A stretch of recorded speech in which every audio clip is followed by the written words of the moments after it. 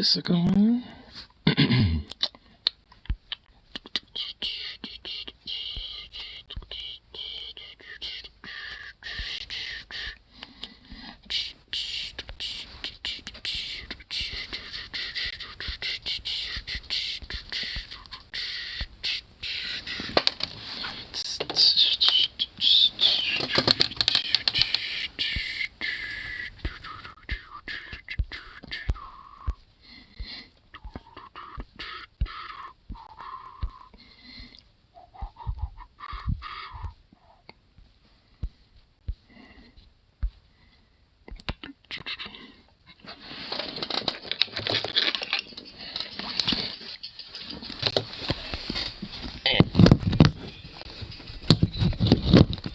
There we go.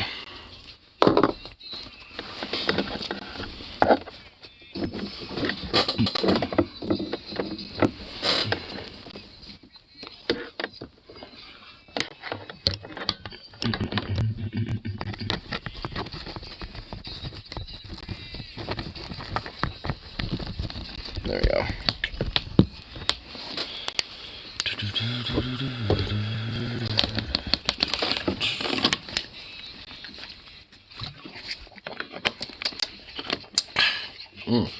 Good old tea.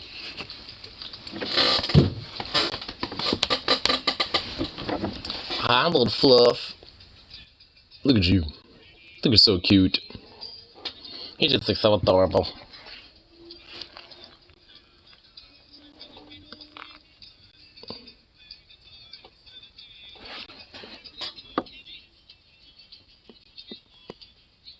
Oh, you goofball. Look at you. You adorable little pup.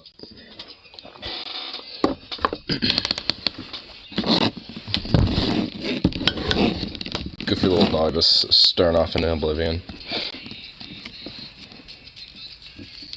Just so cute. Just so cute.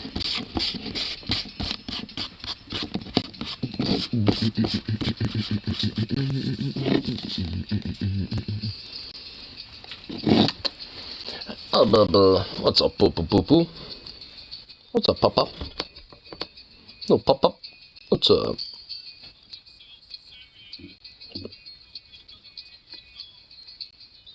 You goofy little doggo. Look at you.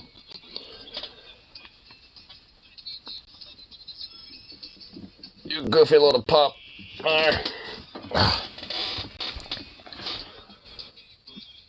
See mine? Goofy little pup. My goodness. Look at you.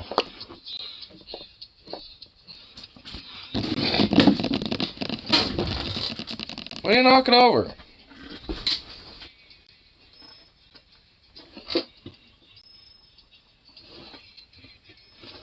What the hell are you knocking over? Man, this dog.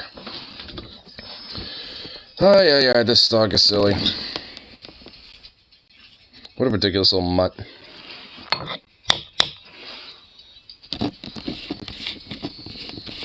I can't even tell what he knocked over either. I just know he did. I heard it. I heard a little thunk. And but there's nothing on the ground that I can see, so I don't know. This dog, what a madman. He's a ridiculous little pooch. Just a ridiculous boy. I tell you what. Alright, anyway. Let's get this bowl of smoked and all that fun shit.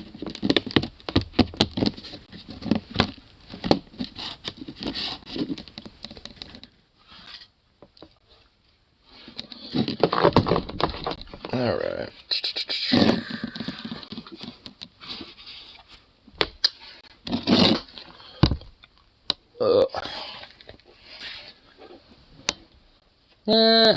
Man, oh man. Fucking hell.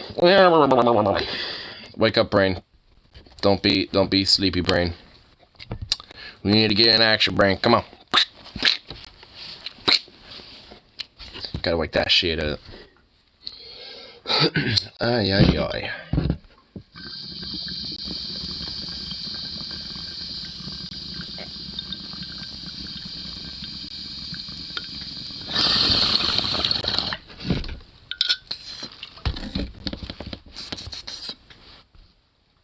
Oh, you know, just realized. These fucking things on.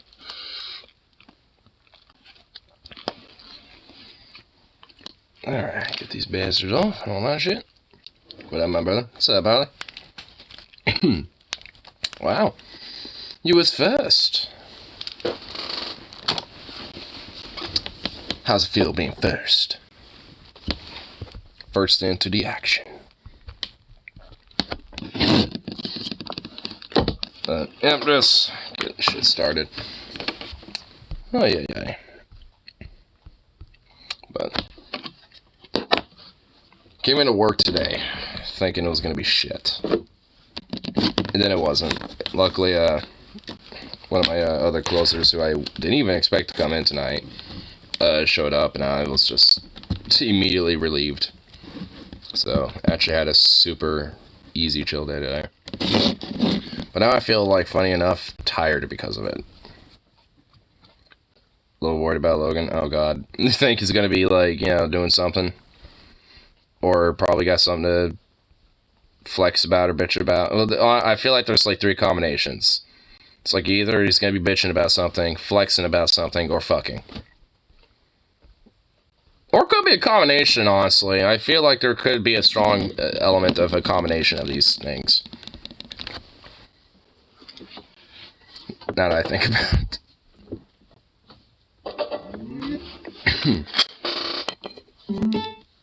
Do. Here. Get some tunes going now. They came out at like 6 in the morning last night, half the night, and then slept most of the day. When I got home, he immediately left and didn't say anything to me. Well, that is definitely odd. Huh. Damn. I wonder if he had to work today or something. Whoa! Don't want that too loud.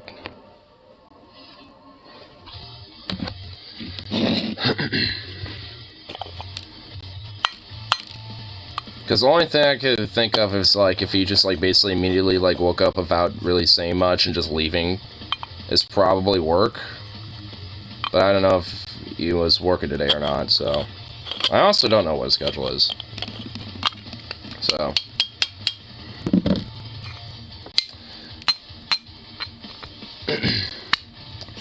so I guess there's a possibility he might be like just really worn out and just like kind of sick, possibly. Which, I mean, if he's feeling that way and then he's just off working and shit, I mean, that isn't 100% going to be like, you know, 100%. I don't think so, because he usually works till like 1 in the afternoon. That's why I left for work. Huh. That's... Well, that's odd. I haven't really hung out with him in a while, so I don't know how he's been doing outside of what you've told me about him. Or whatever he talks about in the group chat, or all that shit. So...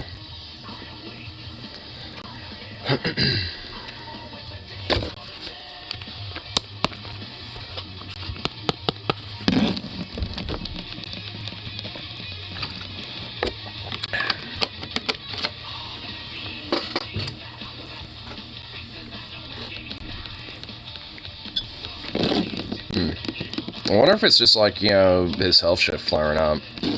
Because I know every now and then I get flare-ups and shit. Like, honestly, I had some flare-ups not too long ago. Woke up just feeling like, you know, wanted to puke and shit like that. But not like, you know, obviously to the severity that he has, but I know he has it worse when it comes to his health issues. At least when it comes to, like, his gut and puking and stuff.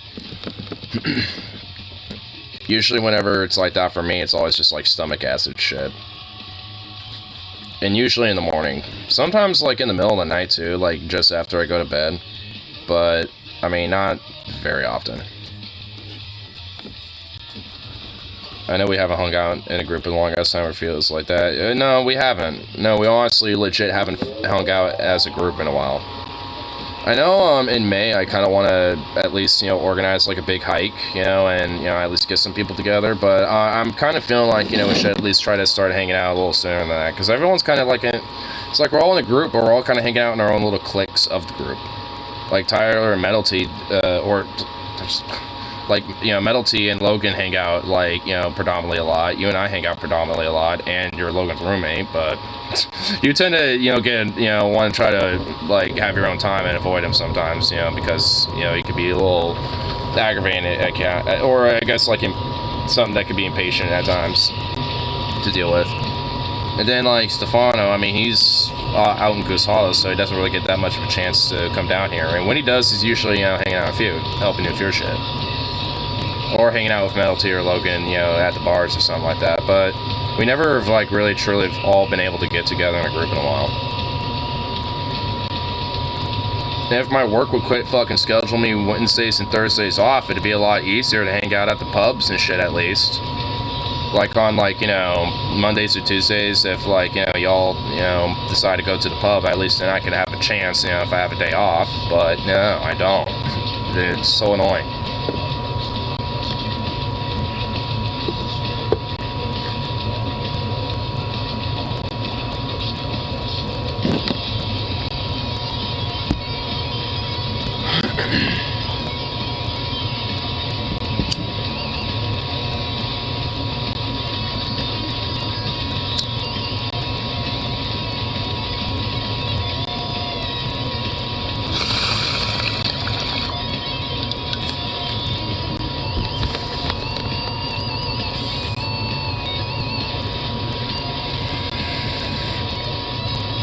Funny enough, we are roommates, we would barely hang out.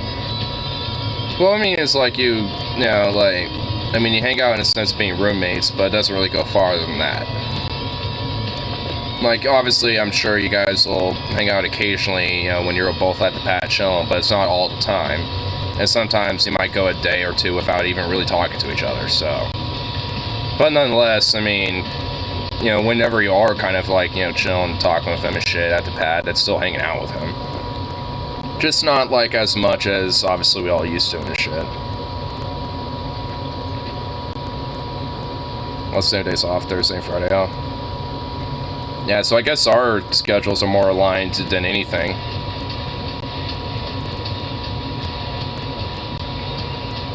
I know this much, as soon as this weather, like, goes away and shit, I want to, like, try to get some people from the group, you know, together to go out shooting. Because, you know, I know Metal T has his firearm, and as far as I know, he hasn't even shot the fucking thing at all yet. So, it's like, motherfucker. You know, it's like, I mean, how long has he had that, and I haven't even touched it, probably. It's just like, bruh. you gotta christen that thing in a little bit, you know what I mean? So, it's just like, you know, I want to at least try to get people together. But, of course, like, because he also usually works Thursdays, though. So that's another annoyance.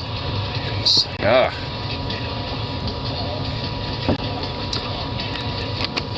That's just the problem. It's just like timing. There's never like a right set time for everything. But also Metal T is weird about his time because he always has like a set bedtime before work, and that honestly does genuinely get annoying. Because, how often do I, like, you know, stay up, you know, until, like, basically the wee fucking hours sometimes, you know, and I have to go to work. Like, I mean, big whoop. I mean, it's not really a big whoop, but, I mean, still, it's just like, I mean, you can cut you some slack, you know what I mean? It's like, cut yourself slack. You don't have to be so rudimentary.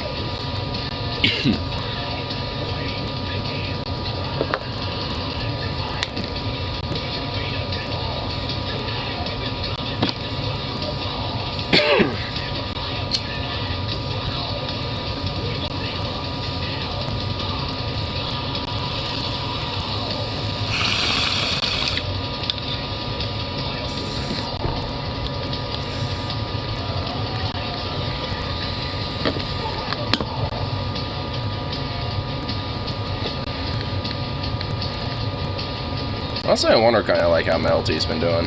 I'm assuming probably just like outside of working at the mill, basically, he's just probably doing what I would assume he's been doing lately. At least from the last time I've heard updates from him, which is basically going to like various sex clubs or pubs and all that shit. Frankly, I didn't realize he'd become, like, basically the man whore of the group, honestly. I kind of figured, like, if anyone would have been that, it would have been, like, either you or Logan, honestly. Because, like, I mean, considering, like, how much, you know, Metal has opened up so much lately, it's just like, goddamn. You and me, Stefan, 9 people of the group. We really are. Logan used to, but not anymore. He kind of, like, you know, kind of wimped out from that a little bit. Well, maybe not, like, full-on wimped out. He just kind of, like, you know, had his schedule changed and shit, you know, just had a better, well, I guess maybe a better schedule set for himself. You know. Honestly, I feel like just at least for his broader health, I mean, as long as he just, like, distanced himself from his fucking family out in, you know, fucking, whatchamacallit, you know, Vancouver, and just, like, you know, basically just kind of kept focusing on just, like, keeping himself, you know, stable with, you know, the job that he's got going on right now, and the chick he's with and stuff. Like, as long as he just kept focusing on that stuff, I think, you know, especially mental health-wise, he'd fare a lot better. Because I know, you know, as much as everybody else in the group knows, is that, like, I mean, one thing that plays a very major negative role, and I think, unfortunately, it's played a major role of how he kind of, like, deals with his mental health, too, at times, is, you know, just, like, the bullshit and abuse and trauma that he had to deal with, you know, with his fucking, you know, brother and his, like, mom's side of family, really.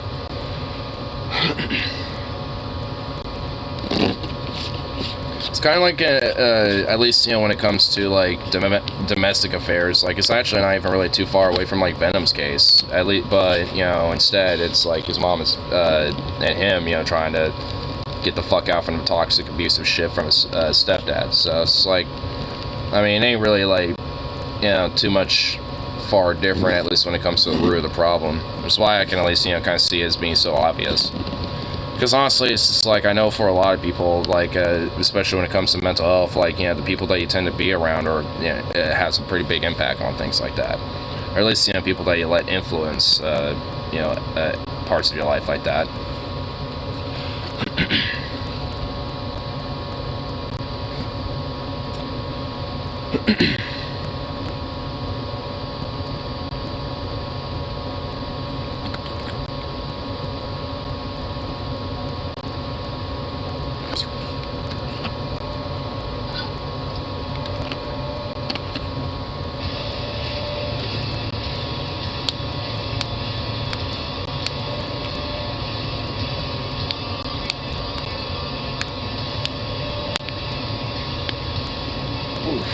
Popping everything, damn.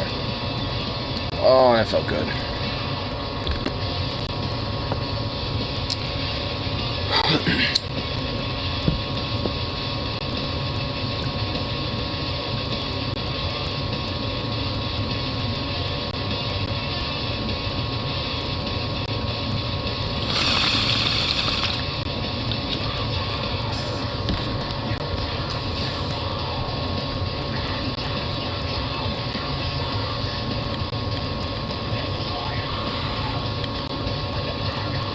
Only one can remain.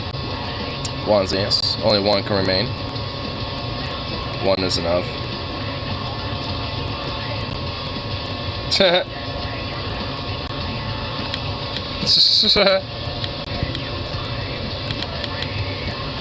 Damn, murked it.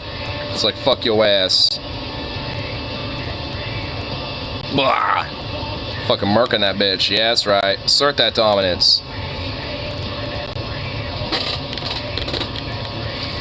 Where did that little bastard go? Hold on. Where's the cup go? What are you doing over there? What are you doing sitting over there? Little goof.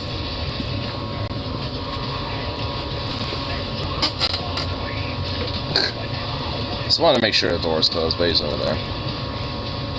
He's sitting over there like a little goof, just like, what? I'm not doing nothing wrong.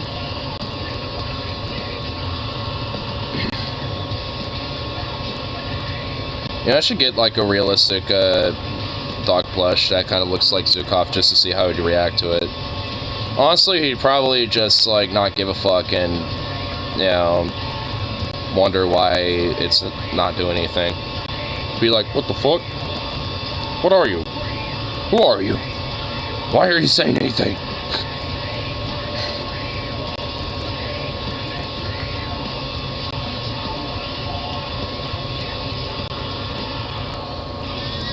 What are you doing? Hey. Hey. No.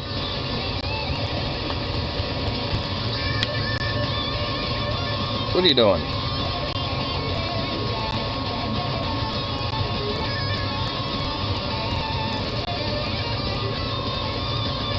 Little sniffy boy.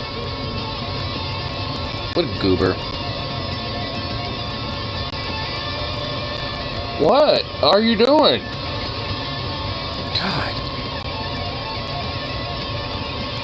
Little freak.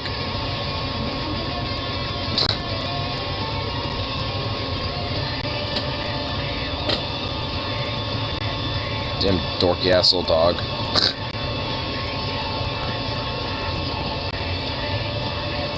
Just trying to snoop into everything. He's been a little snoopy boy, honestly. It's just like, what the hell? What the hell, pup? Why must you be a snoop boy? Snooping around. Shouldn't call him Snooper. Or Snoopy. Just because he snoops around.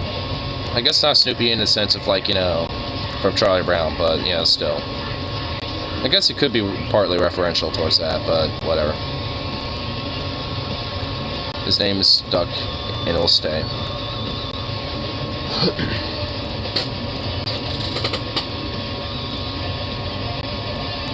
You're a goober. You're just a goober boy.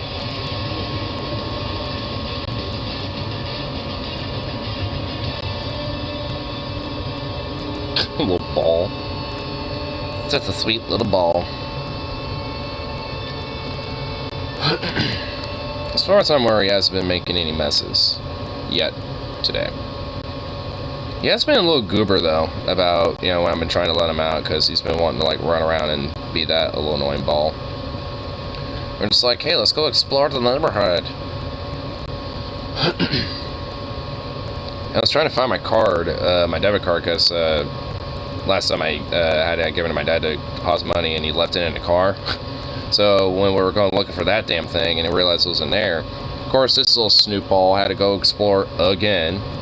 So it's like 2 breaks in a row where I had to go like run him down to go pick him up and get him back inside. It's like he's a little jerk sometimes.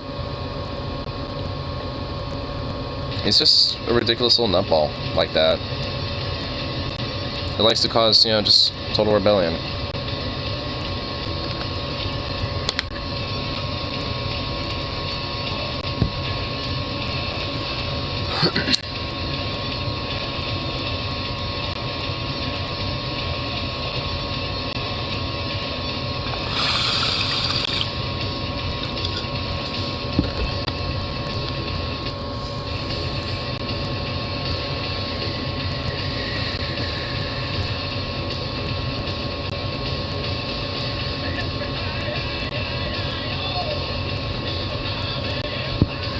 What's this?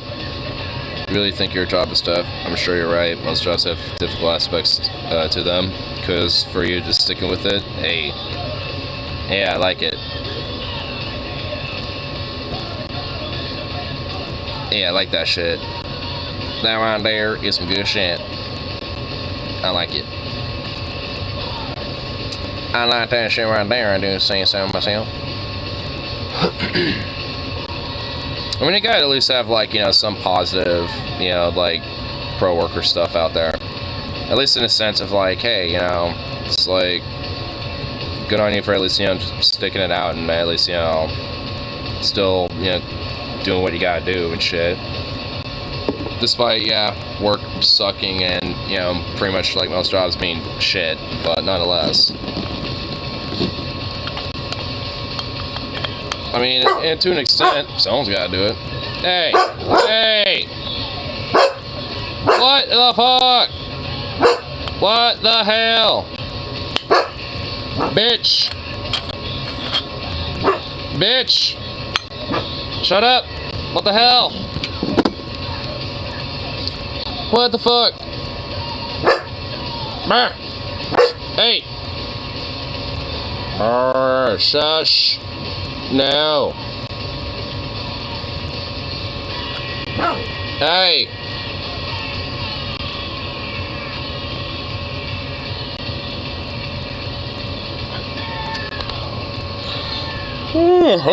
Jesus Christ. Other than lack of a livable atmosphere and crushing gravity, this would be a nice place to live. And also the 4,000 mile per hour winds. You forget that. All these winds and storms are like thousands of miles an hour.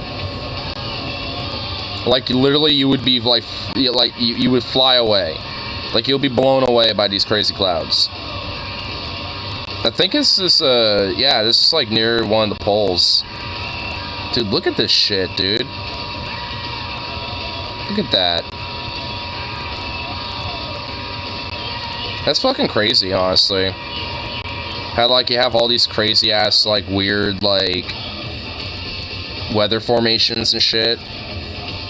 So many different, like, circular, like, you know, weather systems and storms. It kind of shows how many, like, little eyes, you know, Jupiter really has. Like, there's that one big one we all know about, but they have, Jupiter has, like, you know, a bunch of them, really. They're just all really small. But, I mean, who needs there to be a solid, who needs their planet to be solid? I don't know. This is what Jupiter looks like up close. It looks fucking awesome. Jupiter might have some sort of metallic core. I mean, yeah, like, I mean, it likely is, got, you know, some sort of, like, a solid core of some sort. I mean, I'm pretty sure, like, all gas planets have at least, like, some, like, they all have some sort of a core. Uranus is very odd looking because it's solid robin's egg blue. It looks so unnatural almost. Yeah, it is, like, really strange looking. I will admit. Still, albeit a really cool looking planet.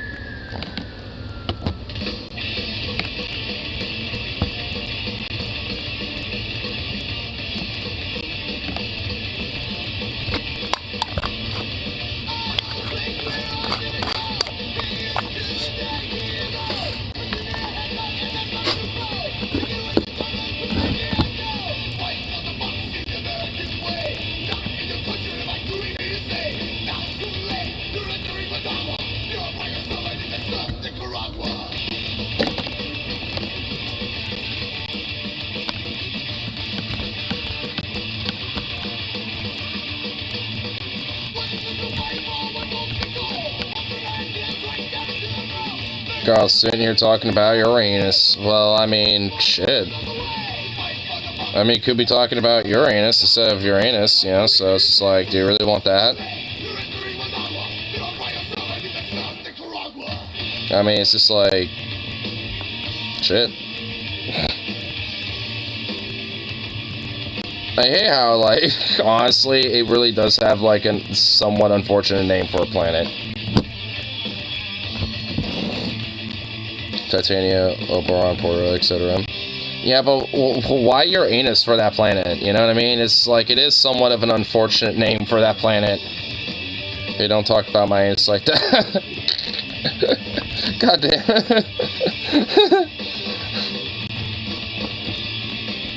I'm just saying. I mean, it's not the first travesty in, you know, in our solar system. They took Pluto off as a planet. I still validate it as a planet. I grew up learning that being the case, and I will continue to say that. I don't care.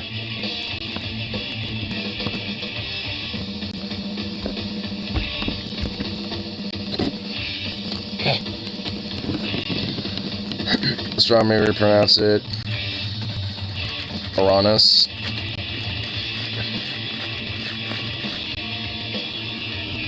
Uranus.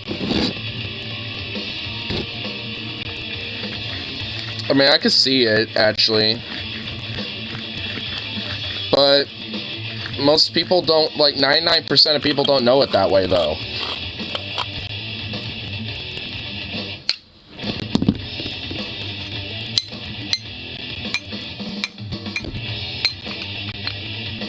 There's a planet that is of ice that's on fire. Oh, I think I know about this planet. Oh my god, is this gonna let me see it?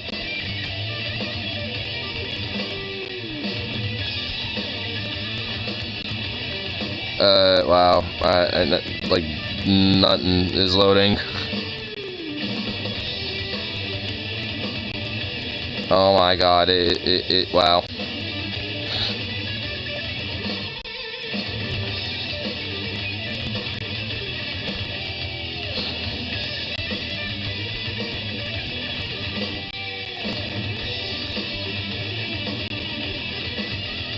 Oh, well, I guess as in my attempt to scroll around on this broken article, I did find the chunk of the ice fire planet.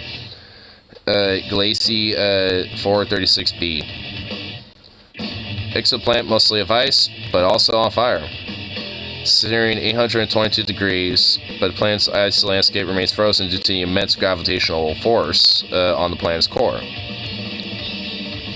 So the water is like being pulled so hard by the gravitational pull that it doesn't really matter that it's on fire, because like the fire doesn't really have much of a actual, like, you know, real ability to actually, like, you know, have an effect on the ice, because it's so tight and, you know, being so pulled down to the core. So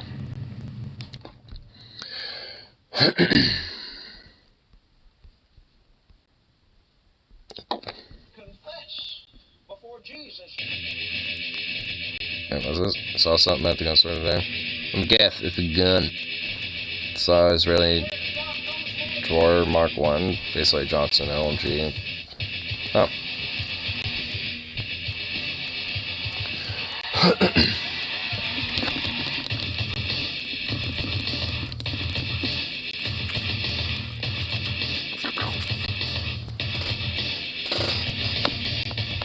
Oh.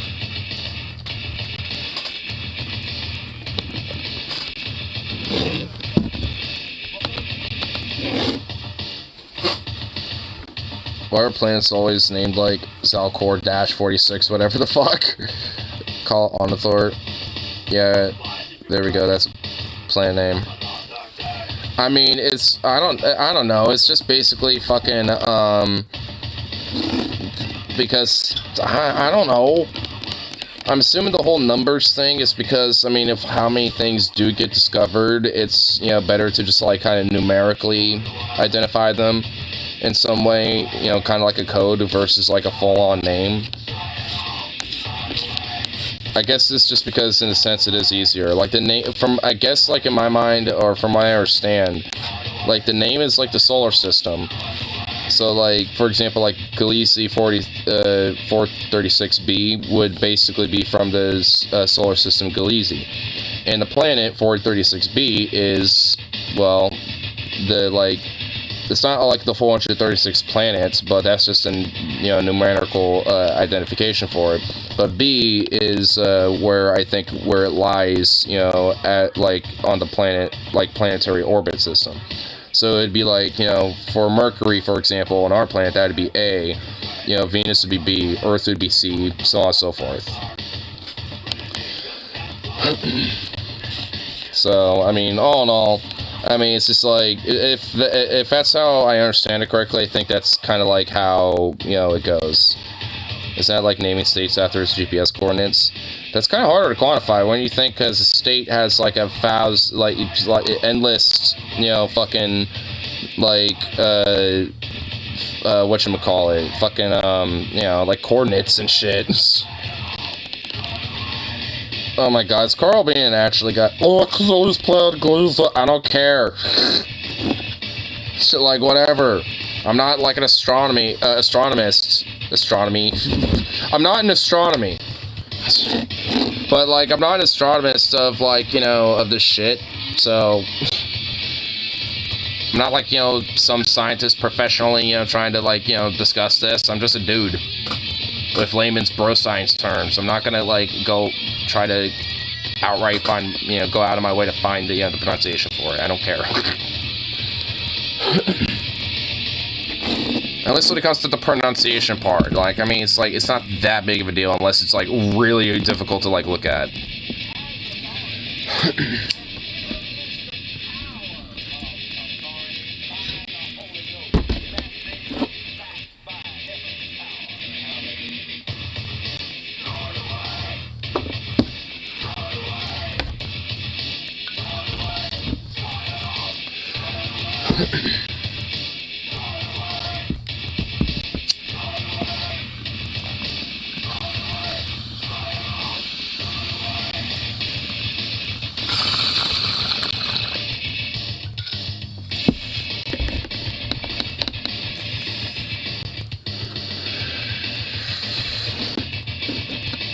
As a Starman, I find your mispronunciations of my people's words deeply offensive. Oh shit, you know what, damn.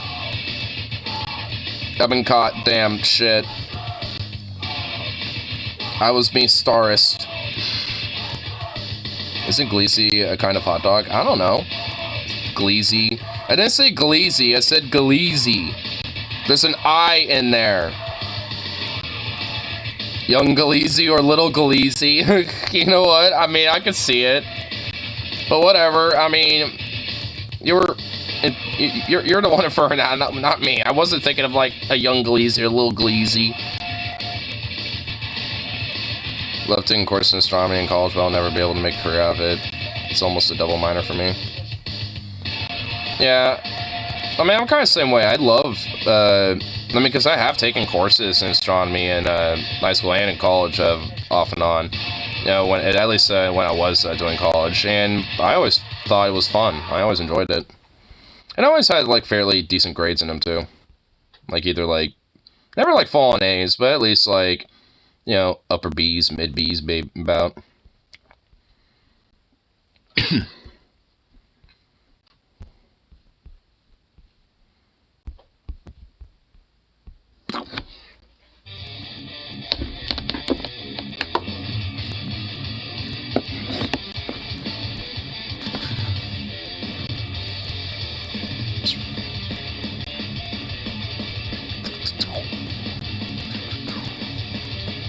Let's see,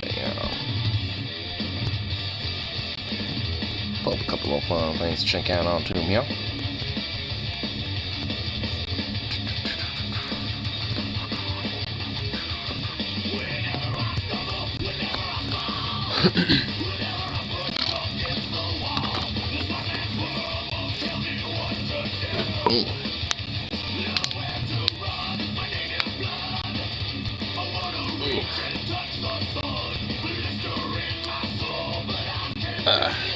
Man, popping all sorts of shit in my fingers. Feels so damn good. Love it.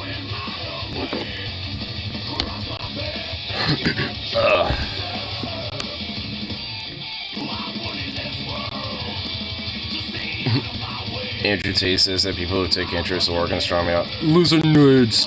We live on Earth. There's nothing about space that matters. You bottom G nerds. Science is for nerds, and I'm not gonna be a nerd.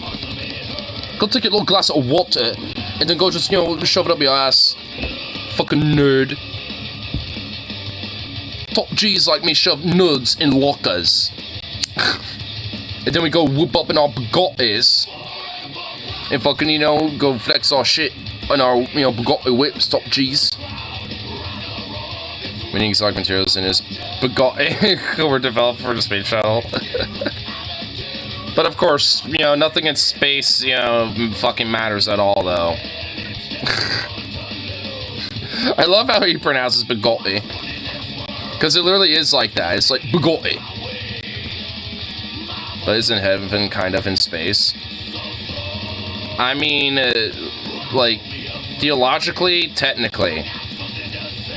Like, because heaven's up in, like, you know, because, like, it's, like, the space has also been kind of referred to as, like, the heavens in the past, you know, by humanity. So, yeah, technically. So this minute's full shit. He's always been full. Like, I mean, like, especially if anything that Andrew Tank Gauntlet has taught me is that, like, he will say one thing, and sometimes, literally, even in the same fucking sentence, he'll contradict himself. Heaven is a human construct to comfort the weak. True. He's a toxic, nasty person. He really is. And I just, like, hope he's enjoying himself in Romania.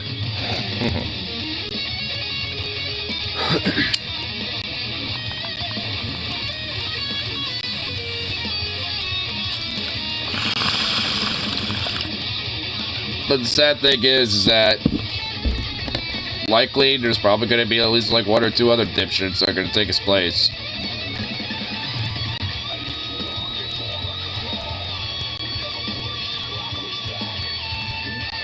It's competitive chess playing like his father used to do and try to raise him into. And honestly, I don't even see anything wrong with competitive chess, but if anything, I actually see, you know, some merit to it because, I mean, there's, you know, a lot of, like, you know, skill and knowledge that, you know, can go into chess playing.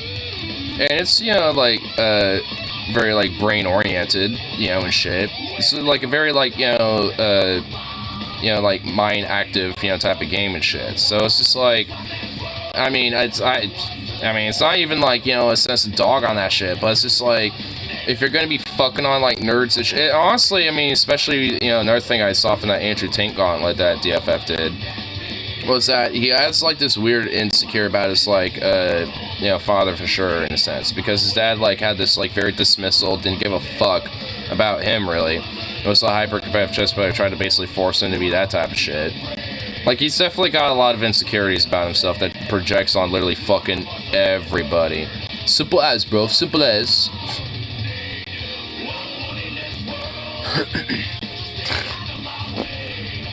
My lord.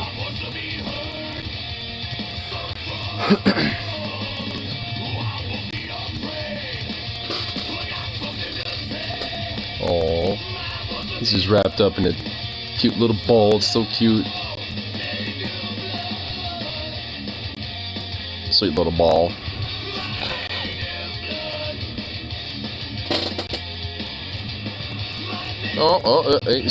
He popped out of his little cocoon. What's up, little baby? Oh, he's reorganizing himself, and bloop, and plopped back in a little circle again. Aw, so cute.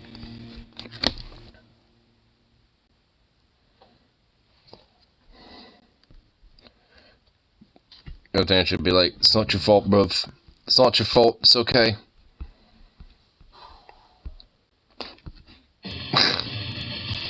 Research of human fear of death and longing of loss. Yeah, pretty much. Or to fucking, like, scare you into very much, you know, being obedient to the same religion in hope, in the fear of death that you might go to hell. Go into damnation and eternal hellfire. So then you can go to heaven and basically be a loyal, obedient drone.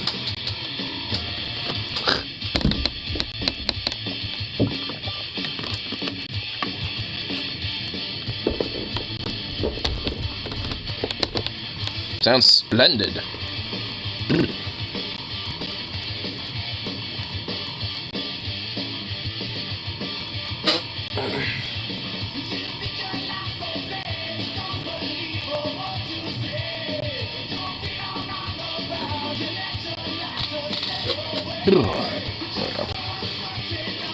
And culture generally values and praises British ignorance and disparages. Well, I mean, I just expanded to just broader human ignorance, but especially the British, because, you know, you said it. And disparages interest in science is a toxic one. Yeah.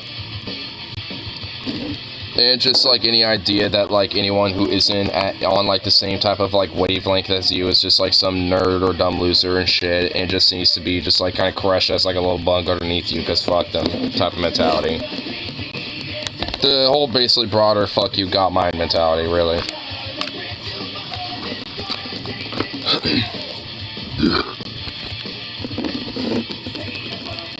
Another thing I love about that weird little two-faced fuck is that, like, he would basically always be like, yo, break out the matrix.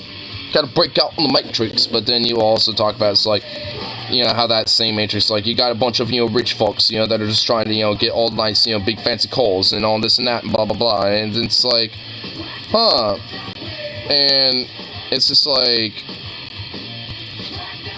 I mean, it's like, aren't you that, you son of a bitch? Those British ignorance. Oh, yeah, honestly, I legit thought it was a typo. That, honestly, but British, yeah, that, yeah. That honestly, that even sums up better. But yeah, I honestly just straight up thought that was like a typo, but either way. I've got a S16, W6, it's not even a V16, it's a W16. Well, to be fair, the British can be brutish. Oh, yeah. So I thought it was a typo, that's why I said, well, you know, it's, you know, it's, well, British too, especially, because, you know, they, you know, I think, again, I thought it was a typo being, you know, I mean, that British gangster culture where emphasizes seen as nerdy and draws people towards religion primarily as well.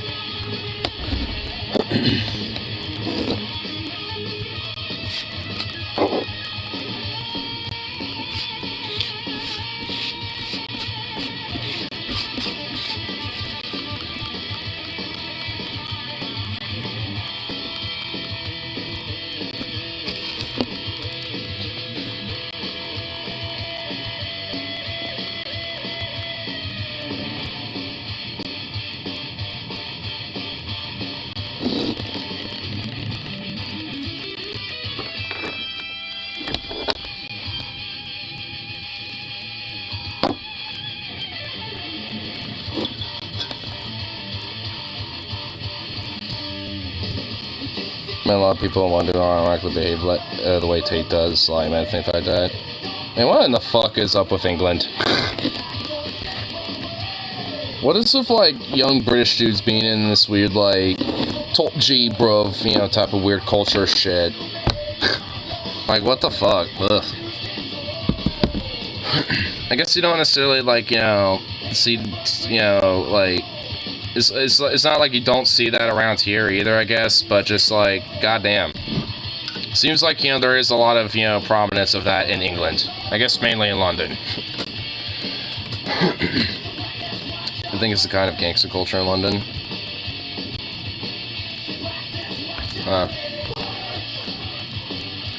I wonder if it has, you know, some of the same roots of, like, you know, why, some people kind of fall into, like, some of the kind of, I guess, quote-unquote, like, gangster culture that might be in, like, America, in a sense. I wonder if the, like, you know, the roots of, you know, are kind of correlatable in a way. Just, like, you know, when it comes to things like poverty or a sense of, you know, being, like, I guess, you know, like, forgotten, or basically, you know, in a sense of just, like, you know, not, you know, like, the government not actually, you know, having, you know, a sense of actually, you know, caring about, like, basic sense of needs and shit like that, etc. Lack of, you know, proper education in the educational system, things like that. Music education, knowledge, nerdy, feminine, gay. Which, I think it exists in America. Well, that's what I mean. That's why I'm, you know, wondering if there's, like, correlation of these things. At least when it comes to the root causes as to why it exists in the first place.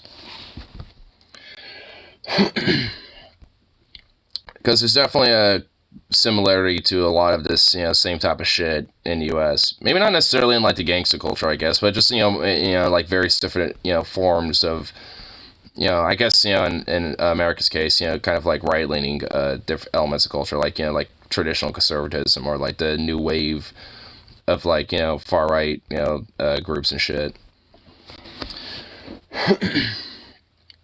There's large British cities and seeing some to emulate famous people like Tate who people want to be like. So a lot of elements of just, like, hero worship too on top of it. Ugh.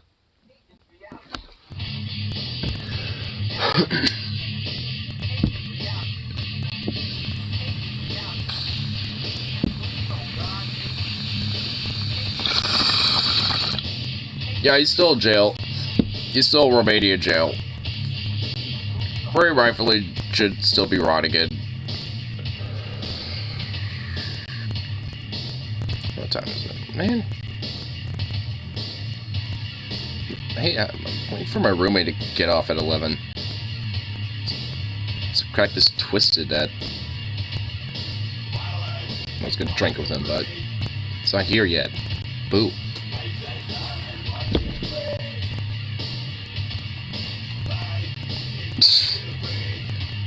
Well, dog, are you getting, like, ready to, you know, be like, alright, better get myself ready to leave, you know, because of the roommate. It's not coming anytime soon, dog. Silly thing.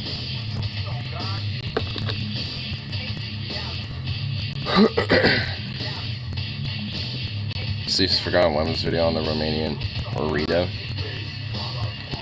I don't think so, no.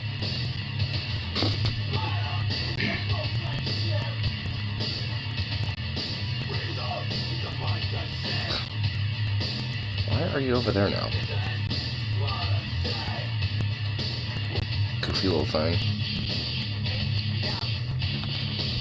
Actually, let me see what the weather's like. Because I know it's supposed to potentially snow later tonight. I want to see if that's the case. Well, it's about as cold enough for it.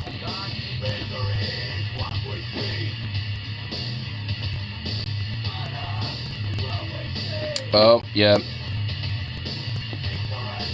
And it might, like, morph into showers? Not just snow? Ew. Oh, God, please, no. Oh, no. No, please, no. Ugh.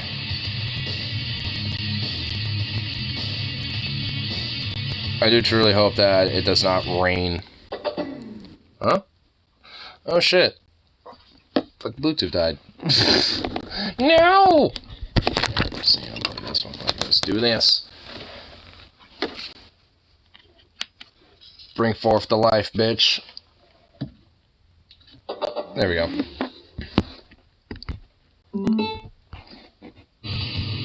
Okay, there we go. That caught me off guard. Here, what's like the next couple days here? Let's look at the 10-day weather. Oh, God. Sunday, it just shows rain. Can we not have rain? If it's gonna snow, just have it stay snowing. I don't want fucking rain.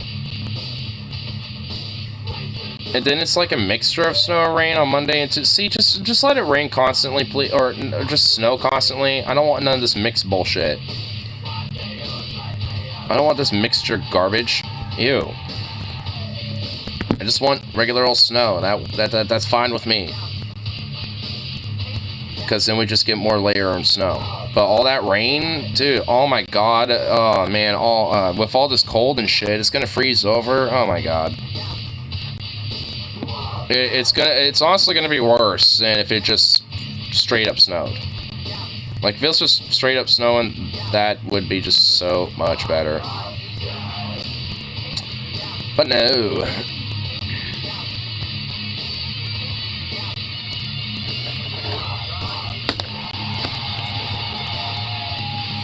American bombers attacking Romanian oil fields, mistook the IR-1 for the friendly Soviet LA-5s. Some were killed by them. Damn.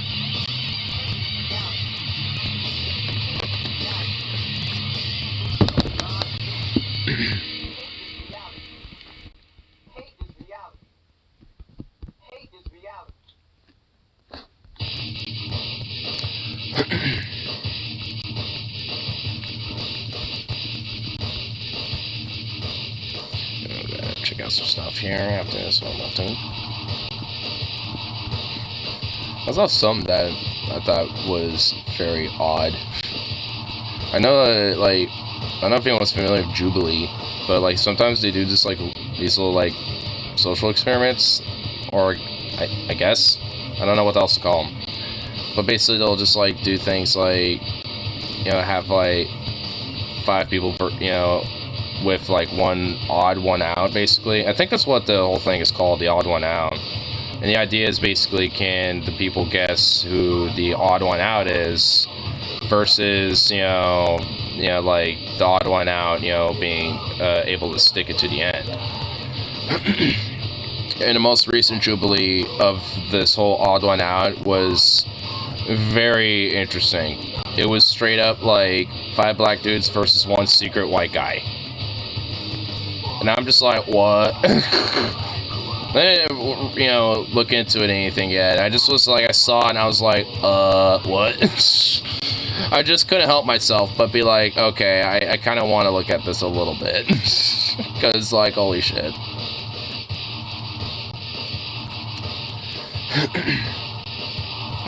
My watch has gotten even worse. Rather than let my child change genders. Well, we'll be waiting. And honestly, that'd be the greatest irony. It's like, later down the line, one of his kids ends up being trans. It's like, well, gonna hold up to your word there, Matt. I'm pretty sure a lot of us will be, be okay with holding to your word.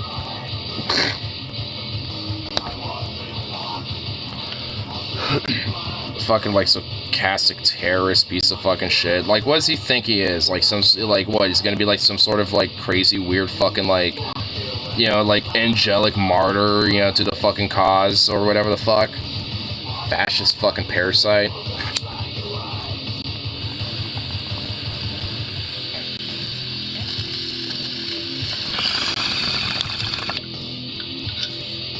Walsher like chowder.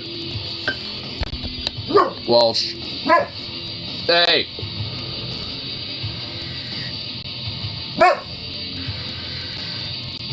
Walsh is worse.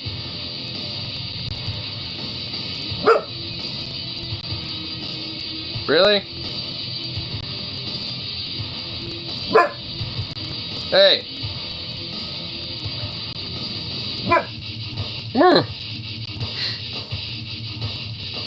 Bro. Seriously?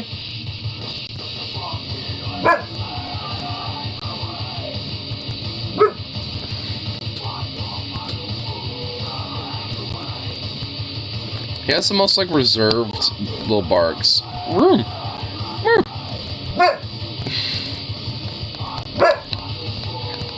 Bro. Bruh, why?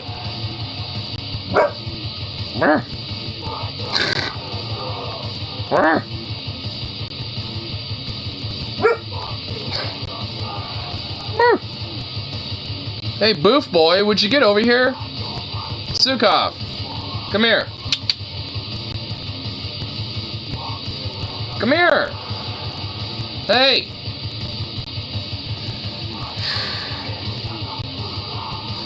What do I do for a little fuckball like this? Like, seriously, he's a little... What the fuck? What?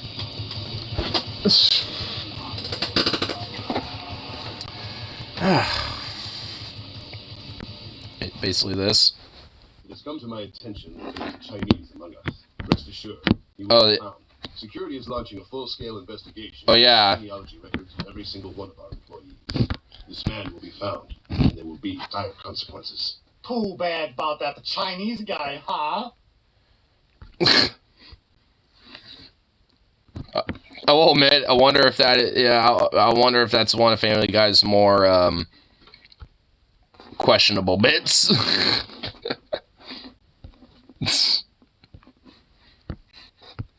Do it. It's Black History Month. We gotta honor it. There.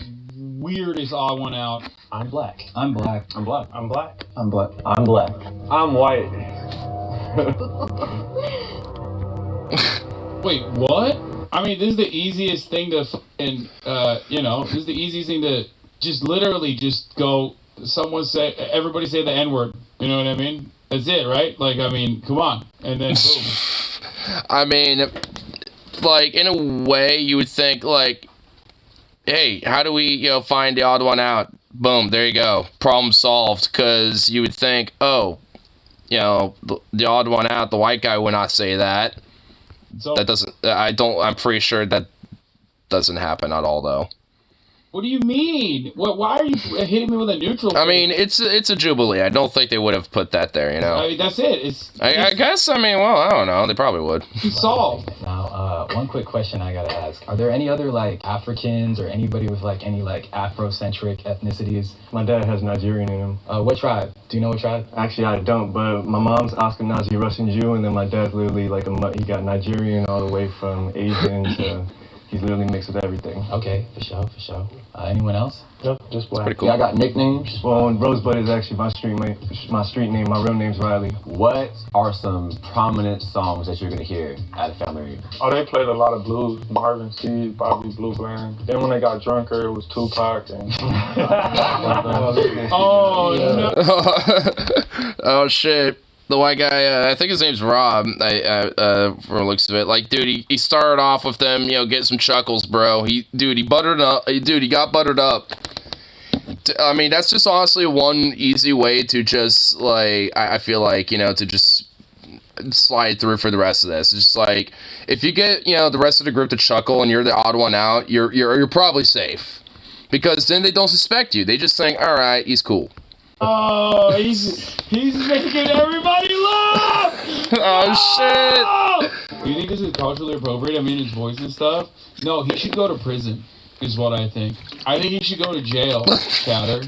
I think playing games like this is literally it's jail work. This is simple. You have a platter of food, right? Whoever goes for the cheese first is probably the white dude. Well, luckily, I am not the one who goes for the cheese first, so what does that make me? Like, if I see a food platter and I see some, like, crackers, some salami, and then, like, some celery, carrots, and, like, all sorts of other shit, I'm probably gonna go for, like, you know, make, like, a little sandwich out of those, like, salami and the carrots, and then I'm gonna fucking, you know, like, get some of that celery, put a little peanut butter on that bitch, and just, like, have those as my snack. Cheese is a pretty European thing. And even then, I'm kind of more of a stickler about cheese. Like, I'll put it on, like, that little salami, you know, Ritz cracker, you know, sandwich I'm talking about. Like, those little baby cracker slider things, basically. Like, you can make yourself with a little food platter like that. But, like, I mean, I'm predominantly going there for the salami and the cracker, you know? So, it's just, like, the cheese is, like, just meh. It's whatever. Everyone else can have that. Everyone has one person that's suspicious of them. We know where, basically. So I'm gonna start Hey! the theme song. You finish it. We're brothers. We're happy and we're singing and we're colored. Okay.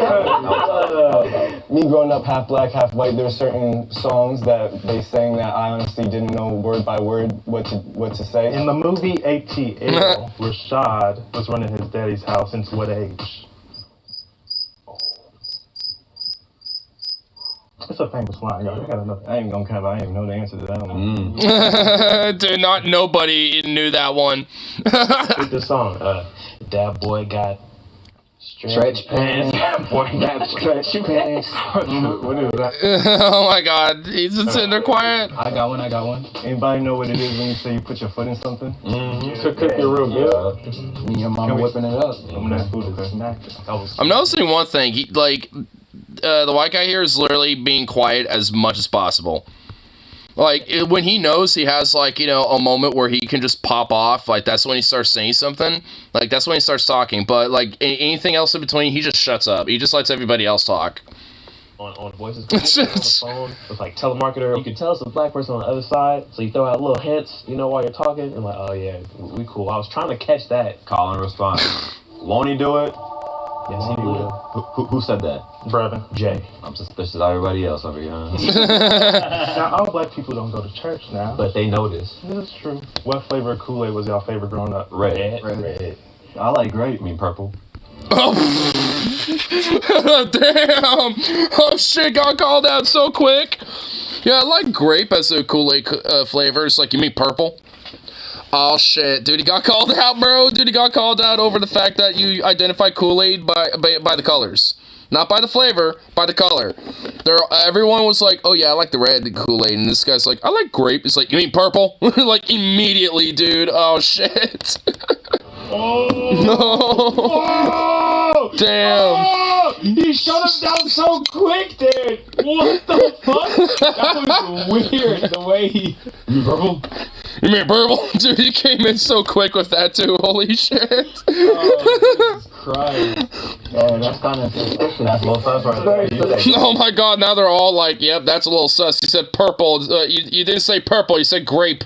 It's like, hold on, that's a little suspect there, buddy. Where I'm from, we go by colors. We don't go by that. What you just said. Wait, hold up. Why is that crazy? Because grape and purple are exactly the same. I don't know. It's just where I'm from. We go by colors. We go by colors. Grape. Oh my god, they made it a big deal, holy shit. Oh my god.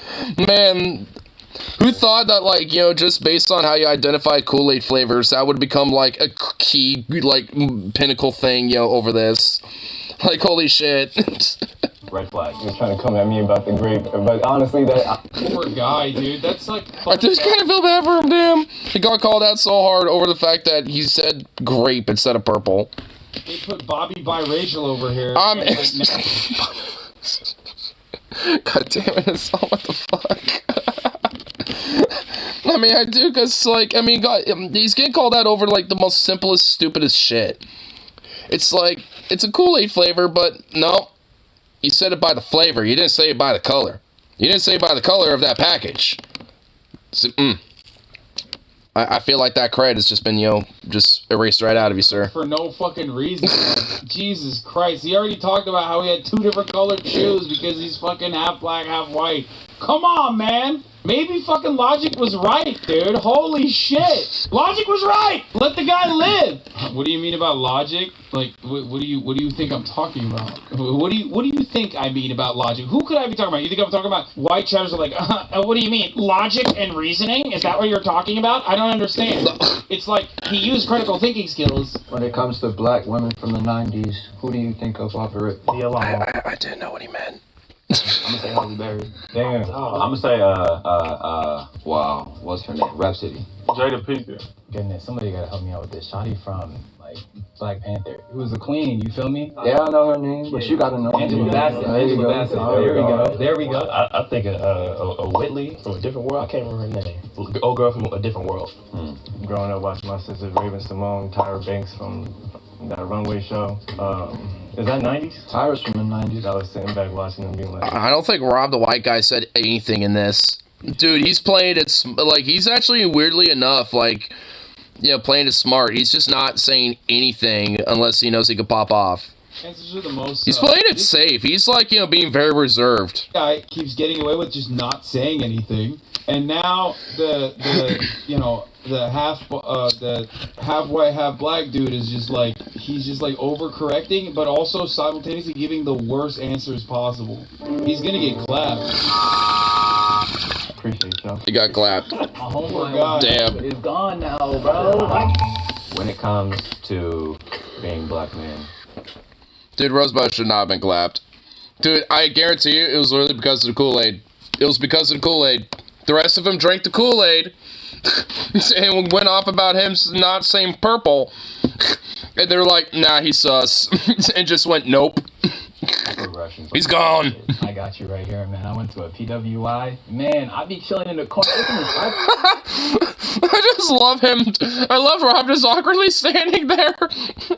Somehow they find a way to take a picture of you for the day, like, Yo. for the diversity, right? I'm like, man, it's 5%. I gotta give them credit though, cause like finding us, it's gonna be a little bit tough, but like they found a way regardless. I ain't never gonna lie, Loke. I'm real lost. We from the streets. I ain't even get that far, like college and shit like that. hey, we all got a different journey. That's cool. Yeah. Bro, I know why he's not talking. I get why he's not talking. It gives it away. Like, I mean, maybe if you're in that situation when you have, like, blinders on, it's hard, I guess. But, like, it kind of, I don't know. It's just, it feels like you can just, like, it's a dead giveaway. Yeah. What was one of y'all favorite movies growing up? You feel me? Like Love and Basketball, Don't Be a Menace. I mean, what did y'all watch? I like New Jack City. Like, Damn, smart, though. Asking others a question means you have, you... Yeah, honestly, that was very smart of Rob to do. He just basically just asked, you know, a question about favorite movies there. And now he's going to let everyone else talk. That was actually legit a smart move. And also he said his favorite movie. So he kind of made it so it couldn't go back to him. That was actually a smart one. Dude, see what, like, he kind of came off of in a way, maybe a little weak answer, because they're just like, all right, no, I feel you. Because, I mean, not like they didn't, like, think, but they were just like, okay. But then he came around and started, came with another question, so they didn't really think about it, so then they thought about the question instead. So it's just like, he kind of, like, pulled off a little, like, pro gamer move with that one. That was like a 4D chess move on his part. Everyone else is talking about it. I watch anime too. Oh wait, you watch anime? Oh no, they're oh my god, weeaboos. Oh shit. We got some anime nerds here. Oh boy. Oh shit, now they're about to have a whole thing on anime. Oh no. Y'all, Naruto, come on. Don't laugh at me, but I love it. Isn't it all 4D? I mean, yeah. I mean, they all are technically playing 4D chess. I mean, it's all calculative. I mean, it's psychology. I mean, and either way, it's actually, I think, kind of a interesting little social experiment in a sense. Because it literally, like, in a sense, puts blinders on people where all they have to do is just hear their voice and just, like, hear them as individuals, basically. They don't really necessarily, get to see who exactly they are, who they're talking to face, at least until the very end. So it kind of, gives a sense of, like, like who, like, let me base more about, like, who this person is, on just, like, their character, basically, at that rate. Because they can't really judge them by anything else. It's just based off, like, the character and how they, at least perceive themselves when they speak. Okay, so in regard to dating and whatnot, my first girlfriend. Oh, I missed that part. Wait, you watch anime? What you like? What you like? I got Dragon Ball Z for shows again. Nah, y'all, Naruto, come on, like. Don't laugh. Naruto, a lot of Dragon Ball Z was said there. But I will admit, those are pretty good animes. Like, I haven't watched a lot of DBZ or Naruto, but what I have watched, I have enjoyed. the Disney Channel originals, you know what I'm saying? He said Disney Channel originals? Oh my god, he was about that shit? Oh man, what, you weren't about Cartoon Network or anything? Oh man, Disney Channel originals? Okay, so in regard to dating and whatnot, my first girlfriend, she ended up being a Russian girl, and my dad was, he always used to throw hints like, hey man, you know, she's nice and all that stuff, and like he would never say it, but I knew like upbringing he dealt with a lot of racism stuff, so he kind of had like the hesitance for like those type of relationships. Did your parents or family members like say, hey, like? I mean, my mother was from Shreveport, so she used to be on that, and she was older when she had me. She was already like in her late 50s, so okay, she wasn't playing with none of that really. I knew he was from Louisiana. Yes, dude. I mean, the only spicy. Hey, the Suit Life was a classic. Hey, not dogging on the shows. I mean, well, some of them. Americans that are like straight up Americans live in Louisiana, okay? That's it. I mean, even think about like Louisiana cooking and shit. The only white people in the fucking country that just dump an entire bucket of fucking spice, whatever the fuck they're cooking, is white people in Louisiana. Hey, what about me? I do that. Am I just secretly a Louisianan? Because, like, I do that shit. I, like, dump, like, all sorts of spices when I, make food. Like, I mean, I love seasoning. I love spices. Like, I mean, I'm a spice boy.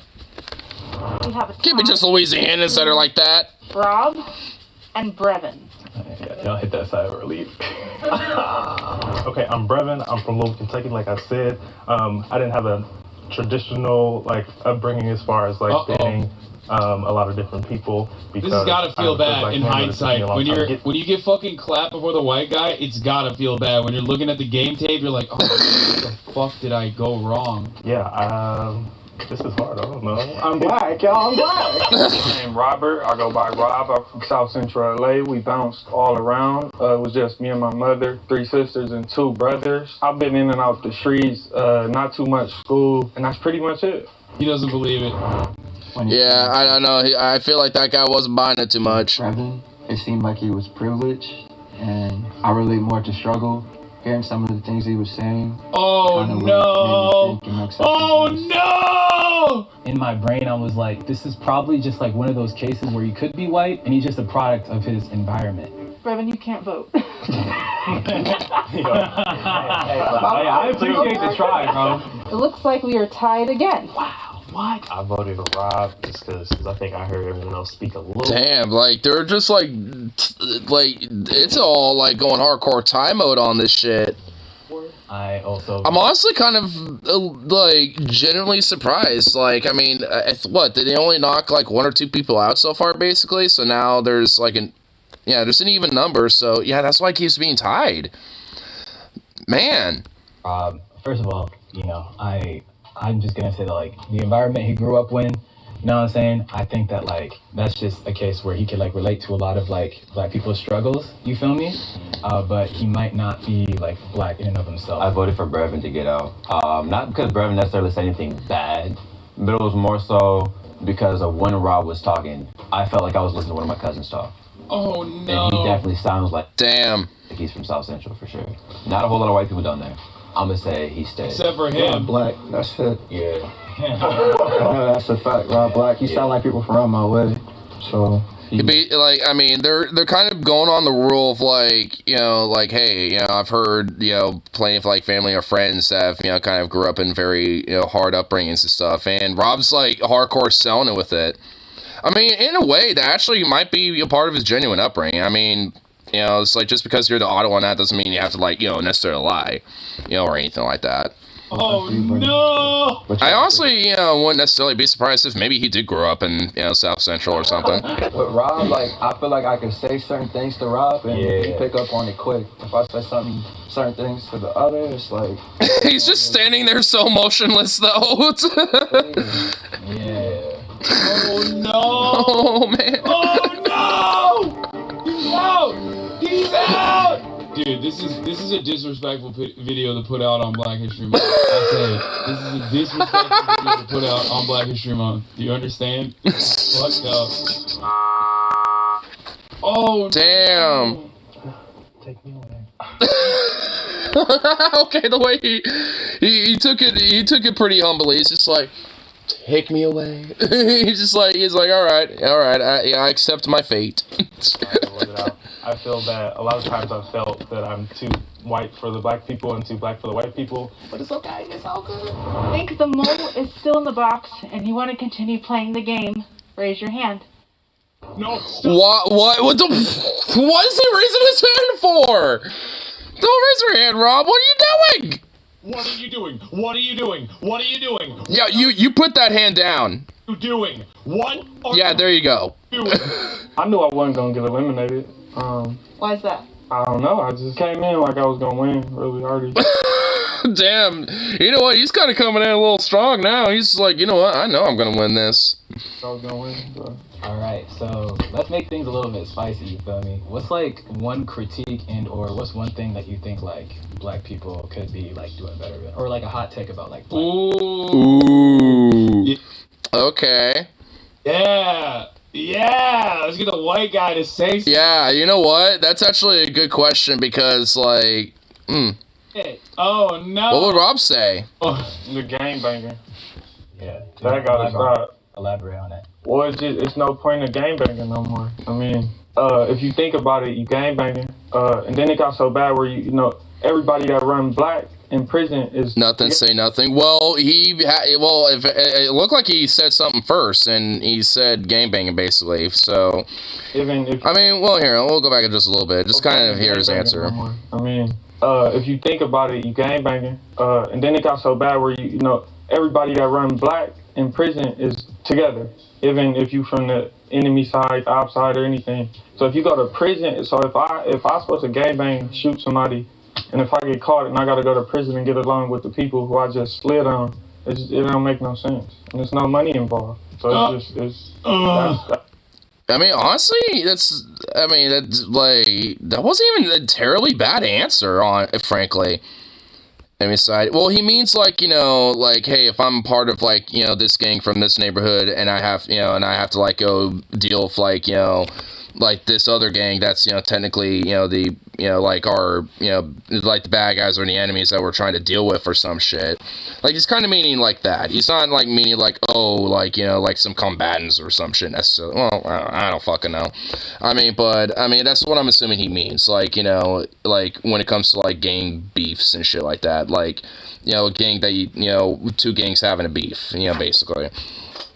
But honestly, like, I don't even necessarily disagree with his answer, just when it comes to just, like, like, gang violence in general, really, just, taking it outside of this, specific type of context, just because, like, I mean, even, when it comes to, like, a lot of, like, specific game-oriented stuff, like, it doesn't really seem like it's still there, but it's, like, it's not as, like, severe in a sense, just because there's kind of more of, like, the sense of, being more, I don't know, just, like, I guess, like, unified about, like, understanding that it's mainly the system that has put, a lot of people in that type of position, whether, like, how, they know how that, got in the first place, it doesn't really necessarily matter. They just know that, the system, has, like, kind of put us, like, this, generationally over time, and it's been, like, we've been fucked over, because of shit like that. It's, I mean, it kind of gives a sense of, like, why are we going against each other at this point? Like, let's just, try to work together instead, and, quit trying to fight each other and being divisive, instead of trying to, like, go at each other. Because at that point, then we can, try to get ourselves off of the streets in a sense, or at least in a way to where you're not totally, like, continuously being in the same reciprocal cycle. Okay, yeah. I mean, I'm not, like, I was trying to kind of, like, explain in a way what I was trying to mean, but it's not because of, like, this, specific, dynamic of this. It's just because of, like, the broader, thing of what I was trying to say. It's like, instead of, like, going after each other and understanding, kind of understanding why, you get in the same kind of, impoverished situation, instead of going after each other in the same poverty level, you're at least trying to work together more. I mean, it's not like, like I said, strife and beef and stuff like that doesn't happen, but at least, it's more better managed in a way. Where things like violence and shit like that isn't as likely to happen, even though it still can. So, and also, like, a good example of this, I know, like, some gangs have, like, straight up have done barbecues with each other, where it's like, hey, instead of having, some fights, let's just get together, have some barbecues and shit, and, like, basically, like, big old neighborhood, barbecue parties, essentially. So, it's like, the general, like, nature of how, like, stuff like that has been going on has shifted a little bit, I guess. It's probably what I'm just trying to say. Which, honestly, is why I said, at least to bring back a circle of what Rob was saying, I think, that's why his answer wasn't even that bad, because, like, I think, there is a somewhat of a zeitgeist, at least with some people in, like, some cities and communities and shit, where there is kind of a general understanding like that. Don't be so quick to buy Gucci, Prada, Louis. Like, I mean, I'm not one to speak myself. And then he starts talking about don't buy some Gucci, like, what? At the same time, like, if one of the homies has a brand, you should be going to go buy that. You, me, Super Smash Bros. Melee. Honestly, that's how, like, I'm sure, like, at those, like, barbecue parties and stuff, I'm sure, like, some people be like, hey, let's set up, like, Super Smash Bros. Tournament, alright? Let's, set some of that shit up. Like, I mean, I would. Okay, Subi is not exactly, peak of designer. Those are, like, $100 jeans. I like how Rob is, like, was mentioning about, like, something that, is, I would say is generally kind of a substantive answer. Then this other dude's like, yeah, should probably not buy so much Gucci and stuff like that. I have a strong feeling the guy who's like, don't buy Gucci is about to get voted right the fuck out. But the shoes, on the other hand, I feel like he's a Rick's wearer. I'm gonna be real, I think we're all good, bro. Oh, shit. What? He's still... No shot. No. What? Did he still think... Oh, I knew it! Sorry, Gabriel. I fucking knew it. I mean, it's like... Damn. It's like, I mean, he came in there saying, like, don't buy some Gucci shit. It's like, I mean, it's like, how's that, like, it's like, did he, like, I still remember the question. Like, I mean, the question was, like, something spicy. It was meant to be, like, what's something that black people can do better or whatever. And, Rob had a somewhat, actually, decent answer. And then he's like, don't buy so much Gucci. It's like, I don't think that's not a great answer. Oh, no. He started talking about the Ricks, and they all thought he was a white Cardi fan. If you think the mole is still in the box and you'd like to continue the game, raise your hand. Alright, So, no one did. That's unanimous. We're gonna end the game right then and there. Okay? That's crazy. Oh shit. The results. Turn green. That means you voted the mole out. No. You all win. If Those the lights lights turning turn red. That means the mole is still in the box, and you all lose. 3, 2, 1. It is red. That means the mole is still here. The other three are like, wait, what? He's like, hold the fuck up. Hold on. And lift your blindfolds in 3, 2, 1. Wait. Rob. That's wrong. I'm Brevin. Yo, what's up, Brevin? They're actually all pretty surprised, like, oh, that's Rob's shit. Damn. That's awesome. Of course, there's been like a couple white boys who cool, but like not like Rob. Like that was different. My name is Robert, but they call me Milk. I'm from South Central. I got adopted at 7 days old as a baby, like out the hospital to a black mother. So I was raised. So he did actually grow up in South Central. See, my little guess was actually right. So he did actually grow up there. Ever since 7 days old. That's crazy. My whole family was black. I didn't even know I never met the other people until I was like grown. Wow. My upbringing was a little strange. I was the only white kid at every party, every birthday. But that never really like bothered me, I guess. Is it hard for you to fit in with white people? Oh, it was. It's getting a little better. What about for black people then? Is it easier because it was more difficult to get along? Nah. I mean, that's all I was around my whole life. Jail, county jail, juvenile hall, every party, everything. He's the only white dude in Hoover Crips. Milk said. Damn. So, yeah, he pretty much, like, yeah, I guess, he wasn't wrong. He did straight up, like, grow up for the streets of shit. Zukov! Come on. Wow. I mean, honestly, it just kind of... hold on. I gotta deal with stock first. Zukov, shut the hell up! Get back over here, you silly boy. Come on. Hey! Sit. No. Sit. Yep.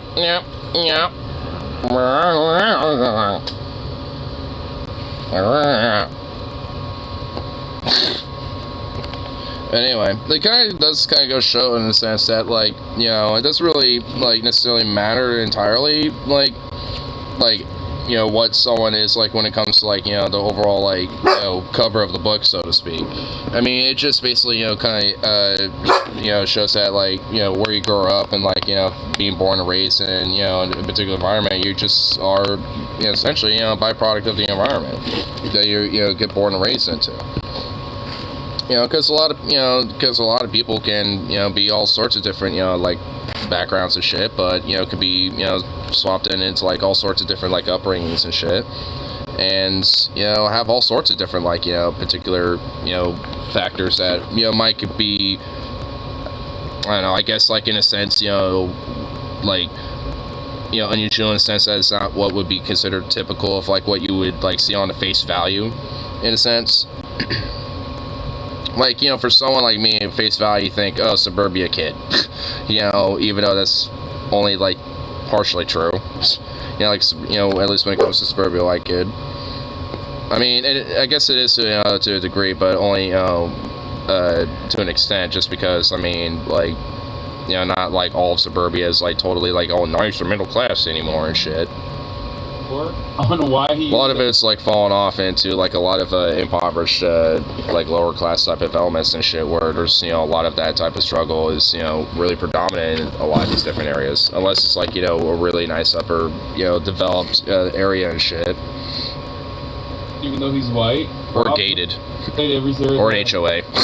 What? Happy Black History Month? I think... You're saying that, but also, like, I mean, this, if anything, this proves that, like, people are a product of their environment more than anything else. What do you mean? Like, yeah, he was born into poverty. He grew up in South Central. What the fuck are you talking about? I I mean, that's kind of the point. That's how you know that in many instances, it's like, in most instances, it has nothing to do with the. I mean, he's still white. Yes, he is. So you're saying if they tried to get everyone to say the N-word, he would have just said it? Probably. Maybe. He's like those two white twins that grew up in the black community and was accepted as a part of it. Yeah, like the Hoff twins. Yeah, exactly. Wow. I mean, he does technically win the money. No, well, I wonder, what he actually does with it afterwards. Like, because, I mean, like, in a sense, it's just like, considering, I guess, it was like a Black History Month, of February or whatever the fuck and shit. Like, this does seem like a little bit of an odd one, and, no pun intended with it being the odd one out as their little Jubilee thing, because it's like, what the fuck? But I still like them, though, because, I mean, they're always, like, interesting, like, kind of little social experience about, like, essentially having to, like, melt away, the idea, like, a sense of, what, someone might be, and just, like, kind of judging just based off, their character, essentially. It just kind of, seeing, like, oh, is this, like, somebody who is, saying who they are or not, or whatever the fucking shit is. I don't know, I like them. I always like checking out, Jubilee's weird little things.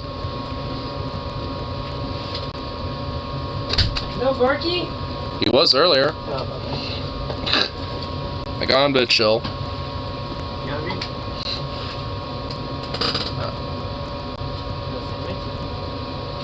Wait, what's all on it? Lettuce, spinach, cucumber, black olives, pepperoncinis, onions, and chicken. Maybe later. I said maybe later. Okay. Not right now. Joseph. God.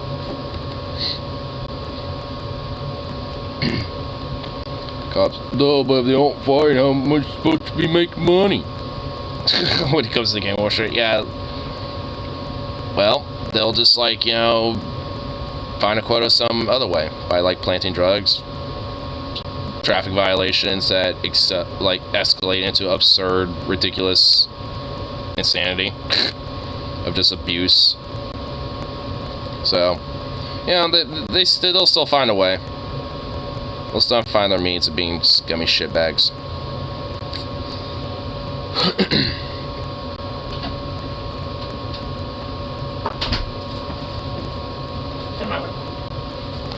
It's right there. Yeah, I can't drink this. They're too harsh. Too harsh? So how much is it actually in there? Because I didn't look. He handed it to me. He's like, hope your roommate likes it. I'm like, okay. What? The weed. Oh. I mean, I didn't even, like, oh, Jesus Christ. It was like... Yeah, he literally handed me that. Jesus fucking God. I mean, yeah, there's a lot in here. Okay. And then there's this. Basically, that guy that gave me that, I gave him gas one day. Man. So he paid me the $5 back and handed me that. Yeah, that's... And you know I don't need to buy any for a while. Because I also have this. This is the fucked up thing. Is he handed it to me when there was a cop in our fucking parking lot. Oh, I think I'm like, dude, there's a cop right there. He's like, dude, don't worry about it. So like 10 minutes later, I'm like, dude, I'm gonna go to my car and stash this in my car. No shit. Dude, the guy, I know him because I helped him. Yeah. With gas, and he just handed me that, and I'm just like, okay. And then my girlfriend came through today. Alright. Got me more juice. She called me, she's like, what are you doing? I'm like, working. She's like, you need more juice? I'm like, yeah. She's like, okay. Just hooks you up with the juice. She does. She loves me. God damn it, Harley. Yeah, he left a thing. Oh my God. It was funny that day I had to go to work at 10. I saw him sleeping right here. I'm like, I don't know why. Like, yeah, because he was going to be like, alright, I'm going to walk home, and then he realized it's too cold, and it's like, he could have just slept in my room. Hopefully this is that look good to you. I mean, it looks fine to me. I don't know. Looks like you got shit going on. I don't know. I've had it in there for like 2.5 weeks. 2.5? Remember that last time I told you I went and got Subway? Oh, well, It was this sandwich. well, yeah, 2.5 weeks, yeah, probably, Yeah, I'm not gonna do that. yeah, no I bueno. don't feel like getting sick. I have to go to work tomorrow. No bueno. Yeah. You just can't have my Italian BMT. Fuck you, mine. I wasn't asking for it. God. Damn. You know, this is the only shit that makes me go to sleep now. I can have one of them and go perfect to sleep. What, does melatonin not help? Huh? What, does the melatonin not help? I like beer. It tastes better. Well, hey. They can disagree with that, Like, I literally, guess. I had my, that night I opened my Smirnoff, Huh? I finished it and passed the fuck out. Well, I noticed that. Like, you basically had, like, what, just the one, and then... Just the one and I was out. Yeah. You don't stay up and hang anymore. You're just, like... You just pass right the fuck out instead. I had to go to work at 10! Fuck you, Mr. 2! 30, but 30, I never but show up you're at that usually time. Like 3? Oh. I have like 4 to 9s for some reason all week next week, but I'm just gonna show up like I usually. 2:30 or 3. Well, yeah, like I normally do. You wanna hear something funny? Plus, if I do that with all of those days, I mean, I'll get OT. Buy new headphones. Well, where are they? Where are they? They're coming. Oh, you're waiting for them. Yes. I have things I'm waiting for too. I actually got some stickers that showed up, but now I'm waiting for the pins, and then there's some more stickers. What stickers did you get? Andrew's not gonna find them. Hold on. Well, hey. I already have them. Okay. I already have them like plastered on. I think I have it on that, and then I have it on my. I got 3 of them, and they're Your all the dad same. picked something up that was on the fucking table. It's mine. My baby vape. My new one. Why would he? It was on the dresser. Why It's would? not there anymore. Why would he? I don't know. Are you sure the dog might not have accidentally knocked it over or something? Your dog ain't that fucking stupid. Remember my new one?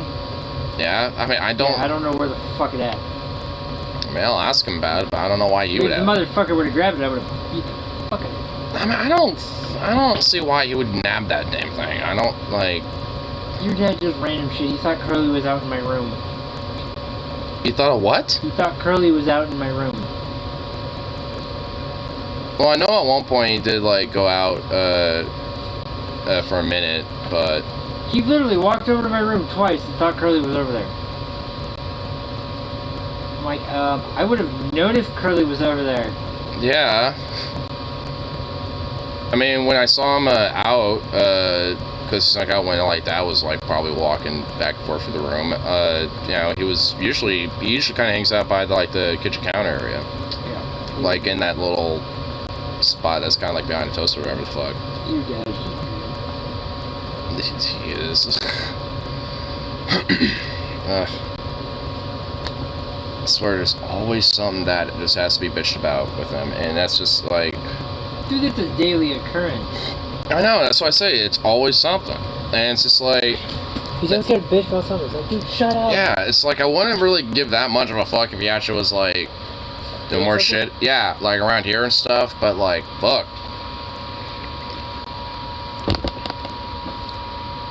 Hi! What's that little pup doing? Being a fucking terrorist. Well, he is being a fucker. I knew that already. He always does that. He's a goddamn terrorist. Hey, dog. Damn little bastard. Damn little furry bastard. Hell yes. Wawa.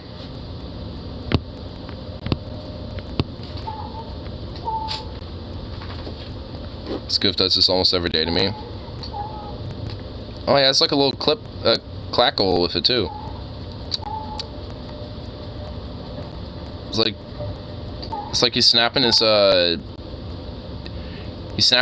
beak too. It's like a click. He's clicking his beak while doing it as well.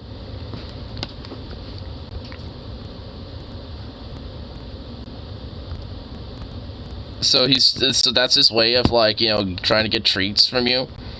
I've been noticing some of the crows around here have just basically been, like, relatively chill, where they've just been kind of all, like, bunched up and they're looking all fat.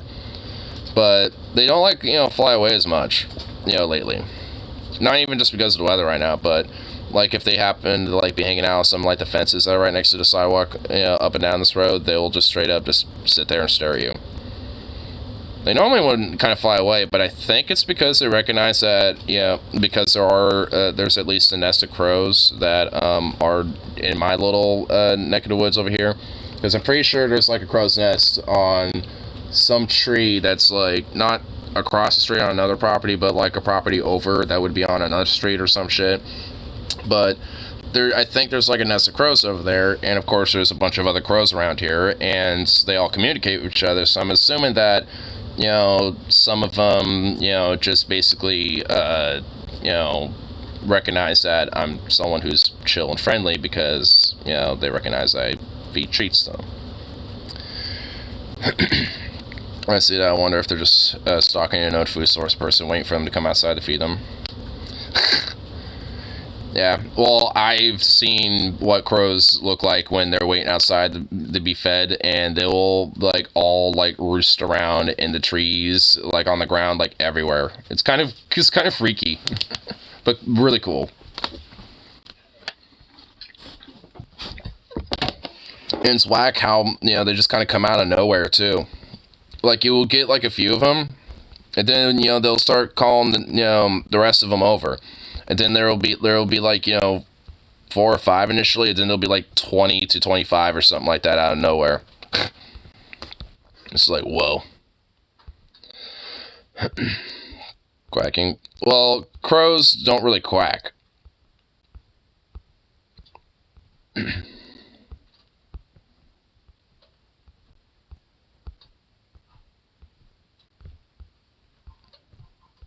There.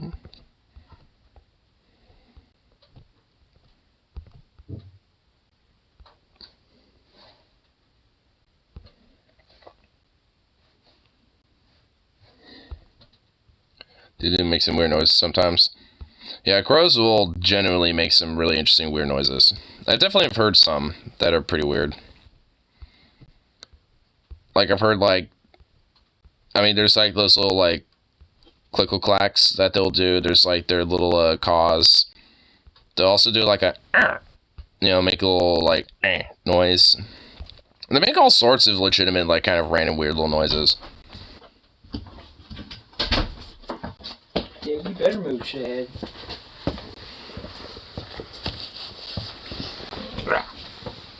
You little bloody turd, look at you. Damn little boof. A goofy little boof. Look at you. Look at you, boy. What's up? You're just a sweet thing. But a terrorist. I wonder when the terrorist part was gonna come in. Hmm? So I wonder when the terrorist part was gonna come in.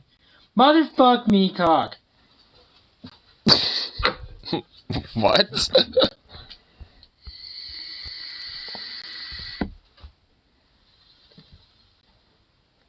Well, it looks like it's working. Yeah, but the battery's almost fucking dead. All of my batteries are fucking dead. Oh, they're all... Damn. Were you hoping that it would at least, you know, not be, you know, dead? Yeah. Damn.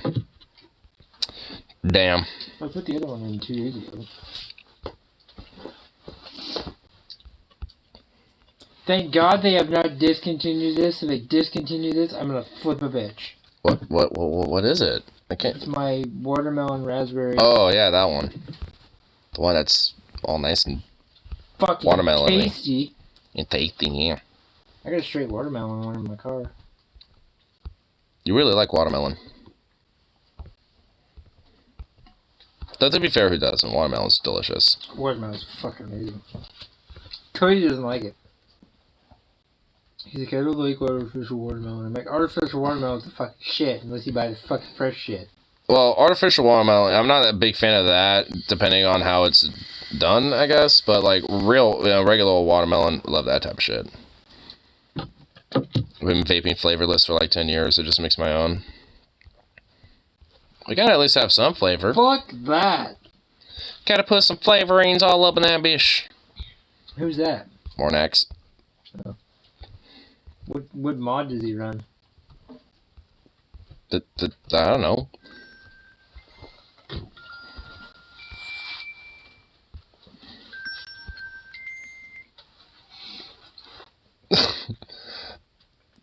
He's getting a call on his watch.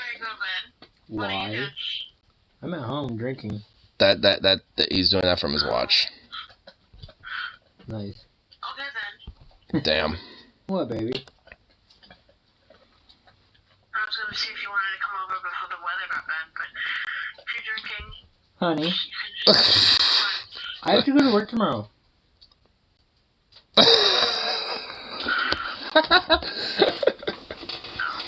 I have to go to work at 10. Damn. I'm sorry. You're fine, baby. I mean, I would love to come over, but I have to work.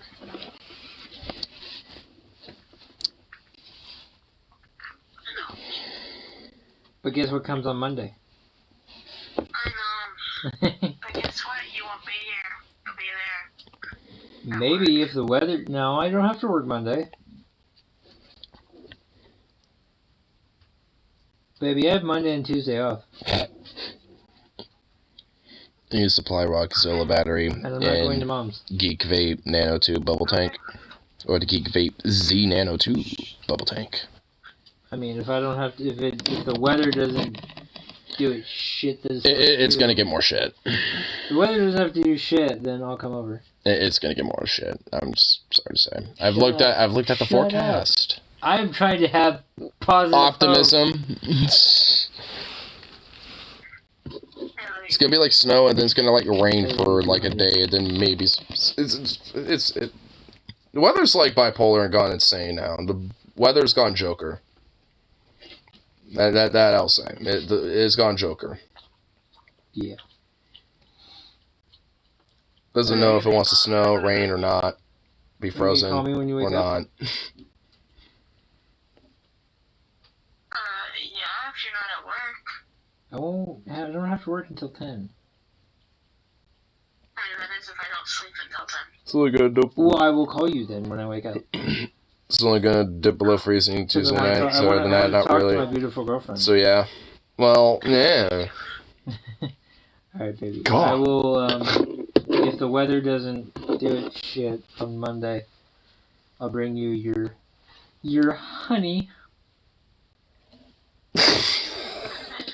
What the fuck? Alright, baby, I love you.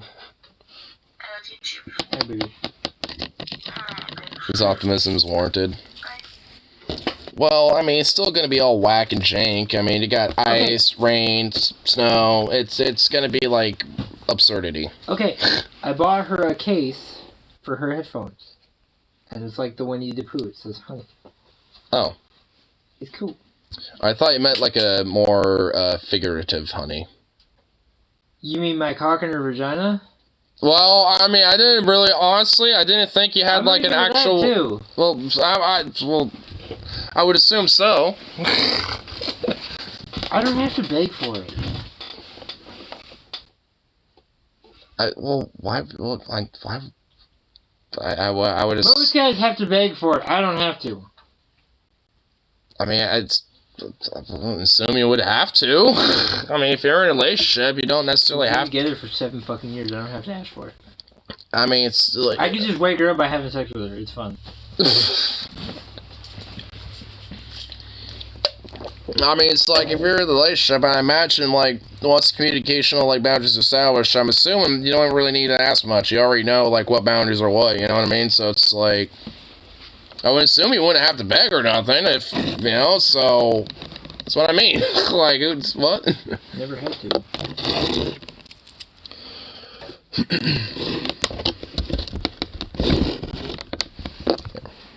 Get some of the I back. think the second day we were together, we fucked.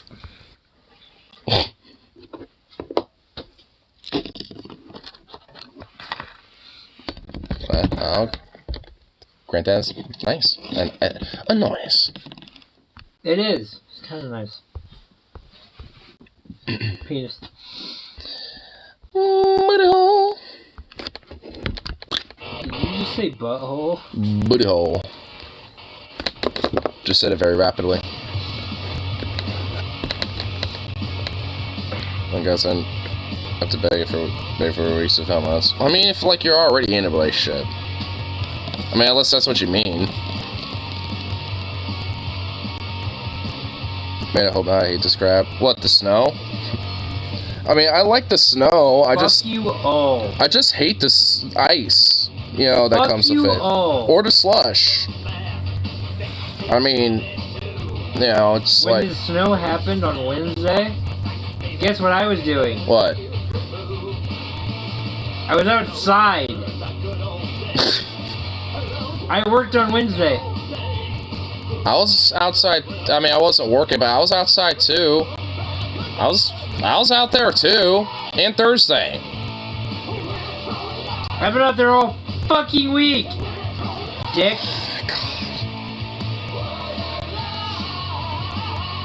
I know, like... I already bought you a drink. Fuck you. You know you love it. It's fun.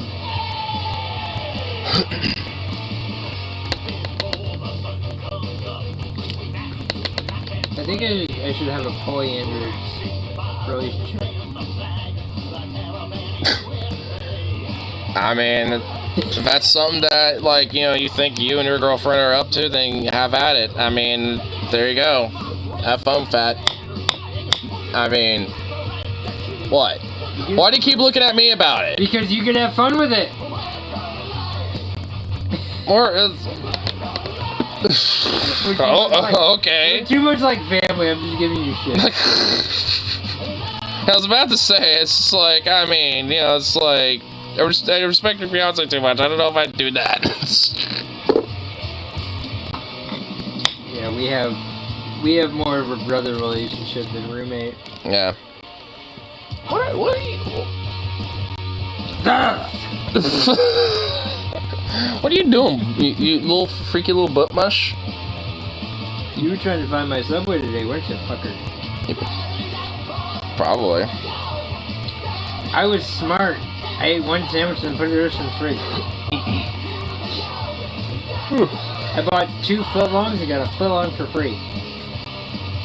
Damn. I already ate one from today. Well, at least they got, like, you know, something that's worth the fuck for the footlong thing. Because, like, I remember a long time ago. $25? I remember. 2? $25.95, I think it was. Oof. Yeah, like, I mean, because I remember way back in the day, big Monday, they had the $5 footlongs, and honestly, that was the only time I thought they were ever fucking worth it. I don't even want to know what the price of them are now. I got $4 off fucking next footlong. Nice. That's what happens. Oh God, how much is? Wait, what does that mean? How much are they now? $4 off? A steak and cheese sandwich is $15. What the fuck? My Italian BMT, $10.95. My grilled chicken, $12.99. My buffalo chicken. These are not prices that are worth it.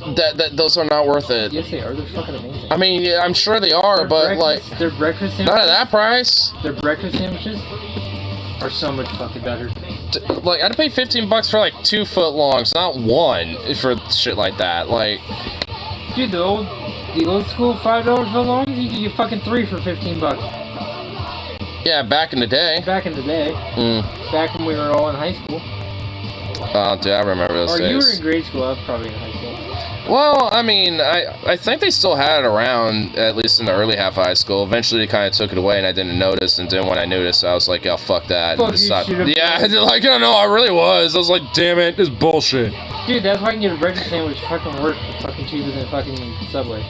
Mm-hmm. And plus, honestly, a lot better. I just can wish. get a fucking super burrito and get a bigger one for fucking cheaper. Yep.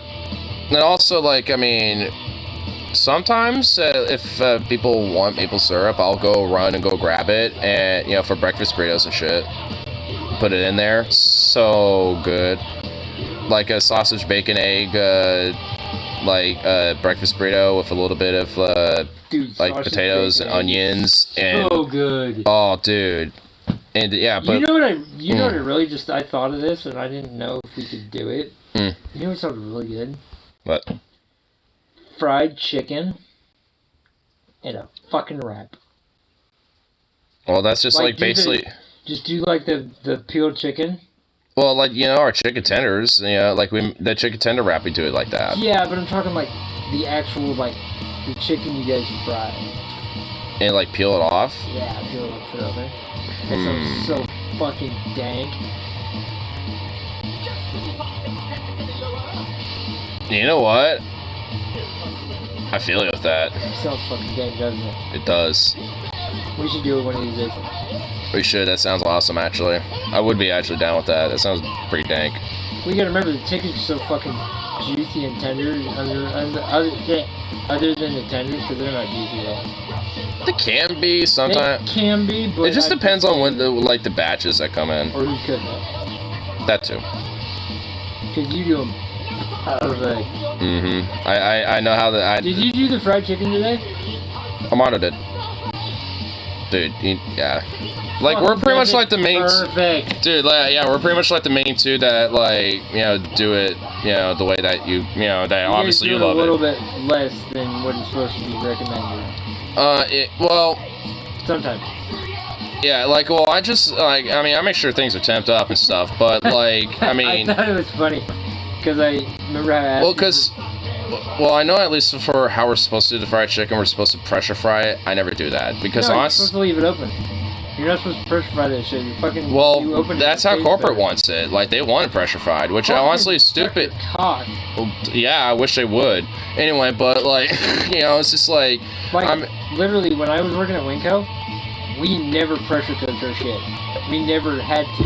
Yeah, and I don't know why they do, because every time we pressure fry it like that, on the same time that we normally would if it's open, it's actually undercooked. Yeah. And mainly because you can't stir it because it's pressure fried. You can't like open it, and because of that, that means that there will be parts that are not going to be cooked all the way through because all the breading's stuck together. Because once you open it up, you gotta stir it's all in batches, and you have to stir it in like, you know, basically like let it cook for like, you know, 4 more minutes. But that's why it tastes like shit, because it gets overcooked on the outside because of all the other parts that got undercooked. Winco does not have pressure fryers. I kind of wish they'd get rid of the pressure fryers for us specifically, because there's no reason for the pressure part of our fryers. Yeah. Like outside of just their weird, you know, standard with it, even though it's stupid. The difference between Safeway and Winco is their frying process. There's an arm that curls over that hangs onto the basket. So basically, when it's done, you can lift it up on that. Oh, dude, it's so fucking Dude, that badass. sounds awesome. I love it. Dude, that sounds badass. It is. It's dude, fucking fuck nice. yeah. When we used to do our plain wings, we'd have to dip them in and then pull them back out and then set them on the rack and put it down. You literally press a button and it literally automatically goes down. Nice. Oh, that sounds awesome.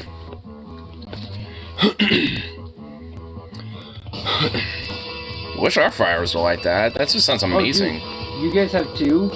We had 3.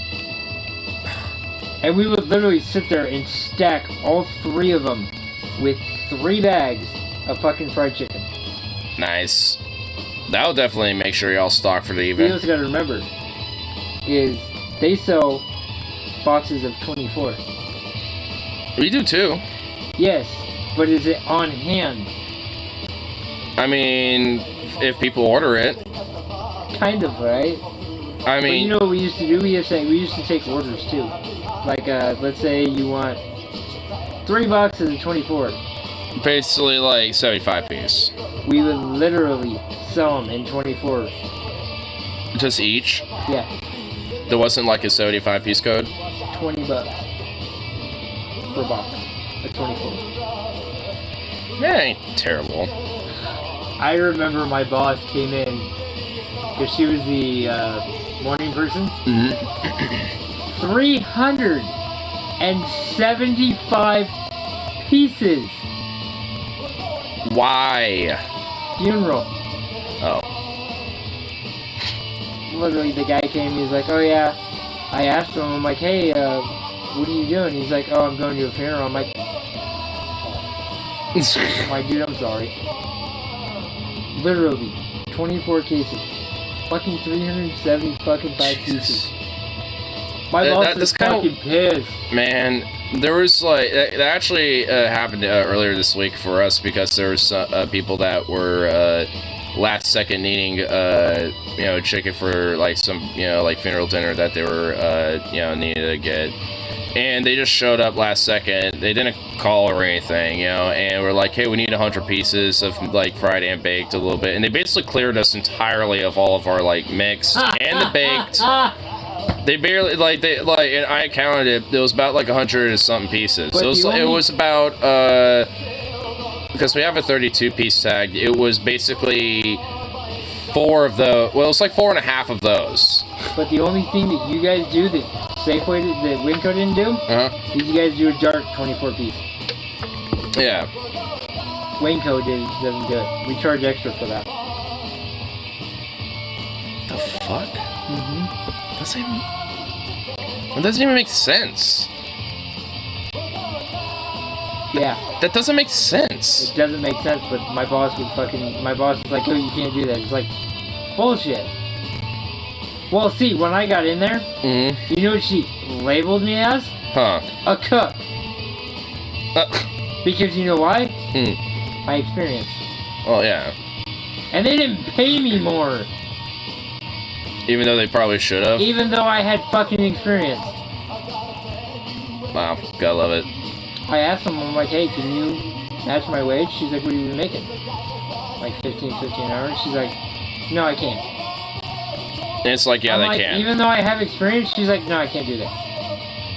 It's like, yeah, they can. They just choose not to. Safely will.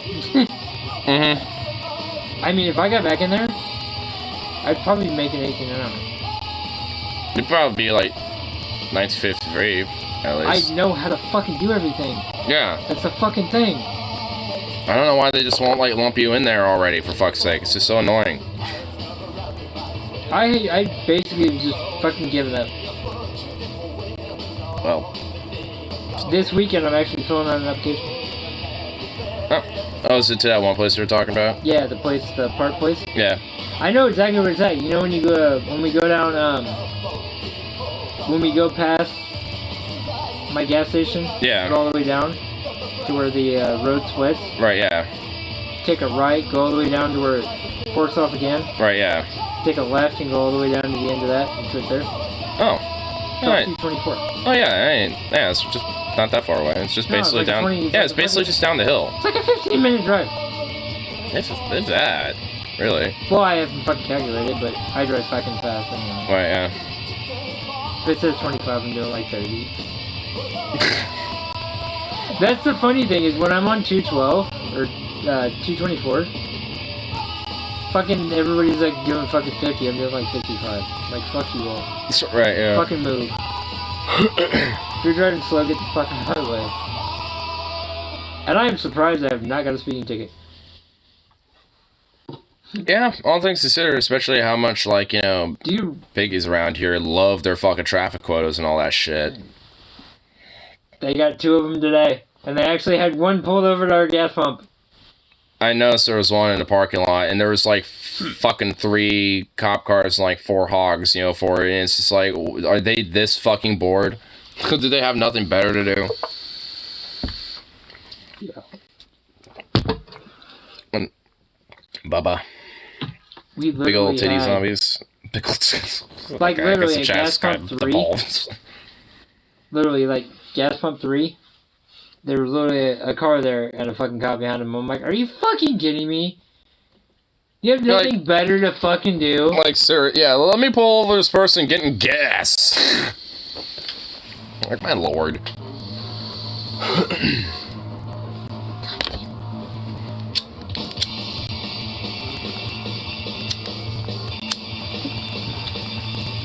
Yours doesn't take batteries, does it?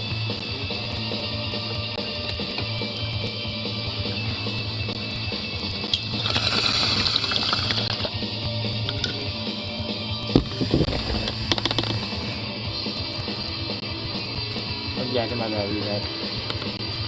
Good. Speeding days are over. I'll go 665, stay in the flow of the freeways, but I like going speed limit on side roads. Fuck side roads! Less likely for cops to be patrolling them. Cops don't fucking patrol side roads. That's what I mean. That's why I fucking speed on them. Well, then why fuck side roads? Cause cops are never fucking there, and that's why I fucking speed through them. When I took Lucas home, dude, I was doing 30 down fucking railroad. And then I missed my fucking turn. Damn. Literally, I missed my turn, and I'm like, alright, fuck it. And I looked, and I'm like, fuck, that's where I was supposed to turn. Son of a bitch. Oh, they don't. They love hiding out over there. Yeah, they fucking do. He was fucking hiding over at the fucking... You know where that old car lot used to be? Yeah. Motherfucking pulled in there. Yeah. I mean, they like to find, you know, especially when it comes to, like, you know, a lot of those big roads and stuff. They love hiding in those little spots. But you know what's funny? They can't turn off their lights. Hmm? They can't turn off their lights. They can have their regular lights on. Yeah. But they can turn off their headlights. So basically their side markers are the only ones you can see. Right, yeah.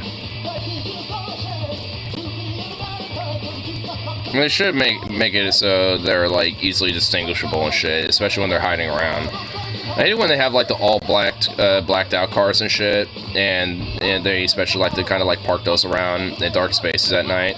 Oh, you mean the ones that are blacked out? You can't see the fucking logos? Yeah. That's fucked up. Yeah, it's so fucking annoying.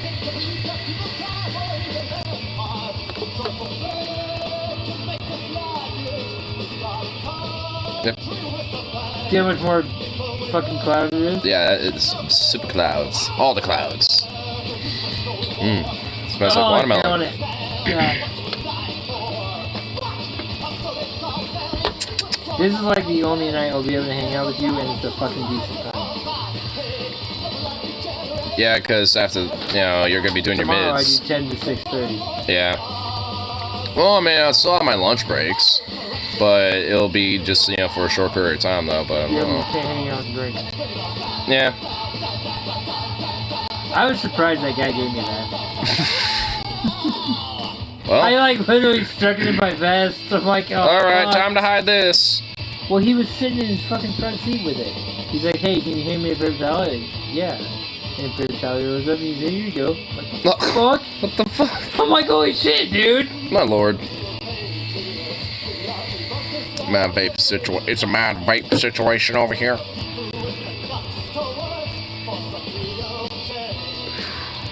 I remember that one night I was fucking in here vaping. That fucking hotbox garage. I know, it got so thick with the vape that it just hotboxed the whole damn garage.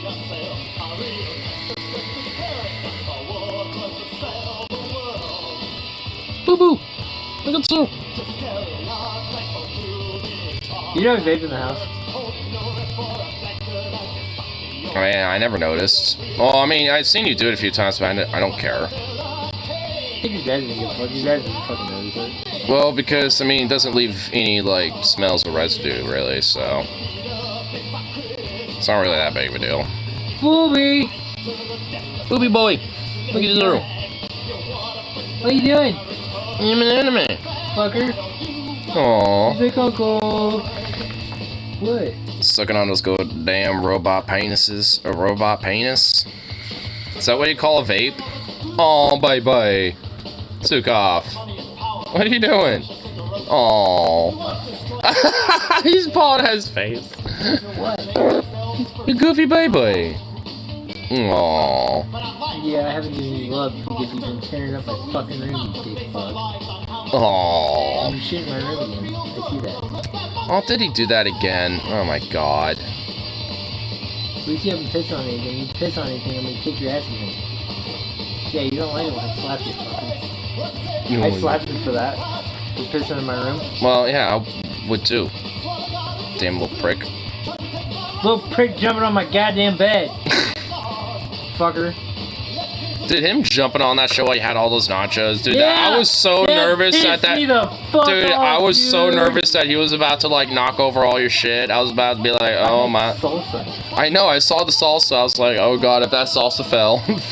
Oh, I would have killed him. Dude. Like it was on that fucking bag. Oh, oh man. Like, I'm surprised none of that shit fell or anything. My Christmas present from my fucking my fucking teacher brother-in-law. Oh my. Died. Oh my god, this little bastard. You're just a terrorista. Crazy little mutt. I forgot I left it out. It was all fucking messed up. I'm like, oh, you little fucker. But I can't fucking scold him because Aries, when I come home, I take that with me. Little fucker, I'm just like, you. You know why he does that, right? It's an eating thing. Like, no, it smells like me. Yeah. Well, the fucker only slept with me one night when I was at my mom's. Damn. It's like, nah, you're not as important. But what I have to do is, he likes to take his feet and put them against me. So I literally take his paws. I've trained him enough that he won't fuck with me. Yeah. So I take his left paw, and I'll turn him to where his back's facing towards me, and he'll cuddle with me. Aww. He'll literally lay his head on my arm. I've kind of gotten to a point with like Zukov where he just lays on you. He's gotten a little better about it. Like he'll like once I like get comfortable, he'll like I'll have my legs kind of like this, and he'll just like kind of curl in that little the nook and that type of shit. My cats used to do that. Oh my god, it's the old man. Hey, there was a vape on the dresser that's in here. What? There was a green vape. It was on the dresser in here, next to the door. Did you move it? There was a box mod about this big. It was on the table.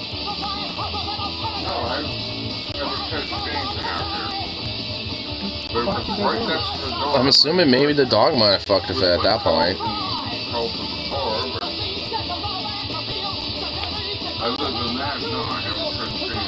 Okay. I was wondering where it went. I'm assuming maybe that dog like, somehow like was sniffing around on the dresser, probably knocked it over or some shit. Maybe, I don't know. Damn little goofball dog. That thing's expensive. Yeah. It's like $80. Where's the... Okay, well, I'm feeling tipsy. I'm gonna go to bed. Going to bed? Yep. I'm tipsy. I'm fine. You was fine? I am fine. I'm feeling great right now. Oh, my knees hurt. The damn cold is affecting the knees. Kind of is a little bit, honestly, even for me. In terms of breathability, I bet you vaping is actually worse than smoking tobacco. Oh, for it? Well, I don't know. I mean, at least when it comes to, like, him doing it. I mean, I don't vape anyway, so... I mean, I technically have one that he gave me, but I don't really ever use it. I mean, I have, like, every now and then, occasionally, but... I always am like, and I'm like, okay, immediate regret, so I just don't really do it. Never really been able to handle vape as much as, like, flower, so to speak. Just because, I mean, at least, for me, it's, I don't know, I guess just, like, lungs are more used to it. May not cause cancer, but impacts your lungs, breathing ability, even worse than smoking tobacco. I'm sure there is, like, I know there's been studies about, like, vapes and how, despite, they might not cause cancer and other negative consequences, that tobacco does. I mean, there's still negative consequences doing that. I mean, same thing for smoking weed, too. Just because, you know, it's like, you know, like, while weed, you know, might, in some elements, at least when it comes to the cannabinoids, you know, might actually help prevent, you know, some cancers, and, you know, there are legit benefits. I mean, there's still, like, you know, short and long-term consequences, you know, when it comes to, like, you know, the lungs and stuff. It's not like, you know, like, permanent tarring and damage in a sense, like, you know, tobacco, obviously, you know, like I'm saying, but nonetheless, you know, there's still definitely, you know, some side effects and stuff and consequences that, especially as, like, Stoneroni bros, you know, definitely need to be at least more honest about.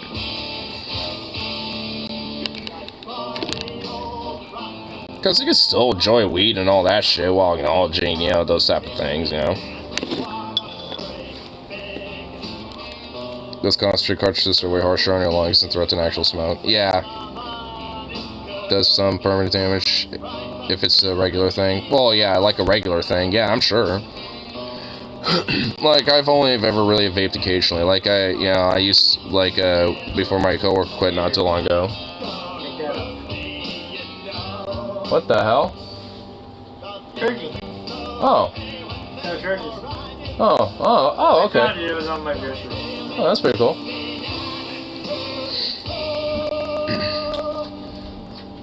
But anyway, what was I saying? But yeah, if, like, you know, because I know with, like, one of my coworkers before he quit, like, him and I, we used to, like, kind of hang out, and I'll, you know, vape with his, you know, chemical, like, well, not chemical, but, you know, like, his THC vape pen and stuff. Because that's, you know, what he predominantly used, if not, like, you know, smoking joints and, you know, stuff like that. You know, so it's not like I haven't vaped, but it's definitely not a regular thing for me.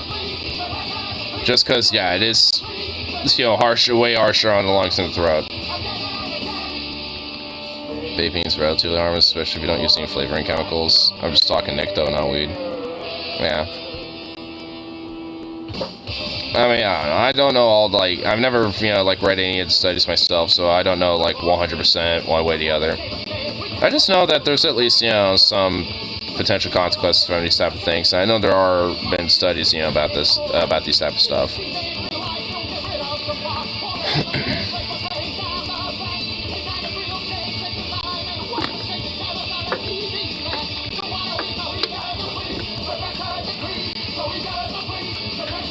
I use water, glycerin, and a small amount, Nick. Huh? Sounds like the dead candies. It is. Know it? Damn. Those is Kennedy's. Yeah. Can't run as much as tobacco smokers. I mean, has there been, like, has there actually been, like, studies on that one? See, I don't know about that one. Like, I mean, if someone's, like, you know, a runner, like, if you took, like, two runners, like, who are, like, athletic runners, but one of them vapes, and one of them is a tobacco smoker, like, smokes cigarettes, I mean, like, and both of them were athletic runners, I mean, I don't know, I would imagine it's probably somewhat negligible, but I don't know. I outran the cops at a protest just fine, wearing a gas mask. I mean, same here, too. I've done the same shit. Got good cardio workouts, you know, during those, during that time. You know what? Good song, too. Fitting. Jack one screaming, drop the streamers, right out, run. Got a black uniform and a silver badge. Good black's for real, playing cops for pay. Low ride.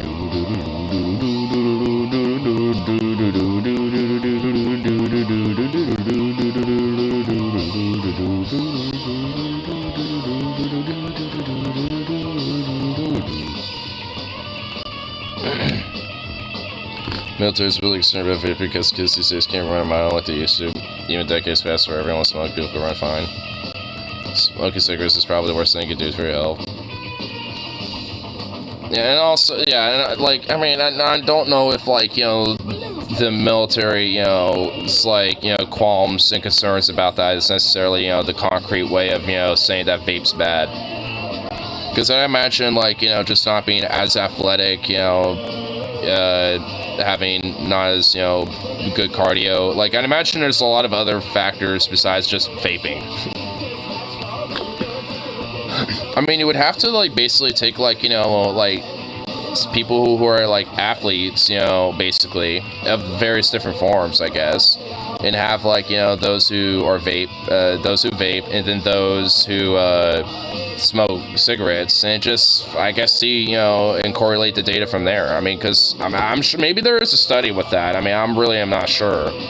But I feel like, it's, at least when it comes to, like, cardio, or at least, like, doing the, like, a mile ruck, type of thing or some shit, like, I'm sure that would, at least give us an idea about, like, that type of thing. I switched to vaping, and I immediately have improved breathing, taste, and smell, and breath. Well, yeah. I mean, I'm just, like, a lot more layman about it, so I'm not... Like, I can only kind of go based off of, like, what I assume with these things. And, yeah, and especially with tobacco smoke, yeah, that's a lot worse and shit. But at least when it comes to, like, military standards type of stuff, I mean, I'd imagine there's at least, different variables that probably stand out more as a priority, at least, when it comes to, like, generals and stuff, getting recruits, to, be able to, like, run a mile and shit like that. I'm sure it's like, vaping and, smoking and stuff like that's probably, like, a part of their concern and shit.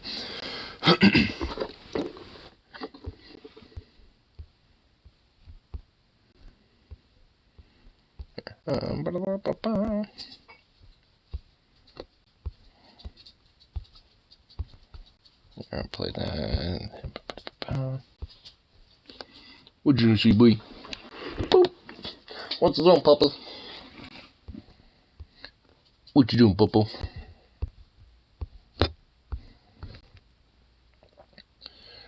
Yeah, itself's not cancerous, but the other crap and tobacco most definitely is. Yeah. It's usually, like, a lot of the other, like, chemicals and other different things that tend to be, involved, with that type of shit.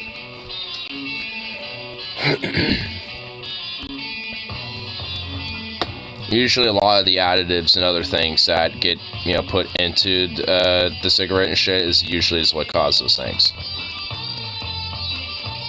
And frankly, like, what the fuck they put in, cigs is just like, bleh. Because, I mean, like, predominantly, I think it's, like, less than half of a cigarette's technically actual tobacco. Like, a decent chunk of it is basically, like, different shit, like, just, like the little shavings that are on the floor and stuff when it comes to, like, when they trim and harvest their tobacco and stuff. Various different little shavings that might be on the ground. Essentially, various different things that might be equivalent of sawdust, and also, the chemical additives and shit like that. I think a lot of fitness problem for military recruits is probably due to obesity and bad diet. Yeah, see, that I feel like those are, probably their biggest concerns. Which I, would say that, that is just, root to a lot of major problems when it comes to just the fact that, in a lot of American towns and neighborhoods and communities, there's just very little access to good, healthy options when it comes to, having a good diet. It's not like necessarily having, like, like specific shit necessarily. It's just like making sure there's at least, a variety of various different, like, foods and produce and stuff like that. Like having different grocery stores, different, like, restaurants and places, to eat and shit. Like, various different things like this. Even, little farmers markets and shit like that, for fuck's sake, even. It's like all these different little things, play a role to help diversify, what would normally be like a food desert, essentially. And there's a lot of places out in the U.S. and shit, including my fucking town, for honestly, that are food deserts.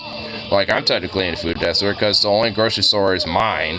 And after that, it's just basically, a couple fast food places, a few, like, mom and pop shop owned little restaurants or, like, little fast casual places, and one food court. That's basically about it. Like, I mean, the next grocery store is about, like, a mile or so away. So it's, there's not many choices, unfortunately, at least in a very local commutal area. I mean, it's not like you can't commute further away for these type of things, but it makes it harder for a lot of people that might not be able to have access to those type of things for whatever reason. So it's just like, I mean, and luckily, our town is eventually going to get a new grocery store coming up, and hopefully that will alleviate a lot of the problems when it comes to it being a food desert around here, because that will definitely kind of get rid of the title, honestly. So, I mean, it's like some places aren't necessarily heavily as impacted, like, my area when it comes to being a food desert, but there are a lot of places, like, like this little, like, drive-by towns, like on the little side of the highway where it's like a town of like 1,000 people basically, and there's like the most that they really have is like a Walmart, and then like the McDonald's, the Taco Bell, and a Denny's that's like on the side of the highway, and that's it. It's just like, I mean, these are, a lot of places that have very severe food desert problems where the diet, for these people is shit. It's not because, like, necessarily inherently by a choice, it's just because there's just nothing available there. So it's like, there's definitely a lot of, I mean, it's, I would argue definitely a little mix, at least, because, you can not be in a food desert, but definitely just have poor choices, when it comes to diet stuff, so it's a little mix, for sure, but, I mean, there's definitely plenty of places, in the U.S. that really suffer with a food desert problem, and it's like we don't even need to be suffering for some shit like that, like, honestly, like, I mean, that we produce so much food in this country that it really shouldn't be a problem.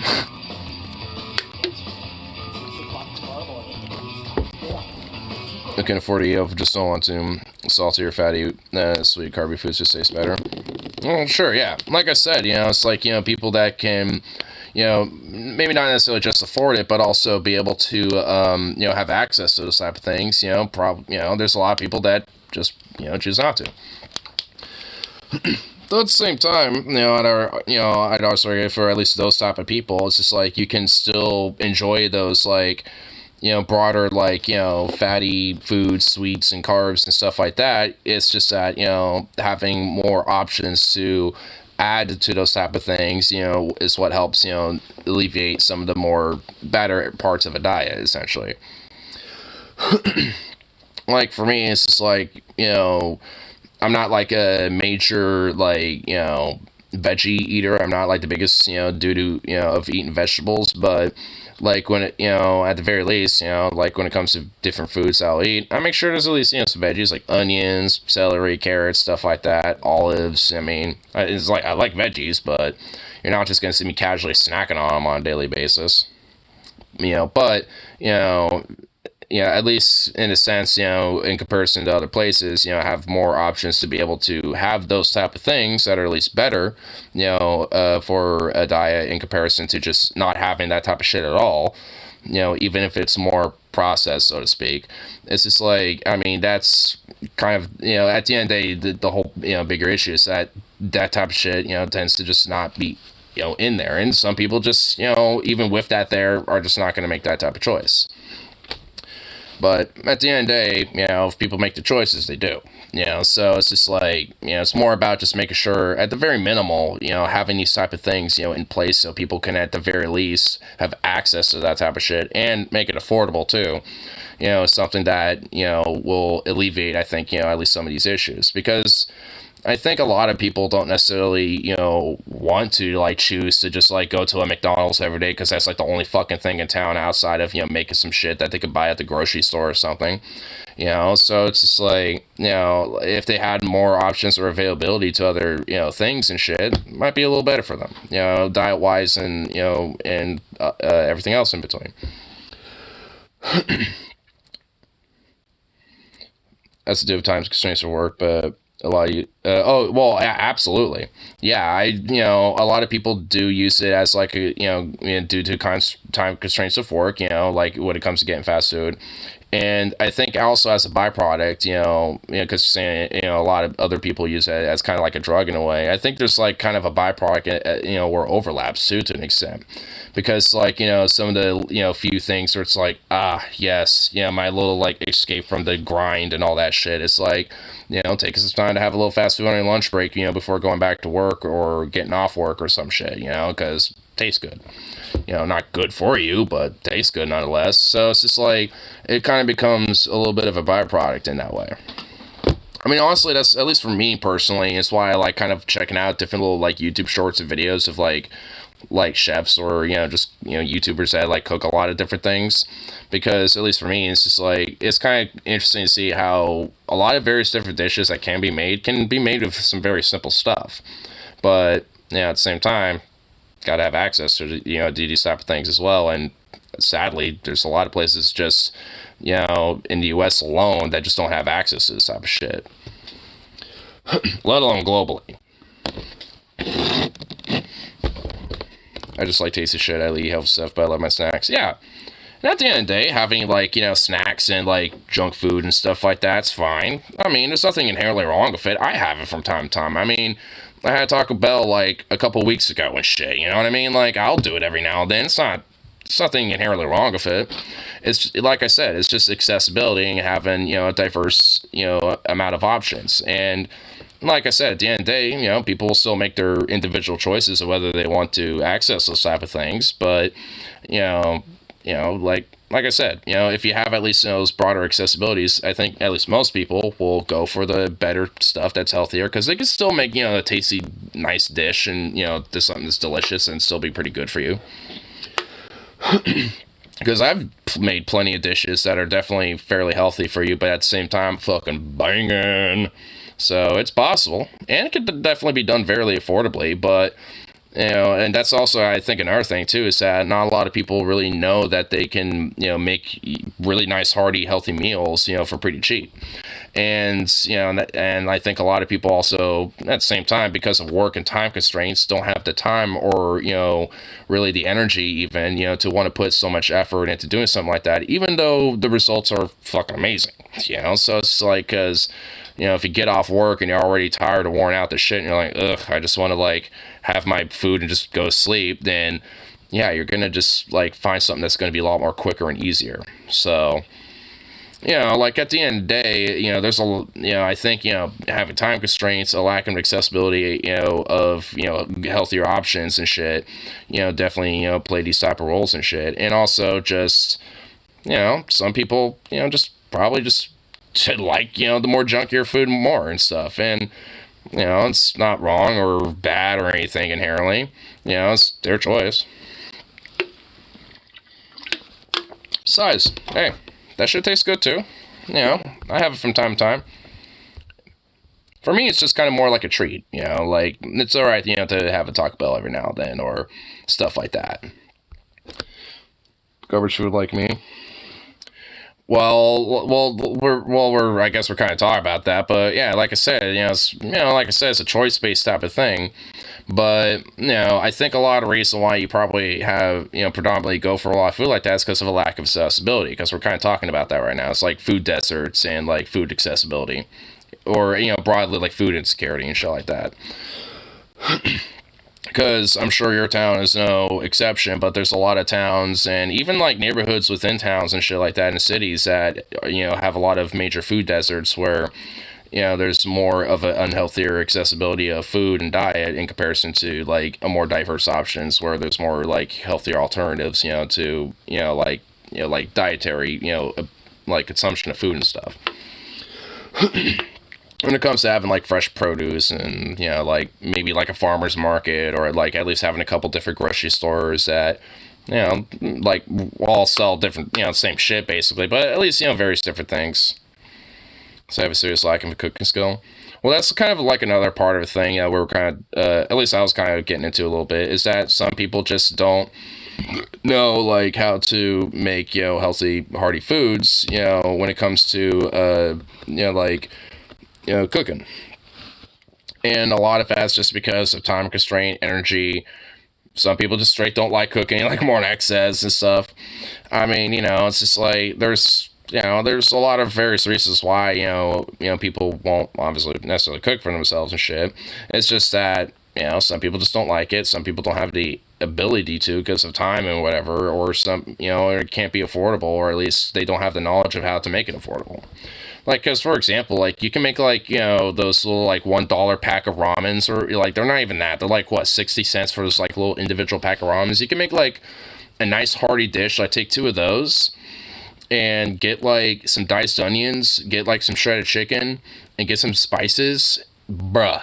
that is a hearty meal right there. You know, very simple. You got a little veg of like some onions, maybe like, I don't know, add a couple sprouts in there or some shit. Like, you know, a few other things maybe. Maybe like some basil. You know, some basil and shit like that. You know, like just kind of like add a little like color, flavor and stuff like that to it. You know, just adding some simple things like that and just a little bit of seasoning, some salt and pep, and that is a nice hearty meal right there. You know, it's like, you know, it's very simple. All you're doing is just like putting things in a pot, you know, and stirring it up and wait until it's all nice and warm and smells good and tastes, you know, to your heart's content. There you go, boom. Honestly, that's my favorite way to, you know, do things. Like, when it comes to, like, cooking for myself, I'll just, like, usually the main go-to is, like, I get, like, 2 or maybe sometimes 3, depending on how, like, you know, feisty I am, you know, when it comes to my feeling.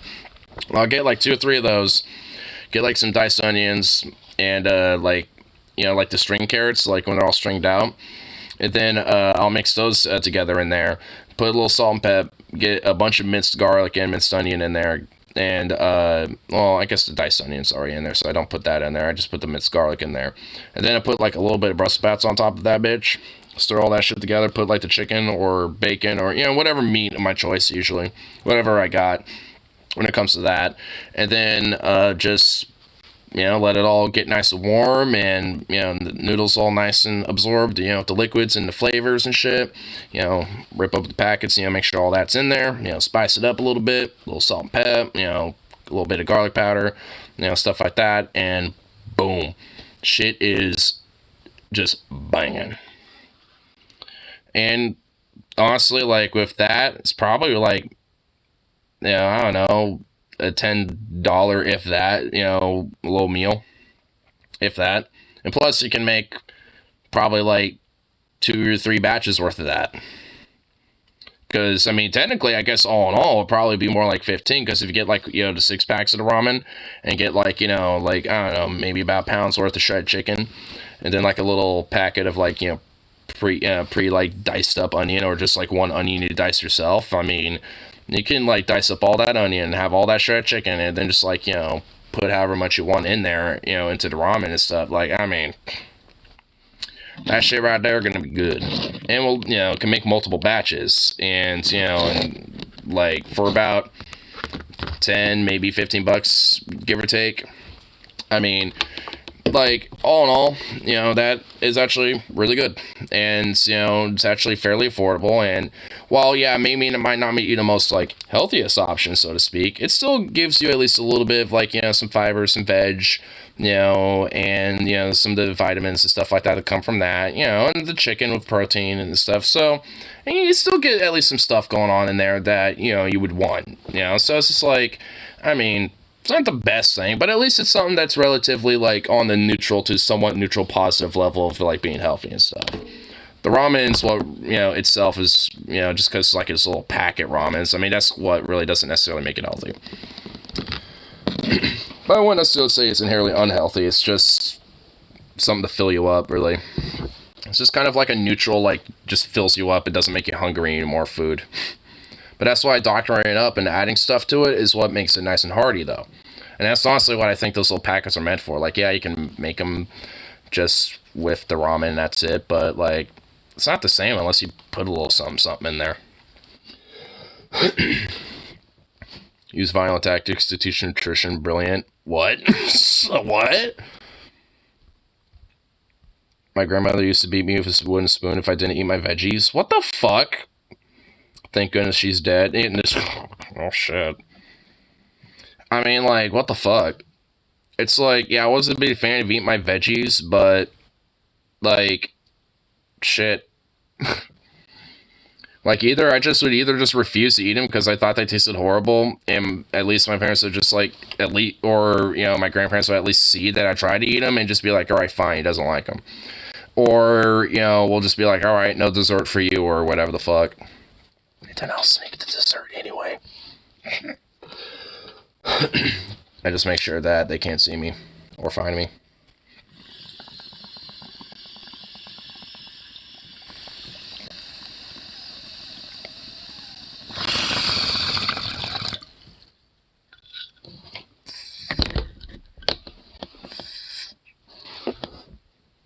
What's this?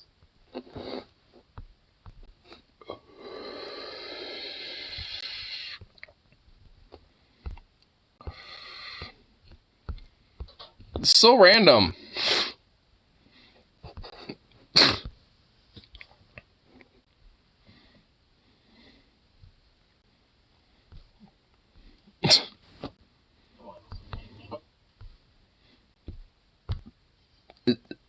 Is Ian kidnapped in this video? Has he been kidnapped and he's just being held hostage in, like, a car?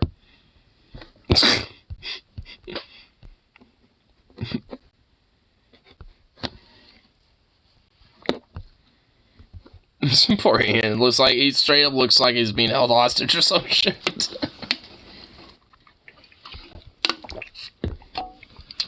Yeah, speaking of junk food, I actually kind of low-key want some Taco Bell right now. I'm not even gonna lie.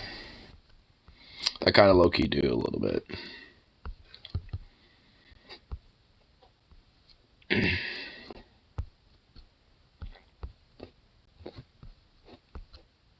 A nutritional white cream filling. Hey, Phantom. We know the joke. We understand what it is. He's on a tour bus. He wants some tour of World War I battlefields in Europe. And tour guy asks him to speak to tourists about the history of the mutinies because it's something he knows about. Oh. Wow.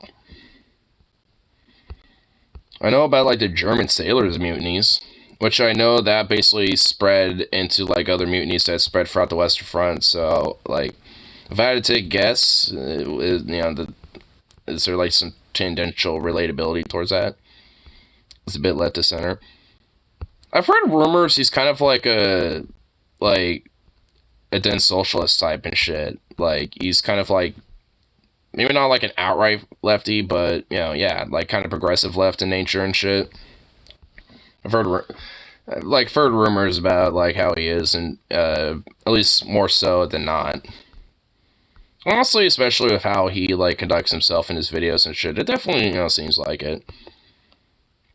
I think he's leftist, but not far left. Yeah. So I mean, like, you know, progressive left and shit. Like them socialist. Maybe a socialist, but I don't know. He doesn't... I guess, you know, I could see him being that. He definitely strikes me as, like, kind of a libertine, like, hippy-dippy type that just also likes historical guns and shit like that. I mean, I'm kind of the same way, honestly. Hippy-dippy type, but also likes boomsticks. It's good for faces because it allows them to retain their youth. Did he buy into the weird snake oil that, like, some weird, like, feminine care snake oil bitches will do? Because that's unironically, like, what some women have said. Like, oh, yes, this is how you, like, keep the youth and this and that, blah, blah, blah. Like, there's, like, that's actually, like, funny enough, not something that... He found that somewhere. Like, he found that weird-ass snake oil and shit, you know. And it's just like, what? Which I'm pretty sure it doesn't. If anything, I've heard it actually is more likely to cause acne. Because, I mean, if you think about it, it's like, sperm cells have one mission in mind. It's to penetrate another cell, which is technically meant to be the egg. But they'll sometimes miss the mark and will actually go after, like, other cells, you know, and stuff, you know, try to penetrate those, you know, as a way to fertilize other cells, but obviously nothing really happens from that. You know, so, like, if you think about it, if you got, like, a bunch of those, like, if you got, like, the surface of the skin having, like, a bunch of cells, like, having that shit happen, that's gonna kind of fuck up, you know, the natural, like, microbacterial, like, shit going on here on your face. You know, when it comes to, like, especially, like, you know, where naturally facial may potentially will be. And thus, because of that, there's, like, little hair follicles and little hair follicle cells, right? So that shit's gonna get all fucked up. So then it's gonna be all this weird, these cells that are all, like, kind of janked and fucked up and will cause, you know, more acne, basically, so. But the busting girl's faces somehow. Well, probably. Honestly, like, I feel like it was, like, used as an excuse initially, but, like, like enough fucking weirdos like sold their wives on the idea that it was like good for them that they somehow like the wives' tale was sold. Too puritanical to say things like that, dude. I mean, this like this is thing about like weird Puritans. Like they are the most degenerate fucks you will ever meet, honestly. Like, they are the most, like, degenerate, filthy, perverted sons of bitches you'll ever fucking meet. If you think you're perverted, times it by 10 with these weirdos. Like, seriously. Like, I mean, they are, like, weird, skeevy, and pervy and shit. Like, I mean, when it comes to, like, those that they especially don't necessarily view on an equal level to them. And for his stepdad's case, basically, you know, yeah, like, women especially. Because he essentially utterly dehumanizes them. Should do anything required to keep her looking youthful, and that's just fucking gross and repulsive, even if she doesn't feel like it. He just needs, like, either jail or institutionalization. Like, he just needs to be fucking institutionalized. Like, what if he's just insane.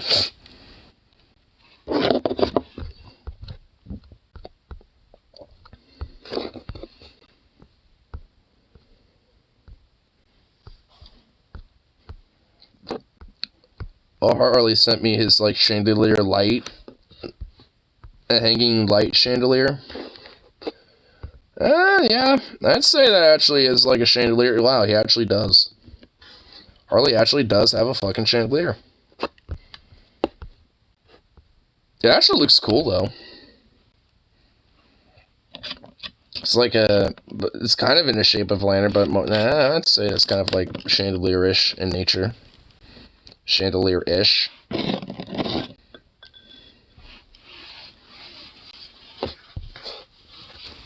Yep, that's a word now. Chandelier-ish.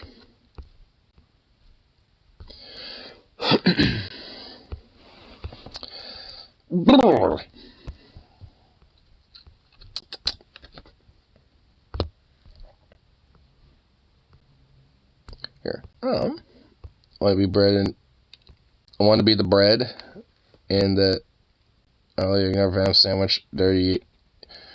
To yell him, I said that. He's not even here. He's at his apartment. Based Walter White. Chris Wallace is given an explanation by Brian Grant. Wait, what?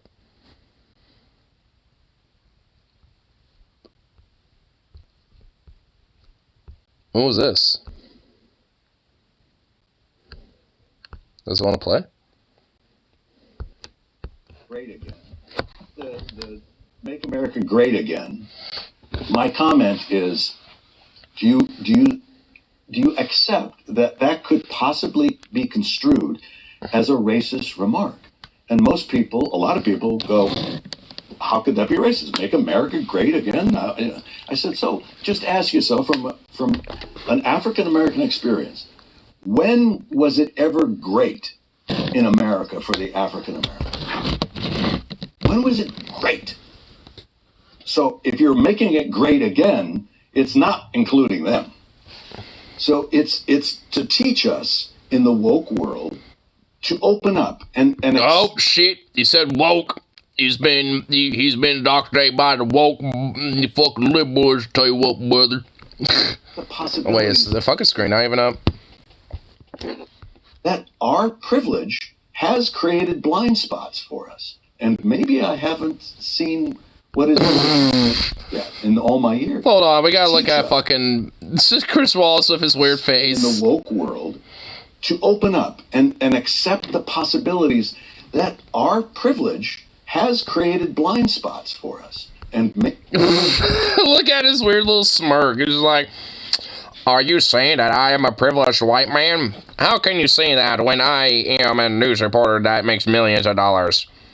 I haven't seen... Dude, yeah, like, it just, like, you know, that, like, meme of, like, the lady's just, like, and just, but it's, like, it says triggered and shit, and it kind of looks shaky, like, that needs to be Brian, not Brian, but fuck Chris Wallace there, dude. What is really... Triggered. Yeah, in all my years. Fucking triggered, bro. Wow, great point. Yeah, of course they think we're the point. It's not wrong. Just sits there and smirks like he's just taking the best shit of his life. Oh my god, dude. Fucking Reddit. Empathy isn't listening. He thinks about the court money that developed him. Yep. So Viking is famous on pool, he educates. And also actually listens, too. He's somebody that also is willing to have an open mind and, like, listen to other perspectives. In the woke world. Damn liberal son of a bitch. He just being consumed by the woke world. What has this country gone to when it's just been consumed by the damn liberalism being woke? Shut up. Why do I crave intimacy with gay? What are you talking about? What is that? What is that nonsense even? Guy spin kicks pro-lifer mid-sentence. Yo, what? Wait, this is a repost? It says classic repost. Meant to kick your phone. Oh, well, in that case, okay. Your Honor, we pled meant to kick her phone. Case dismissed. Wait, what the fuck? Wait, what was this?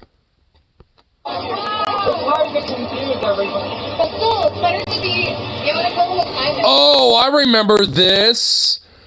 I remember this dude. That's right. What? They actually had people filming you the whole time. Cool. I say, kill the kind. Guess what? Hey, Destruction of private property.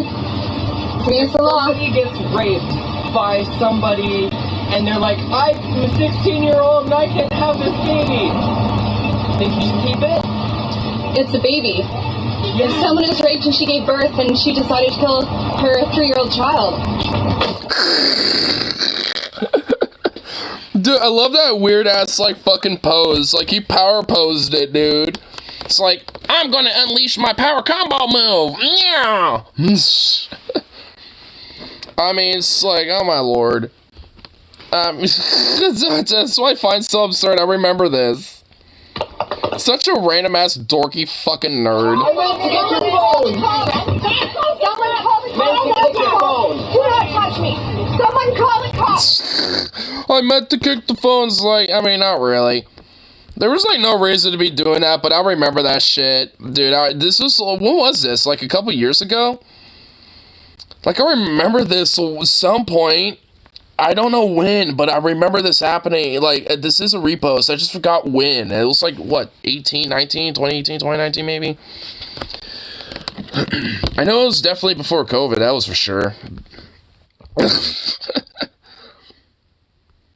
I mean, it's just like, it's like, what the fuck? It's like, yeah, pro-lifers are shitbags, but like, goddamn. It's like, I'm gonna get into a power move and then go into a spin kick. Yeah. It's like, what the fuck?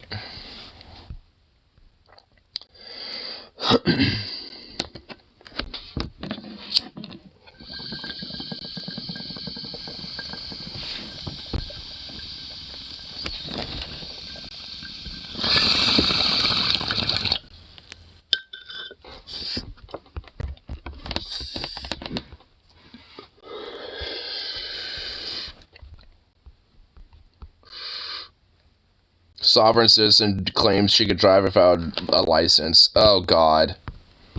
Oh no. Pulled me over? What's that reason, officer? What's your name and badge number? 10-4. Badge number 6820. Okay. So I pulled you over. I'm going to explain it to you. I ran your plate and you said that your driver's license was invalid. Yeah, it's not. Okay, it's okay. I just want to confirm. Can I see your I don't have my license because it was stolen. Okay, that's okay. So, yeah, I don't have my license, and this is like the 3rd time I've been harassed. And wait, hold on. This is actually longer. Oh god, this is about 3 minutes. Oh boy. Oh no. For giving the police hell. I mean, I'll grant them that. I mean, you know, because all in all, like, I mean, it seems like a fairly simple, like, you know, broader, you know, like, stop.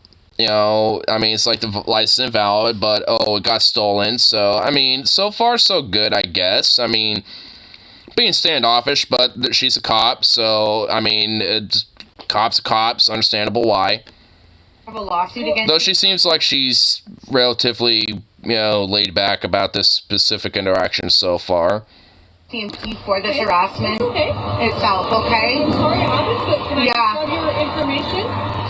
Well, I'm not under no obligation to give you my information. I know my rights. I'm a sovereign First Nation citizen. Oh God, here we go. I know my rights. I'm a sovereign First Nation citizen. Like, what does that even mean? Oh God, are they trying to like expand and like pontificate further on like what they identify themselves as? Like, we're not just sovereign citizens. We're sovereign First Nation citizens. So I'm under no obligation to give you any information. Do you have a reason of Stony, that is actually a pretty spicy take. suspicion that you pulled me over? Was I speeding or doing anything illegal? Like I just told you, we have the authority when we run plates. You don't, because I'm a Yeah, she does. Oh God, here we go. First Nation citizen, and you do not have the authority. Dude, look at this guy. She's just like, what? Like, I'm just gonna honestly say this. Like, she does technically have the authority. Like, if she runs her plates and sees that you have an invalid license plate, she does, in a sense, have an obligation to pull you over, to, at least get your information to kind of confirm or, deny this type of stuff. Like, I mean, for all types of purposes, she could just let you off of a warning. Like, especially since you preface the context of that your license plate was stolen, or not license plate, but your license was stolen, right? So, like, if anything, she probably would have just let you off of a warning. It's like, hey, just make sure that you get your license replaced and blah blah blah. Just there you go, let you off of a warning. That like it's honestly like. I like how, Sovereign is like, Stoney's saying, like, give cops hell and shit, but, like, this is kind of an instance where it's, like, I mean, like, considering the context you just gave her, I mean, with the whole, like, license being stolen and stuff, I keep wanting to say ID, but, like, with the license being stolen, but, like, that at least to this cop, I mean, considering that she does seem, well, very dumbfounded with this fucking sovereign citizen idiot. But, like, I mean, I feel like she's probably still gonna let her off of a warning, but maybe, I don't know, maybe not, honestly, considering that she's just, it's really, I don't know. We'll see. Whatsoever, and this is harassment, I'm sorry to tell you, but I know my rights, and I am a human rights activist, so... Okay, so what? I don't fall under that because these roads are public. Do you understand that, miss? These roads are public. Motor Vehicle Act. Hey, yeah, they're public roads, but there's things called laws. Fall under that. I am a sovereign on this land. So what you are doing right now is harassing me. You're pulling Okay, I kind of like this female cop a little bit. She's just like, I don't give a fuck. Dude, she, look at her. Dude, she has this look of like, I don't give a fuck if you're sovereign or not. You still have to abide by these laws, bitch. Look at her. Oh my God. Man, like, leave it to a sovereign citizen to, like, make me somehow defend a fucking cop, man. For no reason.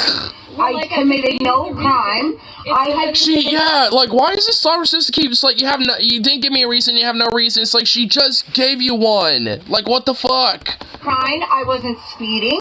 Was I speeding? No. Did I break any driving rules? No. So I would appreciate oh my God. letting me go on my way. You have no reason whatsoever to pull me over at all. It doesn't work like I don't fall under any of your jurisdiction. You have zero authority over me. Yeah.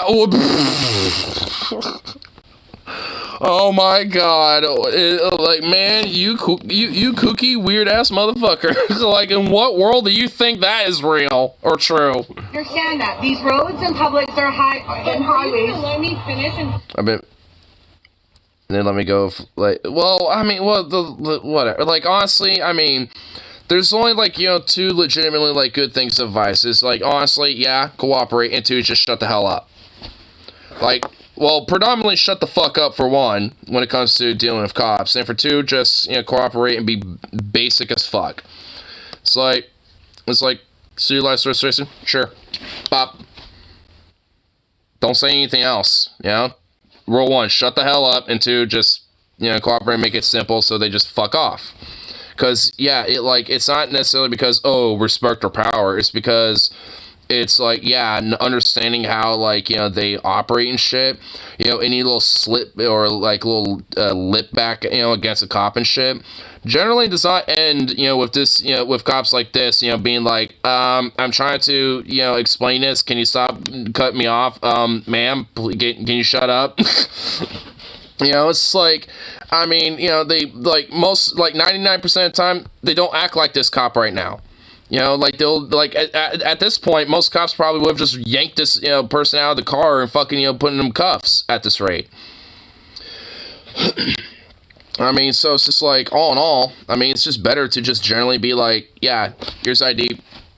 Okay, cool, invalid, well, alright, yeah, I'll make sure that gets done, taken care of. Let me off a warrant, cool, bye. Boop, and go. Just keep it simple. Penal cops are obviously, oh yeah, all cops are bastards anyway, so, like, I'm not even inherently defending her specifically. I just kind of find her, like, a specific, you know, like, interaction with the sovereign citizen to be amusing. What would you like to say? Under the Motor Vehicle Act, I am allowed to pull you over if it says that your driving license is invalid. I need to confirm your identity. You have to provide me. No, I do not. I know my... I mean, like, that's only true if there's probable cause, and at least as far as I'm concerned, there at least seems to at least be a very bare minimal invalid license. She would need the license to confirm if that's invalid or not. Though she's a sovereign citizen being stupid, she did at least preface, you know, saying that, like, it was stolen. So it's like she would still at least need some basic form of ID, you know, to at least, you know, collaborate, you know, her identification with the license and blah, blah, blah. And just let her off with a warrant. Like, it's not even really that necessarily big of a deal. But, I mean, it also is, I guess, technically not required. But it's still, you know, a part of, you know, what, you know, goes on with these type of traffic stops and shit. As a citizen, or as a free sovereign. Would you like for me? I can call my supervisor. Yeah, you go right ahead. Wow, the cop is actually saying that we'll call the supervisor. What the fuck? Man, you think the fucking sovereign citizen would be like, call your supervisor. But no, the cop is like, hey, I'll call my supervisor and blah, blah, blah. Like, what the fuck? Dude, how's the... Dude, what... you know what? Maybe this cop isn't that much of a... It's just like a rare diamond in the shit. In, like, the shit pile, like, in the pig shit, like, is there just, like, somehow a diamond that's just, like, stuck in there, and is this her? Like, what the fuck? Because, like, yo... You go right ahead. I'll confirm. The only thing I have is an old driver's license. Hold on, I want to make sure my car is in park. Okay. If you want, like, if that would work with you, I can call and confirm if he says she's right. Because the time that someone has told you should know this. You're an officer. No, you should know this. Someone has argued like that. I am a free sovereign citizen. Oh my god! It's like I am a Karen at this Wendy's, and I demand my free burger. And these roads and streets are public. I am not required under any law to give you a driver's license. You do realize... I mean, technically, if there's a probable cause, or, like, I mean, like, oh my, at the very minimal, like, oh my god, I hate sovereign citizens. Public, you do not require a license. Okay? Just give me a second. I'm sorry, miss, but I have been harassed like you wouldn't believe. We dealt with other people that were... Oh, like... Hey, sovereign citizen, cuckoo head, like, you've been, like, doing more to, like, you've said, like, more in this, like, 3 minutes than this cop has, like, said ever. Like, I mean, you probably spoken more than this cop has ever spoken in her life ever since she was able to first utter words as a baby. Like, Jesus, like, she barely said anything. Like, how did she harass you? It's like, yeah, cops are, you know, shitbags, and they are harassers, and they fucking are, you know, oppressors in a lot of ways, and defenders of capital, yes, but, like, how specifically did she, like, do that? I mean, honestly, like, the traffic stop isn't even an invalid traffic stop. Like, cops run plates all the time, and usually just don't do shit, because most of the time there isn't really anything that they can get off of that. But, yeah, if they find an invalid license attached to the plate, yeah, that's at least a probable cause to pull over. And that's not inherent harassment. I mean, it's just like it's like one of the like basic ass like stops that might happen outside of like speeding or doing a California roll at a stop sign or some shit. You know what I mean? I understand. I had an officer steal my identification that I used for the sole purposes of life-saving medicine. I don't even buy that. So now I'm starting to question her fucking, what's the story about her license being stolen earlier? Well, that doesn't even make sense. Huh? Oh my god. Okay? Maybe I should get the lawsuit paperwork that I have against the RCMP already. RCMP? Wait. Royal Canadian Mountain Police? Wait. Is this in Canada? Is she a Canadian? Oh my god, the Canucks have sovereign citizens too? Oh my god, the Canucks do too? Oh my god. Dude, how, like, what? Okay, that's news to me. I never even knew that. What? When she said RCMP, the only thing I think is, like, Royal Canadian Mountain Police. Like, what? The Moosies? Like, the Moose Police? Oh, I'm from the RCMP. How's it going, eh? Well, like, no, like, I'm watching... Not so good. Well, yeah, but no, I'm watching this weird sovereign citizen like freak out over like the basic of basic traffic stops, and it's just like, oh my lord. And I'm just becoming an international. Wait, they're even in Mexico? What? There's sovereign citizens there too? Oh my god, man, dude, what the hell? They're everywhere. Jesus. Hey, you didn't know I'm an international drug smuggler. Yes, I do. You've told me this story. I've even told it because honestly, I don't even think it's valid anymore because like weed's legal in that entire country. They're one step ahead of us. We're letting the Canucks win. Don't let go to character. I'll drag you along. One of these days. If you want. Drag you along to Vancouver and be like, oh, you smuggled some weed in the 70s. Oh, well, we'll just, like, open that with open arms these days, eh? Yeah, bring it in. They probably wouldn't do that. You little frickin' Carol. Get that one. Oh, my God.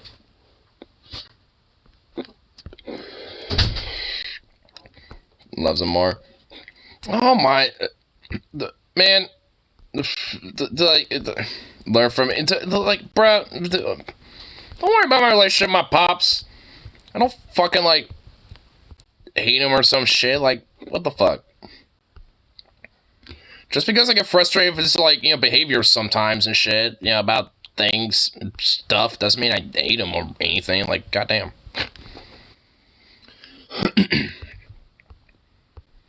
God. Much longer. What? Am I like, somehow abusive? What? Am I like abusive to him or something? She's being like, getting an intervention and being like, be nicer to him. You need to tell him you love him more. This and that. It's like, damn.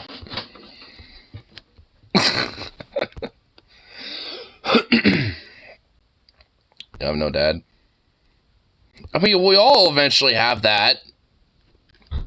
I mean, death is just legit, like, part of the human experience. I mean, it's like the same thing for a mom or any family member. Because my brother and sister are older than me, like, chances are that I'll probably even see them pass away before me. Granted, I'll probably be like 80 fucking something or some shit by that point, who fucking knows, but either way, it's still. It's like, I mean, I know I mean, it's just like, yeah. It's like, what, you don't think I recognize these things? I know what I'm doing. Live here with me. I mean, I probably wouldn't be in this specific house at that point, but who knows? I don't, whatever. Be up here, be in Oregon, in the enlightened realm, the enlightened world. Might wander the country. Well, wander the country into the Pacific Northwest. Wander and pilgrimage your way up here. And look like a fucking, like wild, like, wilderness survivalist looking, bearded up looking son of a bitch. you know, like some sort of like, you know, dude who's rewild and is becoming like a paleo survivalist or some shit, living off the land when he come up here.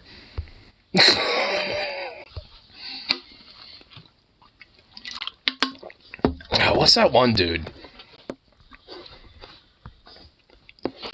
He makes like some really awesome YouTube shorts too every now and then.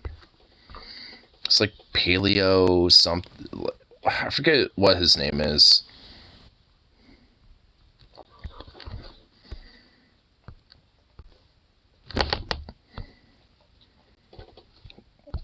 What's his fucking channel? Oh, I'm trying to find it. I know I was subscribed to it, but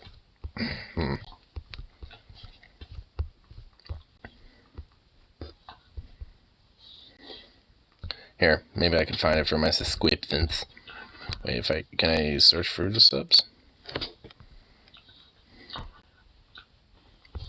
Nope. Damn it. Okay. Let's see here.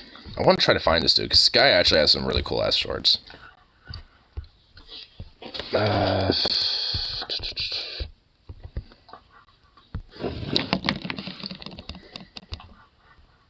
Oh, Donnie Dust. That's his fucking name. Donnie Dust Paleo Tracks. This dude. Dude's fucking dope. Let's just watch something random.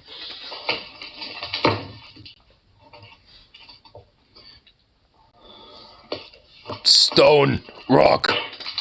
Smack rock. Be like this, man. This is what happens to a rock. Just be like, this is what happens to a rock. Just be like this dude when he come up here. Just be like, you know, Paleo Man right here. And just be like, oh, I shall make flints. Water gets inside of it and then freezes. And then it expands and then it melts. You call these freeze cracks. And the freeze cracks can be some of the worst enemies to a napper because of a huge fall of stone. You might be able to get a few little pieces on the edge. This thing is pretty much junk. Junk rock. Walk for a few miles to pick this up. Only to find out it's just full of little crystals and concrete and cracks and just some really bad weathering. Does it happen? Yeah. Do you live with it? Yep. All the time.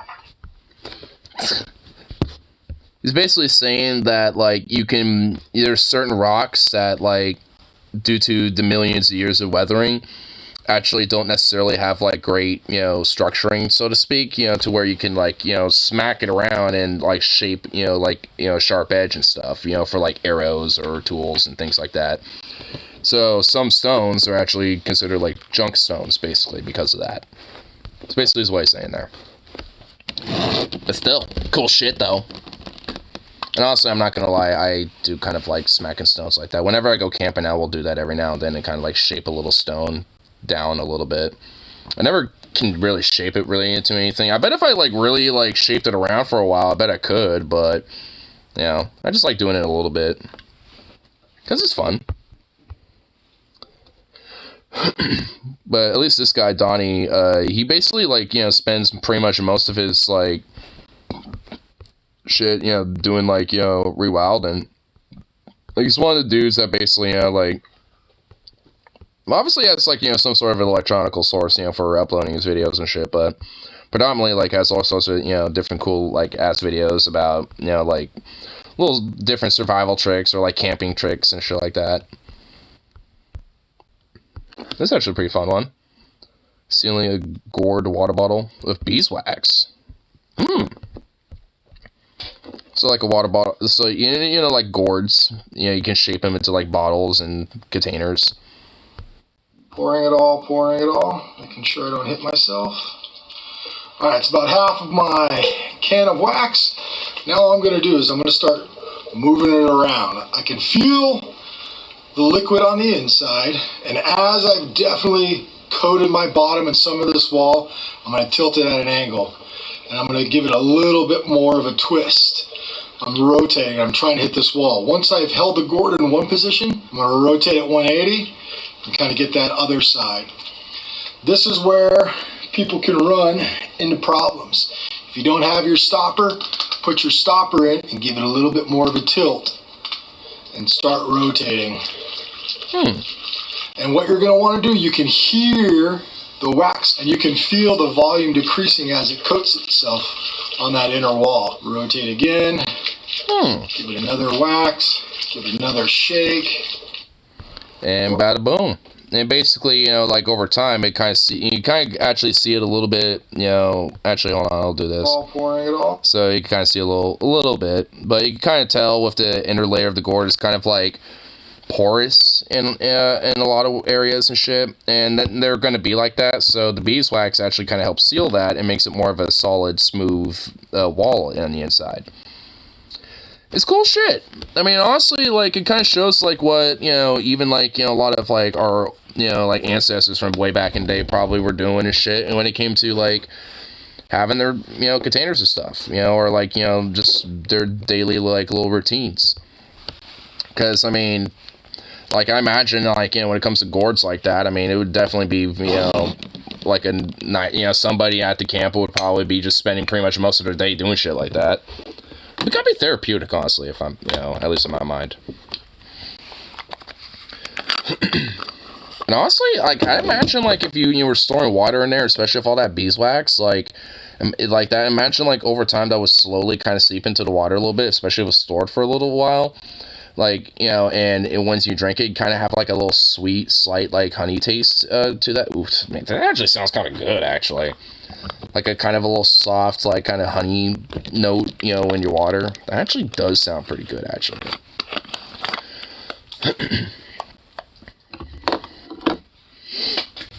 She made me make hash browns in a skillet, and that was incredibly uncomfortable.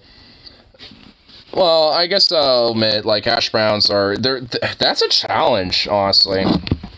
Like, it's kind of difficult to do hash browns correctly, I will be honest, because I've made various different attempts at hash browns, and I've never been able to truly do it correctly. So, I mean, don't really totally feel too bad about, you know, being uncomfortable about making hash browns, because that's generally is something that's pretty difficult. Especially if you're doing it from scratch. I've tried it from scratch, you know, I haven't been too successful with that, you know. I've, you know, made it, like, I've tried it when I've gotten it pre-made, you know, like, where it's already in, like, the hash brown form, all you have to do is just cook it, like, and even then, you know, I never can get quite right, you know, because a lot of it sticks to the pan and stuff, so it's, like, I definitely need, you know, figure out, you know, specific technique and kind of, like, definitely get it down more. Didn't get a go around. Yeah, you definitely want to, like, get it, like, crispy and shit, but, I mean, like I said, it's tricky. Like, hash browns are legitimately tricky, because if you let it, you know, get too crispy, then that's when it starts sticking to the pan, but that's what you want, though. You want it golden brown and have a little crisp, you know, so it's just, like, like I said, it is difficult. I mean, yeah, I mean, they're still going to be edible. I mean, they're just potatoes, but, like I said, you know, it's tricky. I mean, it's, like, you know, something that's hard to, like, really get down. Like, it's easy to, like, do, I guess, and make, but it's really hard to really get down, you know what I mean? Like, and actually, like, kind of get it right. It's kind of like, you know, an omelet. Like, anyone could get, you know, the idea about how to make an omelet and kind of get it down enough, but it takes a lot of effort to actually really get it down really well and do it good. Because there's been times, honestly, where I've done omelets, for example, where I've done them fucking fantastically and done very well with them, and there's been times I've butchered it and I decided to make scrambled eggs with, like, bacon and sausage and stuff like that instead, you know. So it's like, honestly, there's been times where I've butchered omelets, and there's been times where I've done very well with omelets. So, like, for me, omelets have always been kind of a mixed bag for me, you know, like, hash browns, like, I've always been able to do them good, you know, in a sense of, like, they're edible and they taste very well, etc., but the actual process of cooking them, though, you know, where they don't stick to the pan and all that shit, like, I still haven't gotten quite down yet. So there's definitely, like, some stuff that, you know, it's still good, you know, and it's still delicious, but, you know, there's, you know, like, there's tricks to the trade, and not everyone always knows it, and even then, you know, it takes time to get the trick right, you know what I mean? So I put my hand directly on the lip burner. Well, yeah, my brother did that, actually. Like, he, I don't know if I told this story, but it's not even really that much of a story. It's basically, like, my brother saw, you know, he was, like, you know, 4 or some shit, you know, he was a toddler, basically. Like, you know, and he just saw a red burner, thought it was like some colorful thing, you know, that, you know, he could play with, and of course just put his hand on it. I haven't done that myself, but I have put metallic things in the microwave as a kid unknowingly once. And that one time I immediately was like, never doing that again. It was like Chips Ahoy, but it was in like that little metallic wrap. And I just shoved that fucker in the microwave, not really thinking about maybe taking the fucking wrap off. And of course, you know, I just like put it in there for like a minute and 30 seconds. And of course, like, like not even a second into it, it was like, like a fucking, like, you know, electric, like, wizard fucking shit going on in there. Like, you know, lightning bolts, like, you know, like some fucking, like, you know, D&D LARPer who fucking launching lightning bolts in there. And I immediately, like, opened up that fucking microwave and went, oh shit, and, like, took those things out, and, you know, and opened them up and looked at, you know, checked the cookies. And I was like, what the fuck? And I kind of sat back for a second. I closed the microwave and continued the timer with nothing in there, and it just ran fine. So I just canceled the timer, and I was like, okay. So I ate the cookies, and it tasted like electricity. Like, the whole, like, chocolate Chips Ahoy cookie flavor was gone, and it was literally just electricity. Like, it honestly made me realize, like, whoa. Like, you know, electrical currents can be so strong, you can basically taste it. It's like, what the fuck? Threw me for a loop at 6 years old, honestly, I'm not even gonna lie. I was like, whoa. Tastes like burnt metal. I mean, not even like burnt metal. I mean, it's kind of hard to explain. Like, I don't even know. Like, I mean, and I guess in a way, but I really don't even know how to explain it, frankly. Like, it would definitely taste metallic. You know, because of the, you know, aluminum fucking wrap thing that was on the Chips Ahoy stuff. Again, I was like 6 years old stuff, and I didn't know that, but, you know, it's just like, it was that, and it was definitely metallic, and, like, electrical. If that even makes sense. And I don't, yeah, it doesn't really, but, I guess, I guess, you know, like how you might, you know, test if a battery has voltage and, like, you put your tongue on a battery, like, and you kind of have, like, a little, like, metallic, like, electric taste, you know, to that almost. You know, if it's strong, then it has a, you know, a charge, and if it does, and if you don't really get that as much, it doesn't, you know, type of thing.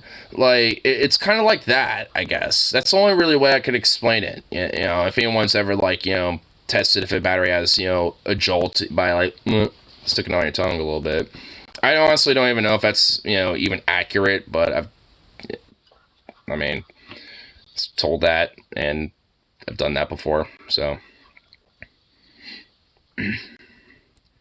So she coming to the horses either, like, what, I don't think horses, you know, work at Krispy Kreme donuts. Here.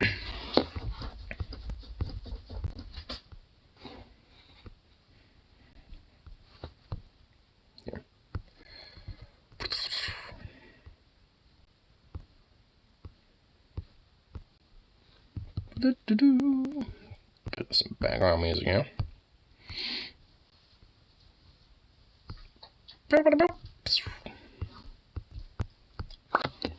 Make sure it's not too loud. Of course, the fucking grinder drops.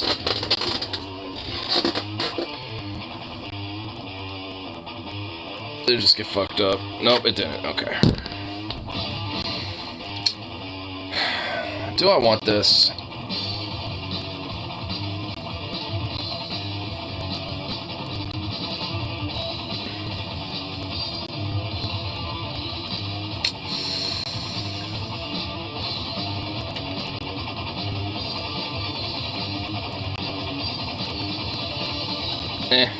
I'll debate it.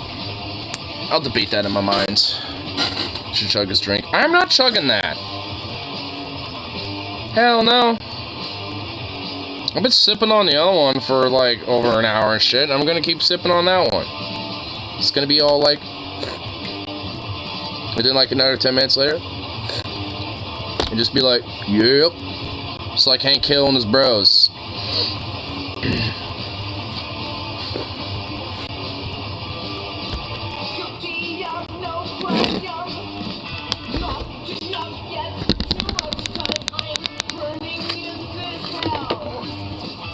Thanks for flying, it means to soul.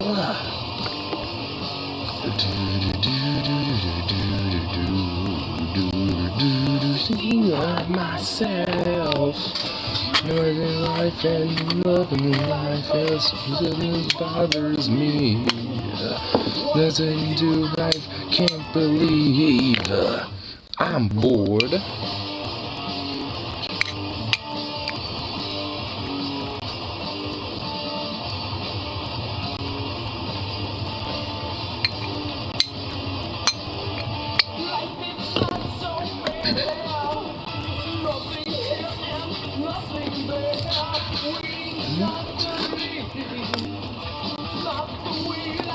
You know what, man? What? Ben, what? What are you going off about? Reverse originally? Oh my god. Can we not? Can we not delve into whatever that, like, whatever abhorrent sin is going on there, sir? Are we about to have to, you know, commit to God's work? Are we gonna have to, you know, do some God's work around here in the land? There's still some communism. Alright, you basically just like... You basically have just like, you know, single-handedly convinced me. So, fuck you.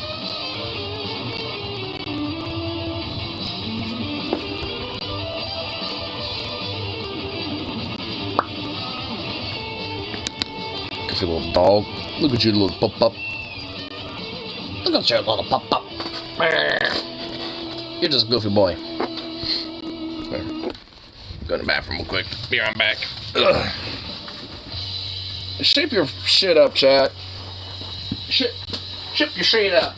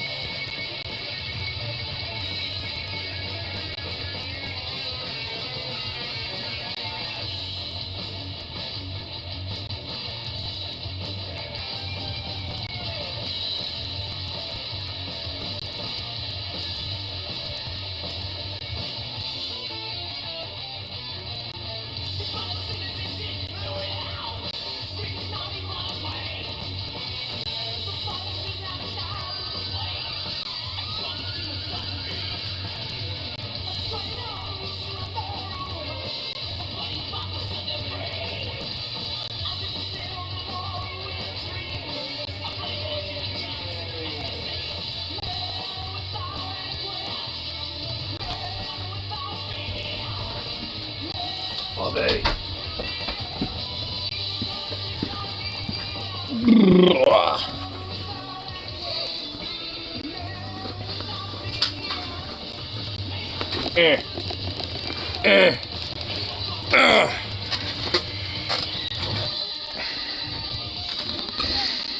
I'm definitely gonna make Ignore Watch Time Ranger a Pirate Ranger. I'm definitely more down for the Pirate Ranger stuff, because fuck it. Why not? Probably both to BH. Come here, boy! No! Get back over here. Come here.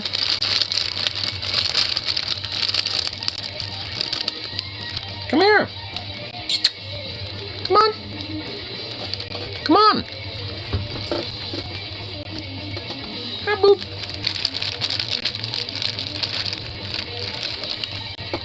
Hey. Oh. Paw. Paw. That boy. Oh. Oh. There you go. There you go.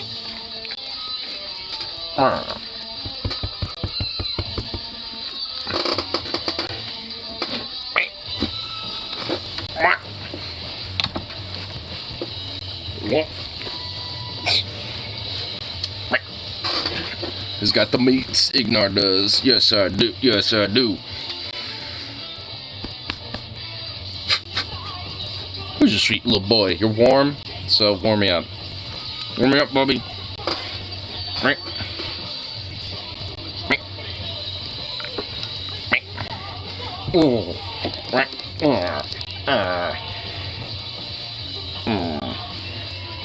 Who's a good boy?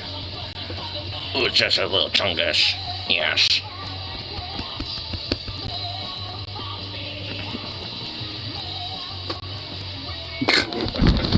Ah! Whoa! Did not mean for that to flop like that. Trying to make it so you can all fucking see Zooksby a little butt. Look at this. He's like wrapped around me. Like a little ring. Aww. Lazy boy. Just a lazy boy. What a goober. Oh, you're just so thick and furry. It's so soft. Just rules. Oh my goodness. Just a little goofy Bobby.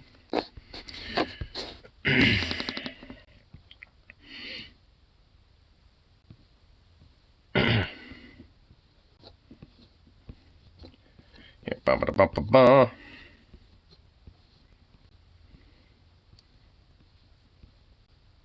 The horsey knows. I don't fucking know.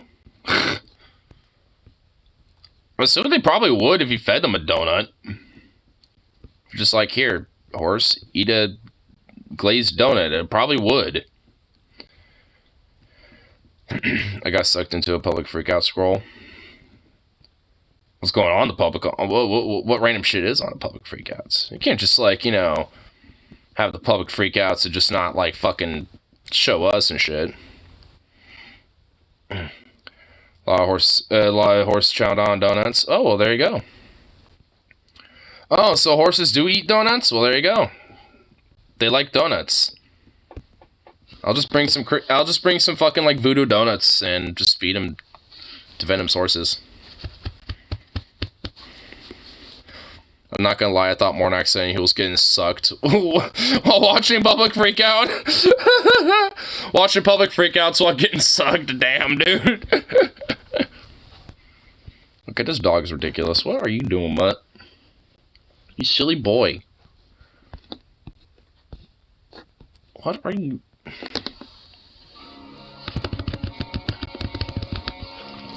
And there you are. Just scroll until the tab crashes. Come here. Whoa.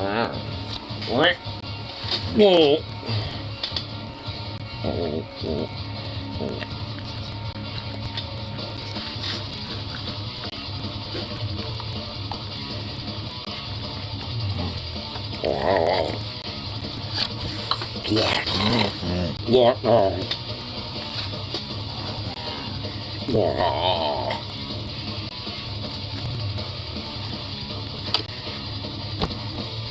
Yeah.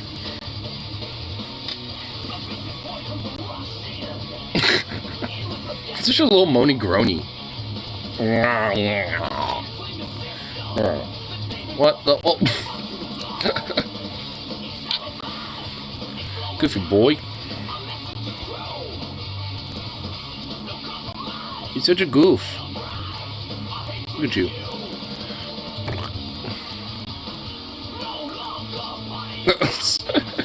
She looks so smushed.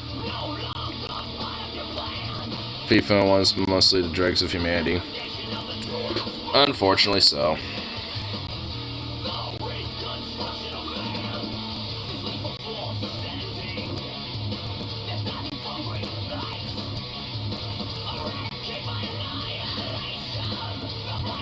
Oh, Josh, a straight boy. Who's just a boy, buddy?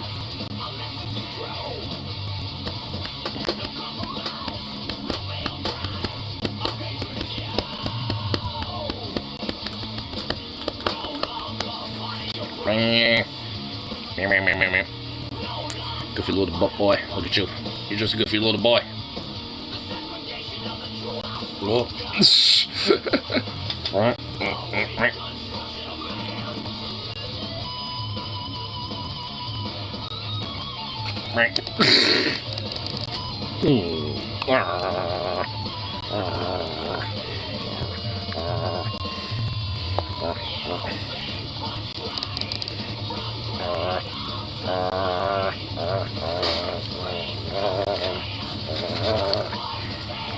This doesn't hurt me at all. Where's the aggression? Hey, whoa! Watch what you're doing, buddy. Where's your aggression? You have some aggression, it's about it.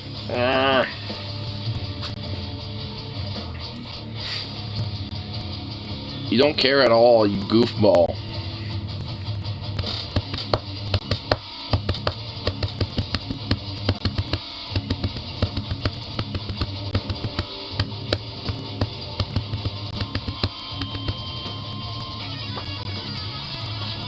Goofy little dog, look at you. What? What?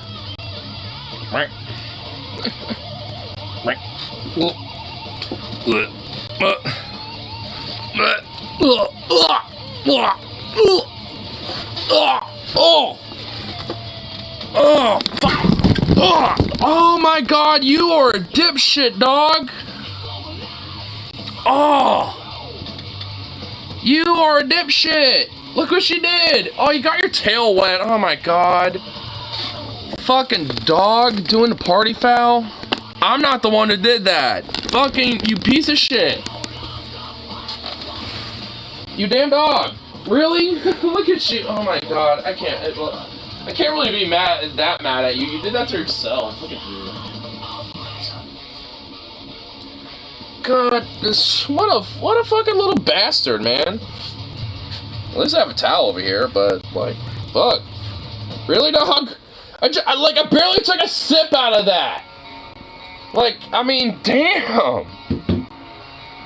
Ugh, man, what a fucking little degenerate.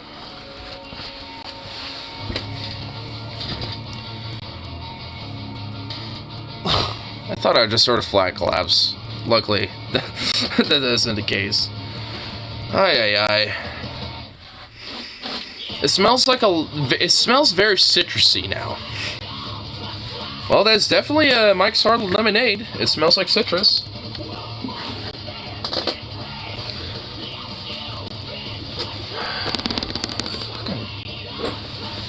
Fucking little bastard, man. I can barely touch this, and you're already fucking knocking it over.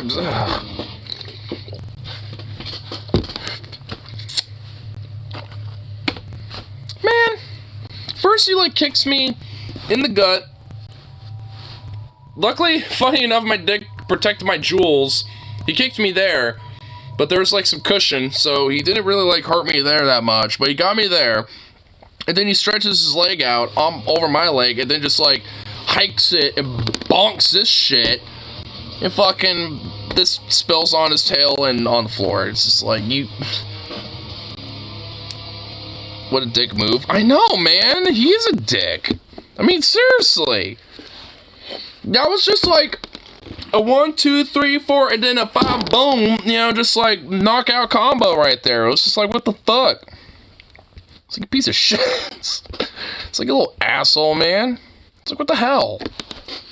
I give you loves and snuggles and you know, see, this is why he doesn't have aggression in his body, because he's Machiavellian, dude. Like, he's a fucking little scheming piece of shit.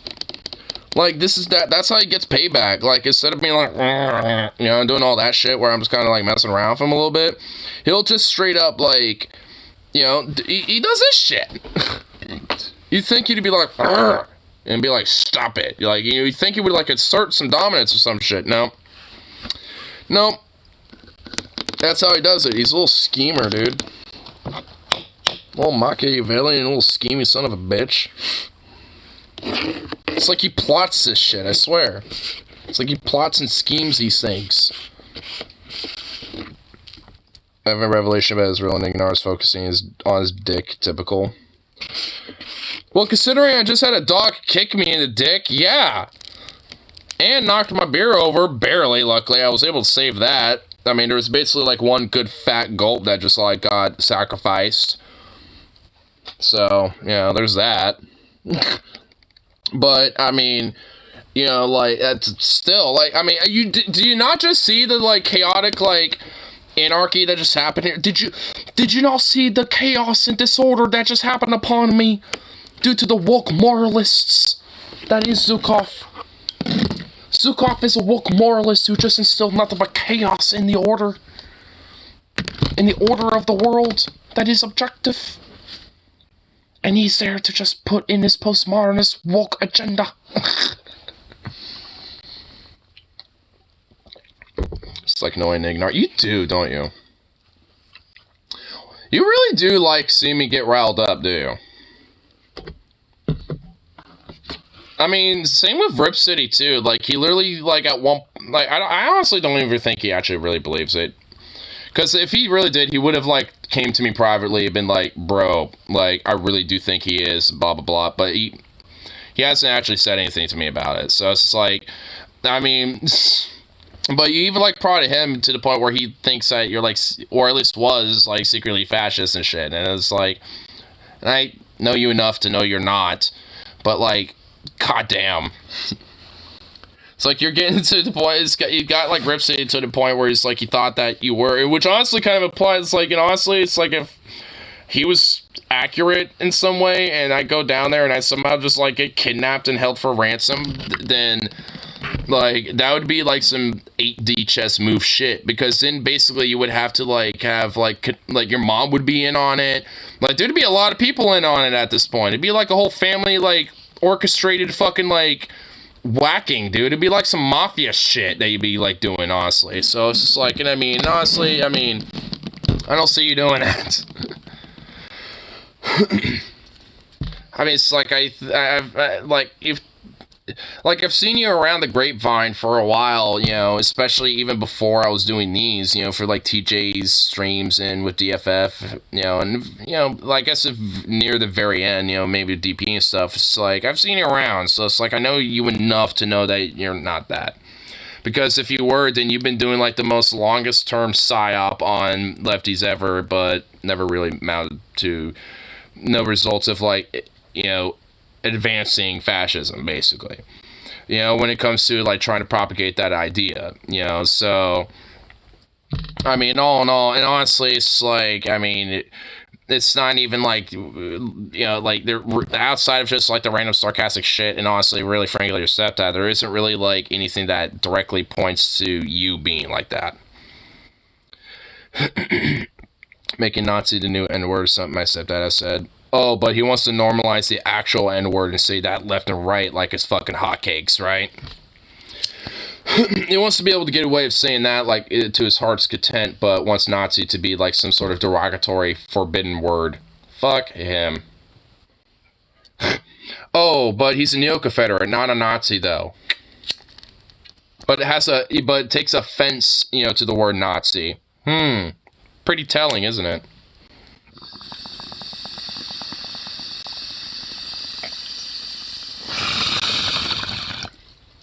Like, neo-Confederates are basically just neo-Nazis that don't want to admit they're actually Nazis. That's basically it. And use the excuse of, like, basically using the more open Nazis as just basically, like, a means to an end, or, quote, cannon fodder, or whatever the fuck else. Or it's, like, expeditable, or expendable, in comparison to, you know, like, actually being, like, close allies, even though they are.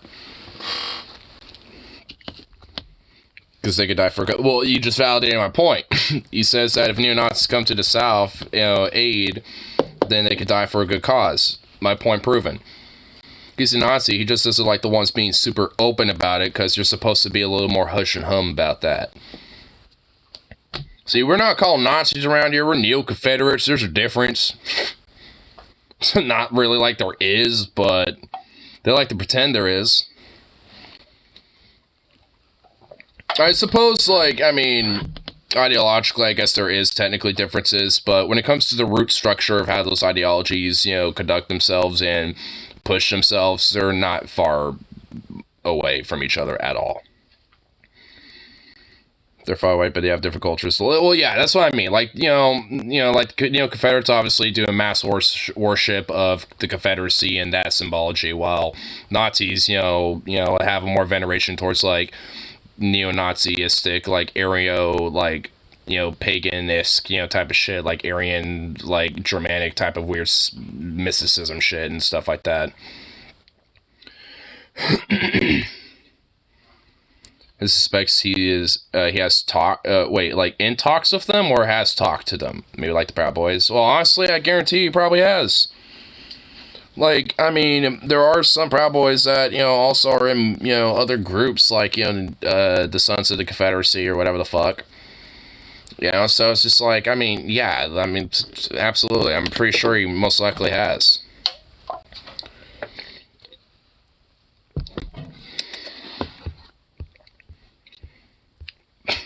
And unfortunately, I'm not really too much of a stranger to him either. Them and Patriot Prayer used to, you know, really, you know, make their strides around here and shit, but not so much anymore. We had one get arrested, an Arab that went to Jan 6. And I guarantee you there was plenty more, too. There's at least probably like a dozen or so more. You know, Germanic people, yeah.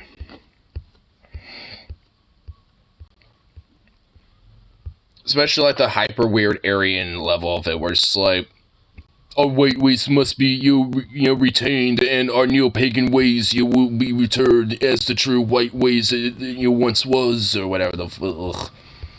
It's like, that's honestly even worse than just being like, yeah, I'm a neo-Germanic pagan because, like, the trees ooh-woo or some shit. You know, it's like, I mean, like, as far as I'm concerned, the weird, like, dorky-ass white supremacist shitbag is far more cringy than at least, like, the weird, like, progressive, like, hippy-dippy one. But either way, I mean, the digression aside, though, it's just cringy as fuck. Ugh. Bleh. Bleh.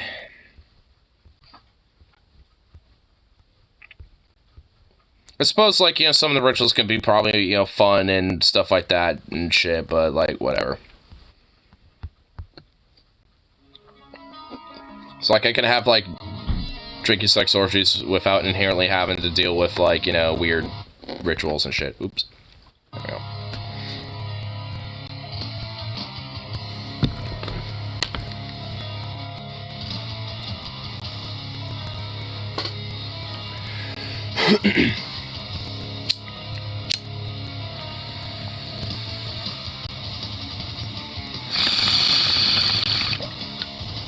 The original is basically not leave alone. I mean, I'm pretty much kind of the same way.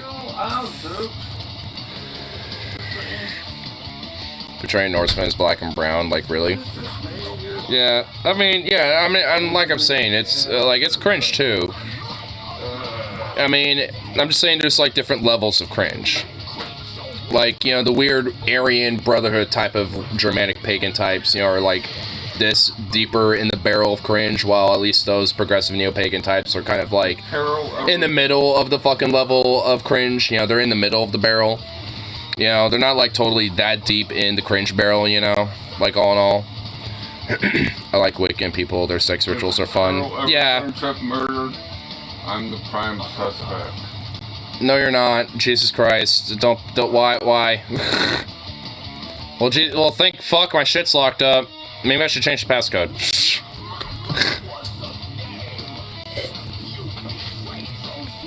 Yeah, he doesn't know it anyway.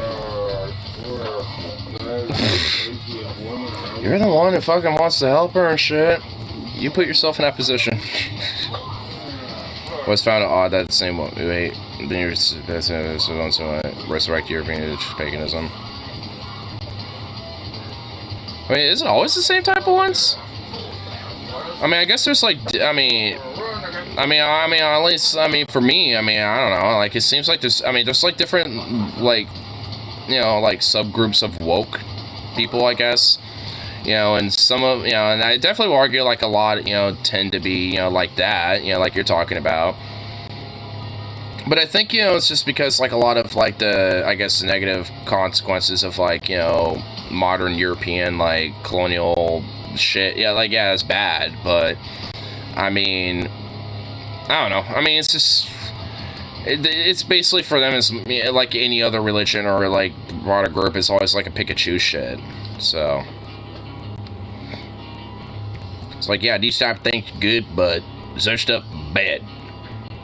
No in between.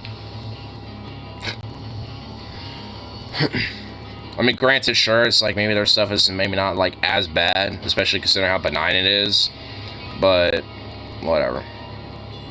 I mean, I don't know, I don't really care that much about it. I mean, it's like, at least when it comes to like a lot of like woke pagan types and shit, I mean, they tend to be far more benign in comparison to a lot of, you know, like, you know, other, you know, like the more far right leaning types and shit, because like there are, you know, a collaborative and overlap of a lot of, you know, extremist movements that, you know, have a lot of influence and predominance right now, like with this whole like anti-trans like rumor narrative shit, you know. So I mean, I don't know, like, I mean, I guess I just kind of look at it with like, how benign is it?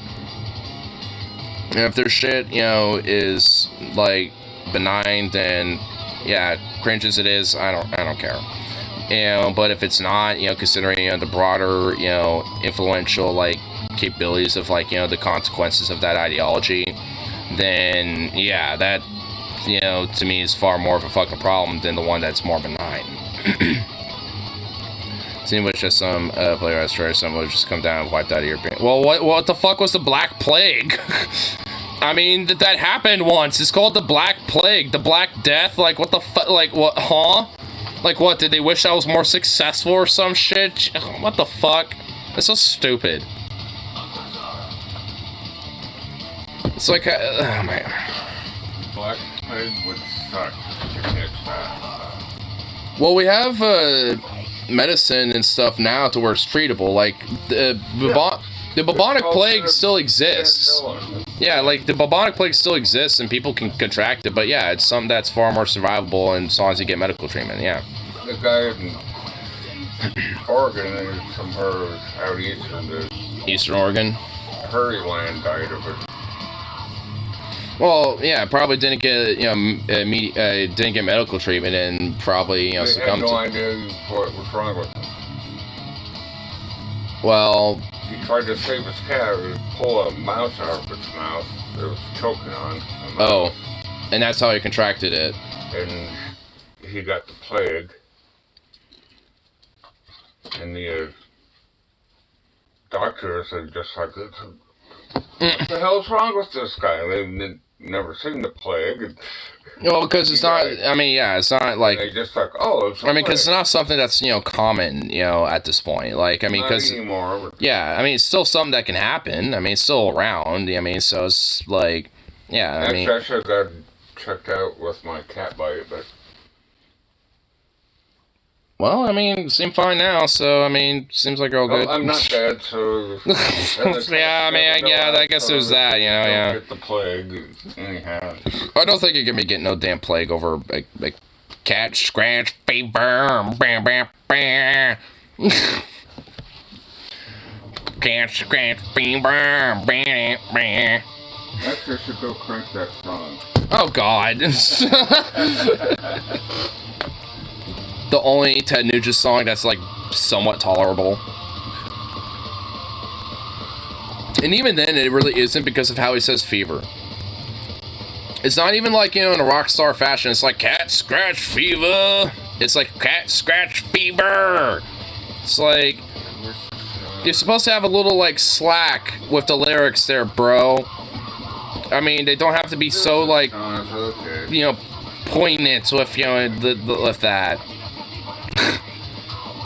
It's like, instead of fever, you could be like, fever, you know, or whatever, but no. Fucking weird-ass Ted Nugent. Racist, weird chuckle fuck motherfucker. Also, she's happy that I would like her, if only she knew what I actually, because when she's surrounded by knuckle-dragging idiots. Man, I mean, wait till she, I mean, I'm not gonna be totally, you know, like hidden about my broader leftist views of her, because, I mean, she kind of knows a little bit, like, when it comes to my broader, like, you know, labor views and shit like that. You know, so, I mean, like, I won't be, like, totally too, you know, like, I don't know, what's the word for it? You know, like, too, just, like, reserved about it. I mean, like, I'll, you know, not be, like, hardcore radical about it, but, you know, let's say the general, you know, ideas about what, you know, my philosophy is, I guess. Zukov, hey, come here. I mean, it's mostly shredded stuff. I mean, I was gonna put this in your food bowl. Here you go. Well, that's it for right now. Left wing compared to those around her. Well, yeah. Centrist, like, liberal, but, I mean, so kind of like center left, I guess, but, I mean, because considering Alabama, she's left. She's a left-winger in Alabama. In Oregon, she'd be a straight-up, like, centrist, like, just right in the middle. Maybe on some things, maybe on the center-right, on some other issues, center-left, but, like, she'd be smack right dab in the middle. But in Alabama, she's basically a woke communist. Because she has a voice in the first place, so she's a woke communist liberal. Far left woke communist liberal trying to indoctrinate our law and order, being the lawyer that she is, this son of a bitch. Fucking hog ass motherfuckers, dude.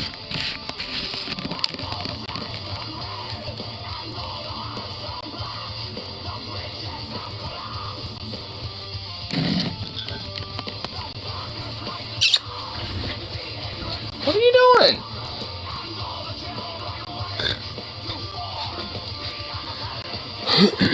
Good dog.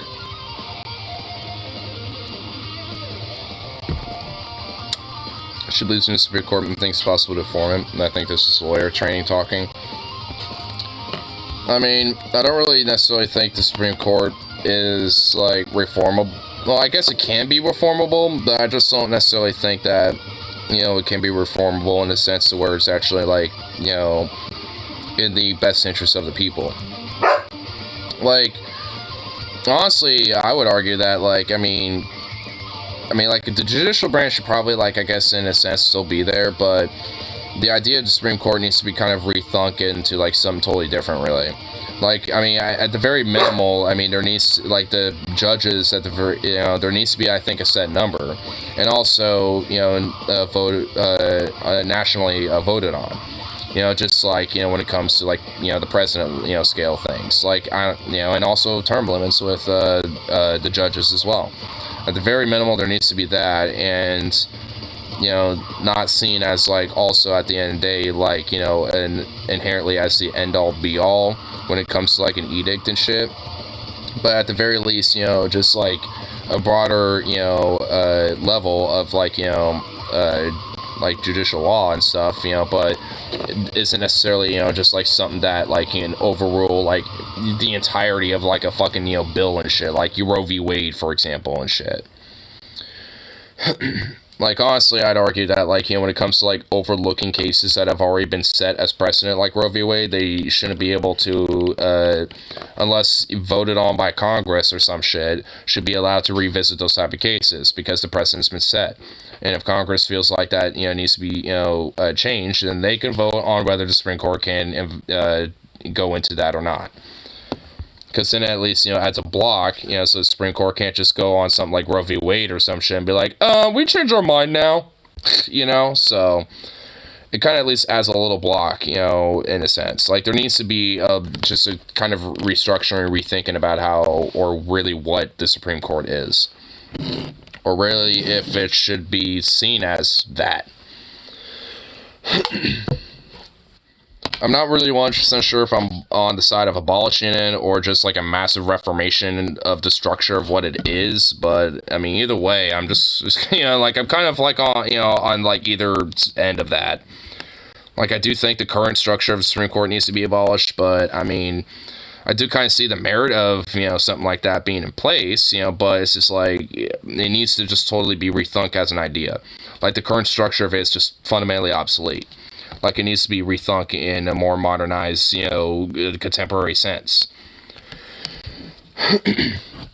Because, you know, I mean, this current structure of the Supreme Court is basically, has been the same since the fucking foundation of the goddamn country. Like, I mean, there has to be a point where it gets, you know, changed and adapted and evolved at some point.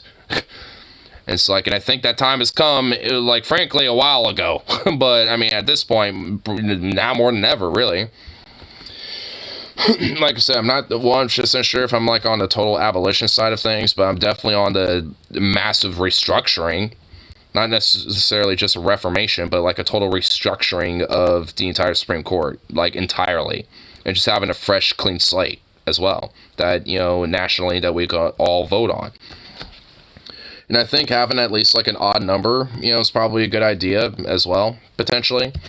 But, you know, like, you know, so it can prevent, you know, ties and stuff like that. Like, if there's like kind of, but at the same time, I mean, you know, I can understand maybe having like a jury, you know, when it comes to Supreme Court cases, you know, if there is a tie, they can settle, you know, the broader, like, you know, like, actually, that's probably even a better idea.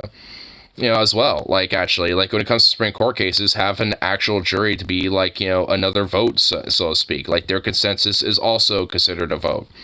And that jury is, just like any other jury process, is, you know, just the same thing. Like, there's no, like, extra level of, like, ooh, fanciness with that jury. It's just the same as any other jury.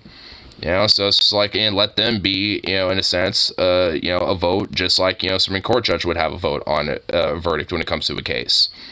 You know, so, like, having an even number, but if there's a tie, then the jury can be that tiebreaker. There you go. Like, honestly, that's even a, you know, good idea in my mind, too.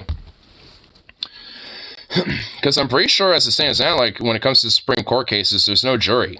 Like, so, I mean, all in all, you know, I would think that that would probably be a good idea, you know, especially because then it adds kind of like a, you know, third opinions, you know, in a sense, that at least, you know, would have to come to a consensus at some point, but at least does kind of add a third outside opinion, you know, when it comes to cases. We are woefully uncertified for this topic. I mean, I'm not saying that I'm, like, somehow certified or an expert on this shit. I'm just spitballing ideas. You know, that's all I'm doing. You know, because honestly, at least in my mind, I would think that, you know, like, these ideas, you know, seem meritable and can seem like something that could easily be, you know, restructured into a new Supreme Court. Like with your mom and stuff, because, well, yeah, I mean, she has lawyers, and, I mean, she would probably have a better understanding about if these things are meritable or can at least be feasible. And honestly, I think they are. I don't know if she would agree, but I think she probably would. It's just more about, like, how successful or, like, feasible is that really going to be able to be done, and frankly, I don't really care if it's, like, going to be able to be done today or tomorrow, whenever the fuck. I mean, the point is, this should probably still be advocated for, though, right? You know, so, I mean, I don't know. like, yeah, I'm not like an expert on on this type of shit, but nonetheless, I get enough of an idea that our current Supreme Court system's fucked. I get that much, and and with that, there's obviously an understanding that it probably needs to be done a certain way, or at least done differently, and at that point, I just spitball ideas out there. Are they the greatest? Probably not. No, I'm sure my ideas got plenty of flaws in them, but nonetheless, probably way fucking better than the current Supreme Court, though, I'll admit. Like term limits, like maybe having a jury of, your peers, just like any other type of, court case process, is probably a good idea as well. When it comes to Supreme Court cases, like having them nationally voted on. Term, I think I might just say term limits, but like these things, those are definitely, better elements, to a Supreme Court structure than how it is currently right now. And I think having a clean slate, as well would also, be a good thing too. I guess with, I forgot her name, but I know there was just another one that was just recently added. I guess she can, be grandfathered in, but the rest of them, clean slated. I mean, even Kavanaugh too. You've been there enough. Well, I don't know. I guess he could be grandfathered in until, like, the next, cycle, hypothetically, if it was able to be done, like, today or some shit. But either way, like, I mean, it's like the current structure of how the Supreme Court is just atrocious and obsolete as shit. That much I think, a lot of people understand. It's just, how should it be restructured? And obviously, especially for me, I'm not gonna 100% know that type of stuff, but, I at least have a kind of a general idea about maybe these would be better tacks about how to go about it, even if I don't know all the, like, specific lingo and jingo bullshit when it comes to the whole, like, specifics and the details about it. Because, like I said, I'd imagine these type of things can be feasible, because a lot of the stuff I'm talking about is either, part of, the current judicial processes or part of the current electoral processes. So, a total restructuring of the Supreme Court can easily interweave these things together, because it already, to a slight extent, is. So, I mean, at this rate, might as well at least, have it based on that type of stuff. And also, at least when it comes to national electoral process, not have it based on the party system at all. It's literally just based on who's running for the seat. That's it. A strictly nonpartisan electoral process, and that's, and it's actually, and strictly based on credentials and judicial law experience and stuff, like, and all that type of shit. For a shock from a boomer, she shocked me the other day by knowing what Titoism's market socialism is, and then revealed she has an undergraduate in political science. I mean, I'm honestly not too surprised about that. I mean, if she's a lawyer and at least, understands law and stuff, she would obviously have at least some idea about, like, political science to a slight extent. Oh, man, undergraduate in political science, that's pretty cool. This Johnson, because it makes him feel avant-garde and sophisticated. Oh, Zizek? I like Zizek. I mean, it's been a while since I've, seen anything from him. But, like, I mean, he's definitely a fun, interesting character to, like, watch, like, he's quirky dude. But that's kind of why I like him, though. Wait, see, so he used a lot of big words, a lot of when you decide fancy words, so he's not saying, or, substance. I don't know. I mean, like, I have one of his books. It's been a while since I've read for it, but I mean, it was basically kind of like, about, like, how, what was the name of it? I think it was called, I could actually go fucking get it really quick, but do I really want to get up and go run all the way to my room to go grab it? And then just leave it over here because I don't want to go run all the way back to put it back. Probably not. But I know I think it was specifically called well, not specifically. I think it was like something something it was like something something in late stage capitalism, and it was like Shop Strategic. And I forgot the full title of it, but it was something like that. And but generally, like the broader like synopsis of the book is basically just kind of like describing this, like at least how at least generally how like leftists, especially on the more like radical revolutionary side, could potentially at least use the modern sense of like the current late stage capitalistic structure as it is now, to potentially at least kind of push those type of ideas forward and stuff. I mean, as a general broad synopsis, it goes into more stuff like that. But again, it's been a minute since I've read that book and pulled it out. But it's like I got it like years ago and read it then, and then just haven't picked it up after I read through it. Funny enough, I found it out of Barnes and Noble too, out of all places.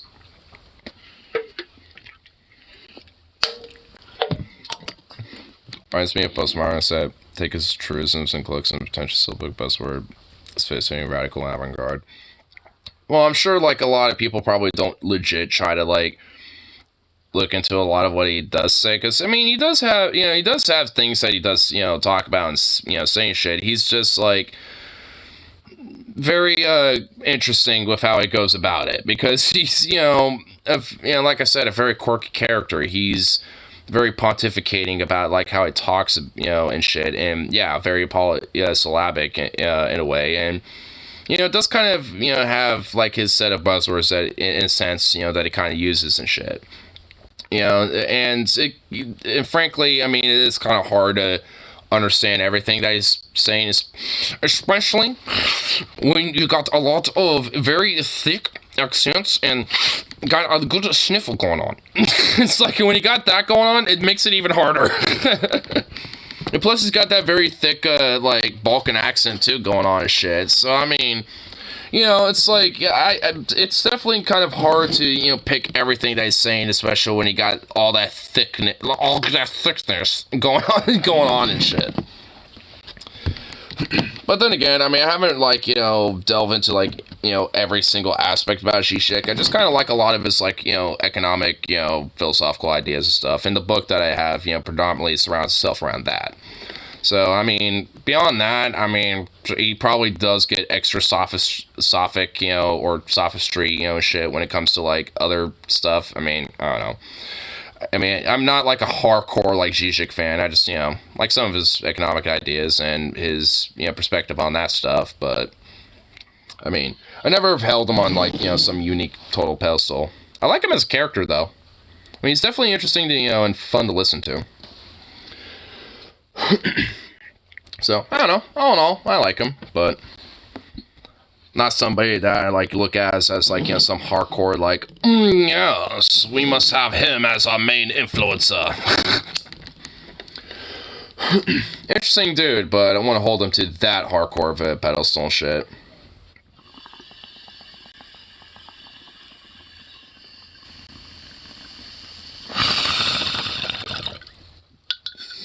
I love his talk with Jordan Peterson though, because a little bit he kind of bitch slapped Jordan Peterson just a little bit.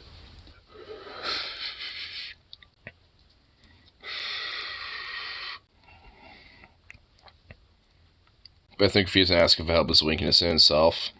I mean, in a way. I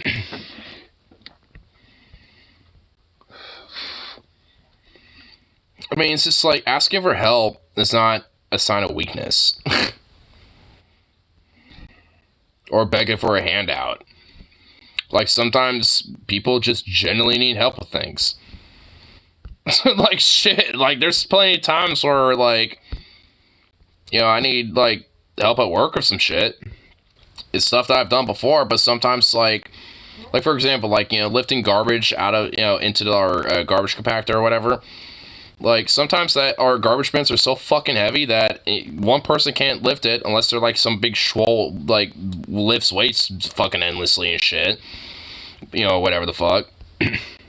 So, sometimes I'll get, like, somebody else to help me out and be a second hand to, just, like, double team it, just, like, whoop, boom, dump that fucker in there and dump it back out. Or, and set it back down and shit. Because, sometimes you just need the helping hand. I mean, it's like, goddamn. Or sometimes, at least when it comes to like production and shit, for example, at least for another work-based type of example, like you'll have like, 3 different things that you need to do for production. Like, you got to fry some chicken, you got to like, put baked chicken in the oven, you also got to like make snapbacks, whatever the fuck.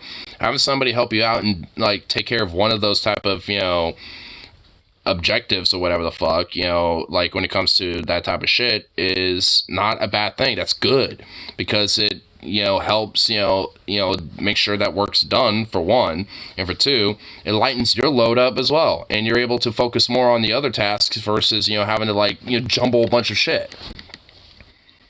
Such a fucking ass. I mean, he really sounds like a piece of shit to work with. I'd hate to have him as a fucking boss or a coworker. Oh my god. Ugh. Terrible because I don't focus. Oh my god. Man, you'd hate to fucking work with everybody, at my workplace, because outside of me and a few other people, and, like, or me and then, like, 2 or 3 other people, so at max, like, 4 people, like, dude, people get distracted at my workplace so easily, and even them, the 4 people, like, me included, we get distracted at work. Like, I'll do a task, and one of my coworkers will be like, hey, the tag for this is this, right? And I'll, and they have the tag up, to, punch it, like the printout or whatever, or something like that. It takes me away from one task. I'm dealing with that, and then, making sure that that's all, taken care of, and maybe I look back and I see now there's, a line of customers starting to build up, so I help that, help the customers. And by that point, I'm thinking, oh shit, this hot case is, the windows here are a little dirty, so let me wipe these down, so once we close up, I don't have to wipe them down later. And then I do that, and then, that initial task I, was doing in the first place, now I'm sidetracked, I kind of forgot about that. Obviously, once I, look and realize, oh shit, yeah, that, I'll get back to it. But, I mean, shit. Like, I mean, when it comes to even my own workplace, like, it's kind of hard to focus. Even if you are somebody that is, like, a hyper-focused, like, one-track mind type of person. And I've been able to kind of, like, I guess, like, train myself in a way, to be able to kind of be one-track minded in a sense, especially, when it comes to things at work, when dealing with certain shit. But even then, it's like, I mean, I'll get sidetracked with all sorts of different shit, because, like, some workplaces are just like that, and that's why having the helping hand is a good thing. It's not a bad thing, to just, like, take care of it, like, to try to, like, take care of it all yourself. That's not a good thing, especially for a workplace like mine. Like, you need the extra hand and shit, because basically, lumping everything onto yourself and shit, it's grueling. And it fucking breaks your back and shit, instead of, everybody, being able to partake in making the strain, on your back, basically, far less, because, everyone else is, pitching in theirs. Figuratively. I guess partially, to an extent, literally, too. For at least a lot of different elements about my workplace. I get absorbed in whatever I'm doing, don't focus on what I should be doing next. What if what you're doing is work? What if you're like, hey, you need to, like, try to dig out this, like, stump, and you're just, like, hyper-focused on that, and he also wanted you to, like, do 2 other things? It's like, what the fuck does he want? Like, do you be Superman and clone yourself and, like, have, like, 5 of you, running around doing everything? It's what I mean, though. It's why it's like, I mean, having an extra helping hand is not a bad fucking thing. Mr. Meat, no self-respecting white man will touch her after being with that. And yet he wants to try to hook up with a black woman who's dating somebody or married. What a repulsive, disgusting fucking shitbag, dude.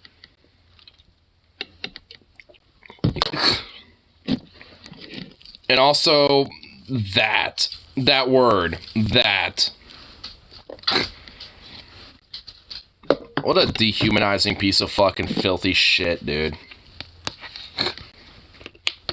And also, like, I mean, and just being absorbed, like, honestly, at work, I'll get distracted, finding a song and stuff, every now and then and shit while I'm at work, in between tasks. And I'll sit there for, like, a minute or 2, or sometimes I'll even be, like, talking to you, or, like, hit my friends on Telegram or some shit, or maybe looking on Reddit or something. But, like, just because you're absorbed or distracted for like a minute or 2 or 3 doesn't mean that, like, oh, you're just, lazy or not doing anything. It's like, you know, I'll bust my ass when it comes to work, you know, when it comes to my job and shit. But yeah, I take breaks. I, you know, will distract myself for a minute or two and look on my phone for a second. It's not because, like, oh, you know, I'm being lazy. It's just because, damn, I'm taking a quick moment, you know, to have a little breather. That's it. And there's nothing wrong with that type of shit. Like, this idea that you need to just, like, be constantly on your fucking ass, busting your fucking hump 24/7 is bullshit. Just fuck that. That's just a toxic, you know, fucking early, you know, grave, you know, idea and shit. It's like, that's literally how you fucking dig yourself an early grave. And like I said, you know, I'm someone that busts my ass when it comes to work and shit. I make sure, you know, I do my, you know, like, job and shit, and make sure it's done right. But I don't fucking, like, kill myself over it. Like, when it came to the night before, you know, when, you know, my other closer basically left right at the dot of 9, I skipped a couple things from closing, because, like, I ain't gonna fucking break my back over that type of shit. And plus, you know, I didn't take a lunch that night, and I know that anything over 6 hours, you know, is, you know, is something that I would have to take a lunch in. And, you know, and I don't want to get penalized, you know, for some stupid bullshit, because, you know, corporate gets, you know, like, dock, you know, for that type of shit, and then blames me for it. So, you know, as soon as I realize, oh shit, I'm just, like, barely over 6 hours, I'm punching right the fuck out, and, you know, skipped, you know, some of the mopping and some other shit like that.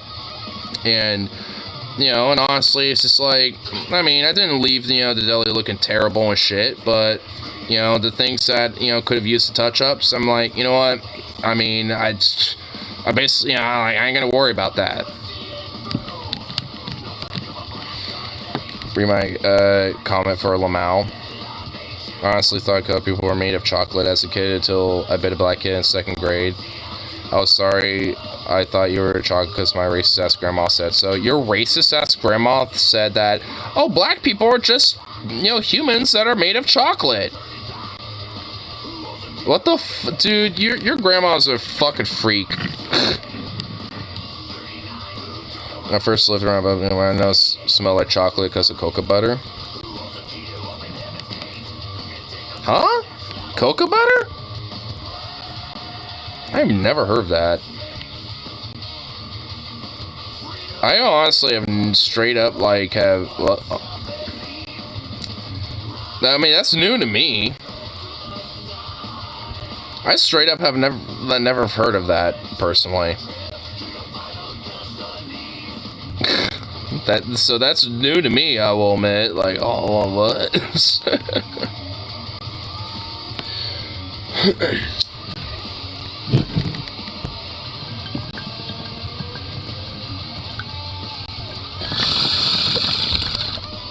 Are you sure that wasn't like a perfume or something?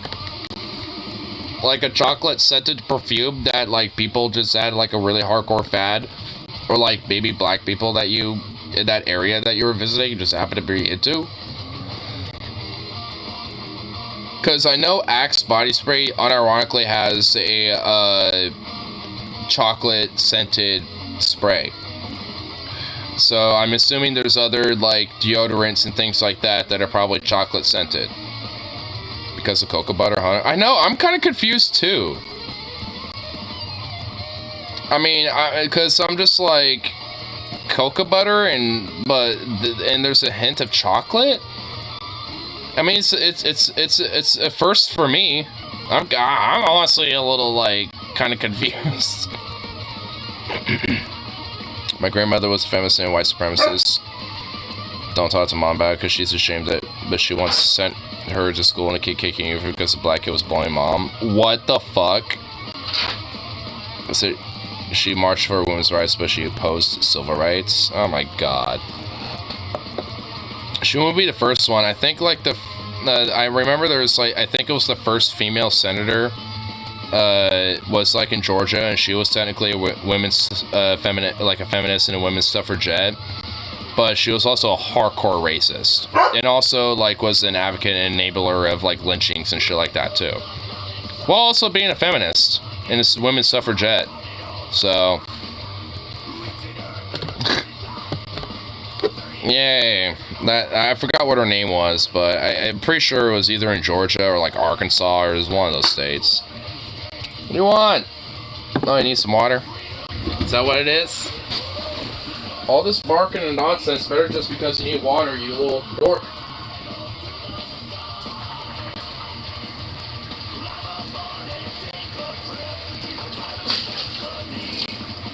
I'm gonna wait until this water gets hot.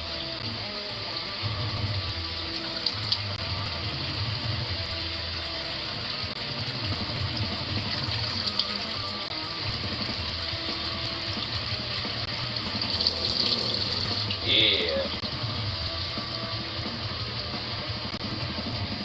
There you go. Warm water for you, buddy.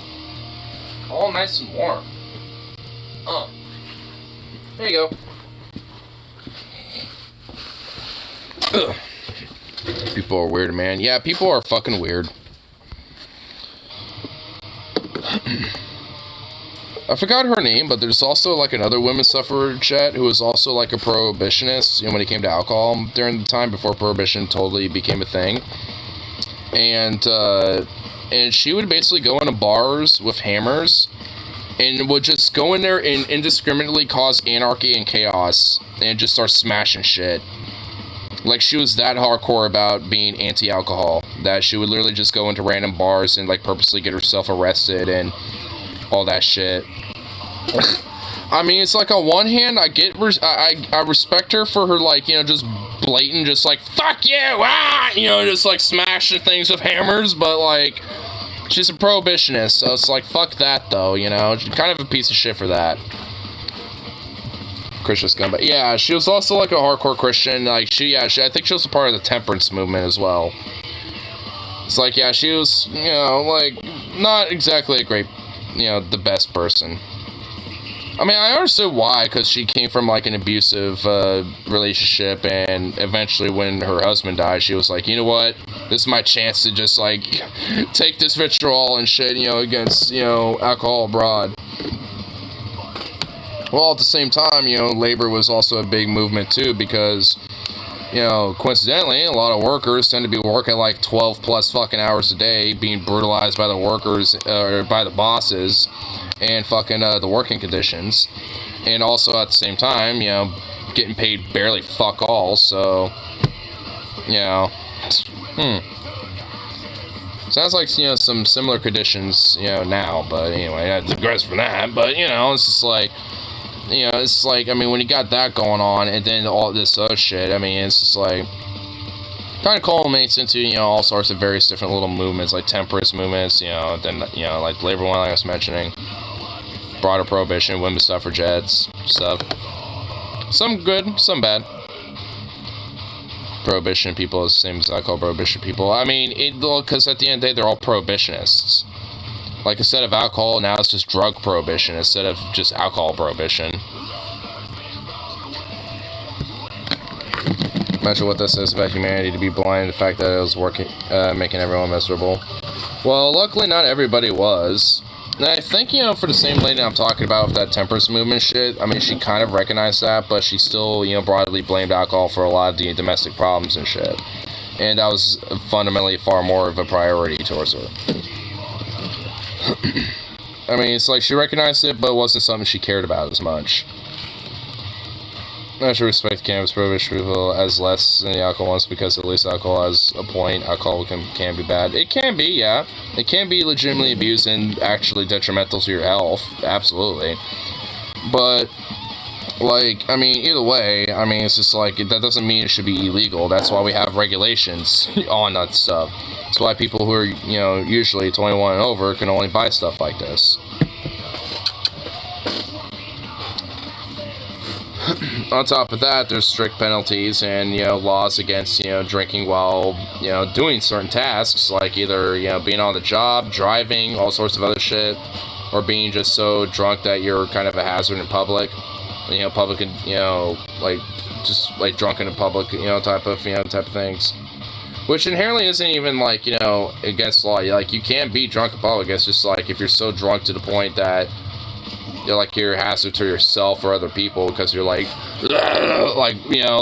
stumbling around off the side of the road and shit. It's like that's where it's a liability and a problem. And plenty of times that's also happened, as much as DUIs can be.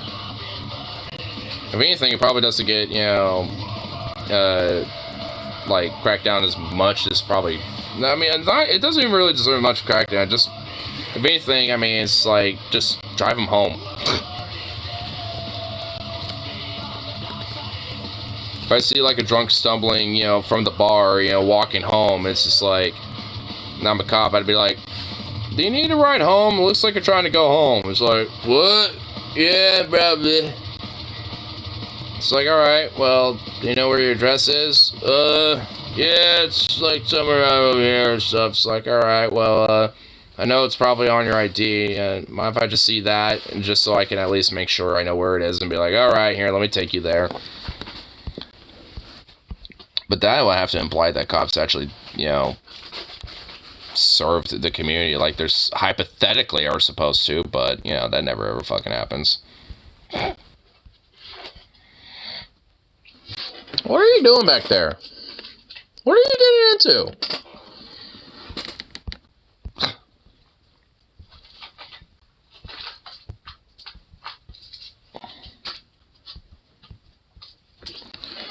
What are you doing? What are you doing? Cops have no obligation to help you. And that's the problem. Like, if they're supposed to quote-unquote protect the served community like we were growing up to be raised, to think, then they do have an obligation to help us. But, of course, they don't. In fact, there's like a whole Supreme Court ruling, I think it was back in 2008, I forgot the exact name of it. But it basically grants, cops the ability to where they literally don't have to read your Miranda's rights or anything. It's why, honestly, if you see a lot of cops, like when it comes to arrests and a lot of police brutality cases and shit, even if they are like, alright, you're on arrest, there's a reason why they never ever say anything about the Miranda rights anymore, ever.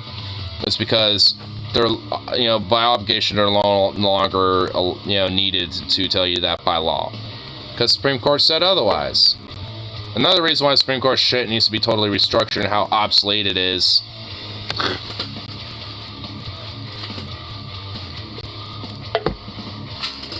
That's a good fucking banger.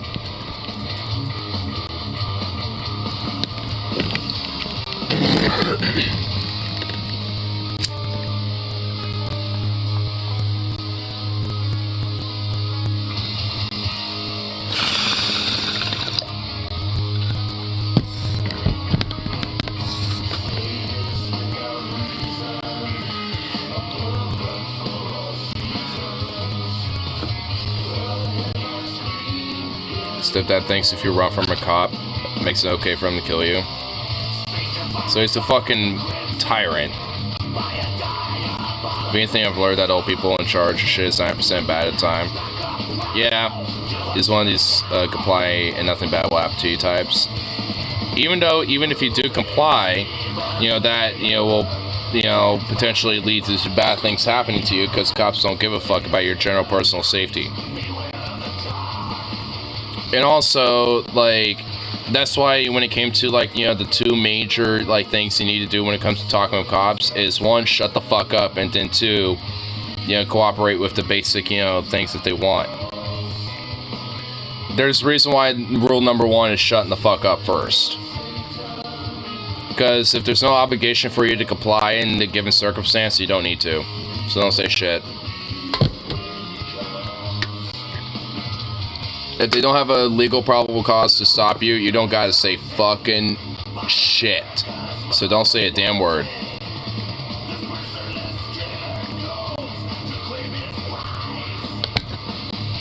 Your dad isn't gonna know who he is in 5 years.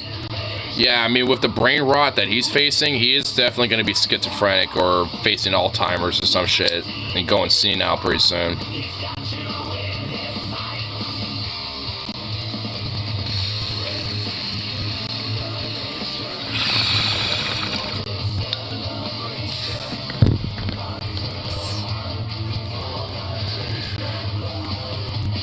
That white bitch got a fucking pacemaker, dude. It's like, I mean, that guy isn't in as great shape as you fucking think. Yeah, like just because, and also that, just because physically he might be in somewhat okay shape, doesn't mean mentally he's degenerating. Like, there's plenty of people that, you know, mentally can be degenerating significantly, but still be in good shape.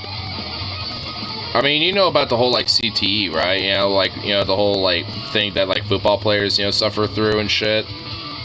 Or, like, wrestlers, you know, can get, like, when it comes to, like, brain degeneration because they hit their head one too many times. It's like, physically, they're all in fairly good shape, you know, but, I mean, you know, mentally-wise, not totally. Like Herschel Walker. Sure, physically he's probably in good shape. Mentally he's a fucking, like, equivalent of a walnut.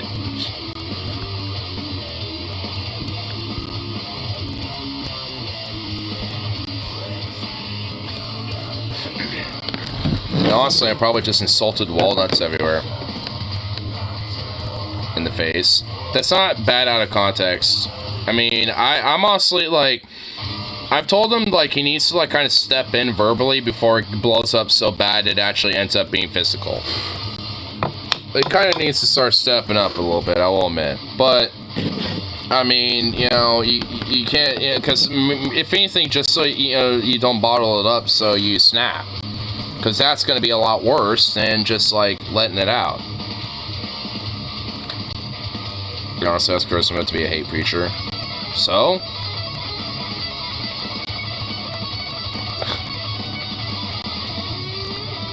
If I told someone to punch their 2-year-old man, I don't see that going well.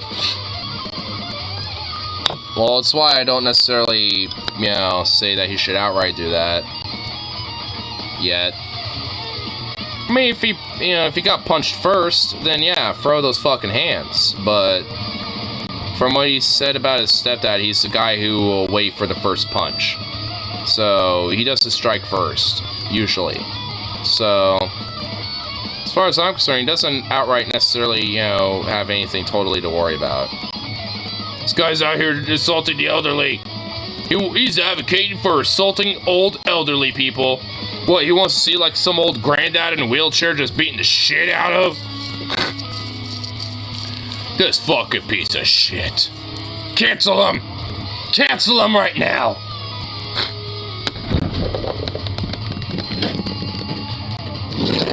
It knocked me clean out. That was a decade ago, dude.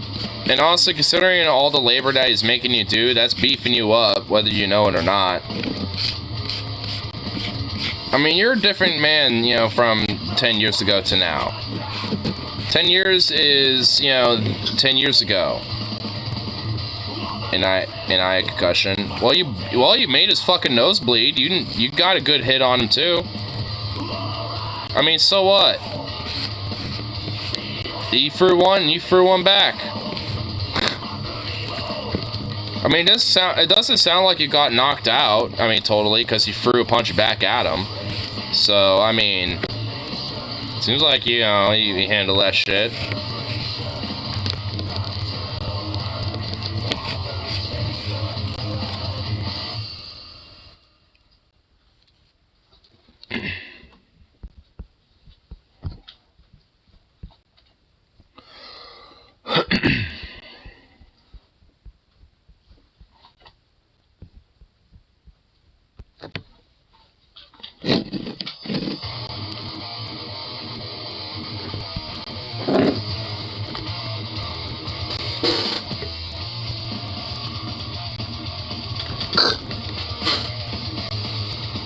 I threw one first, not my finest moments, but I was heavy in it. You're not my dad, you can't replace him phase.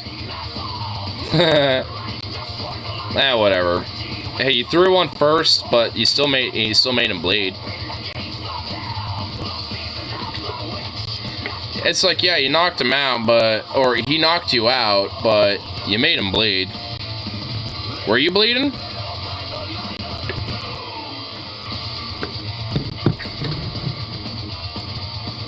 Oh, he was talking shit about... Well, see, I mean, You know what? The fact that you were able to at least get one good fucking whop and you was bleeding from that, that's a win in itself. I mean, there's the whole, like, you know, phrase of, like, you gotta take the wins when you can. You know, you gotta take your W's, you know, when you see them. And honestly, I mean, with that context in mind, considering that he made his ass bleed and shit, I don't really remember if I was bleeding.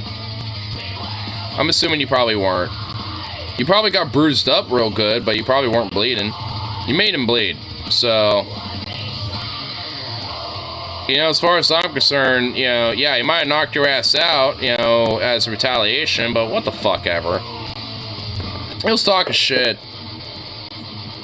He definitely, you know, deserved that. Dude, win and fight Steven Crowder or Ben Shapiro. Steven Crowder, hands down.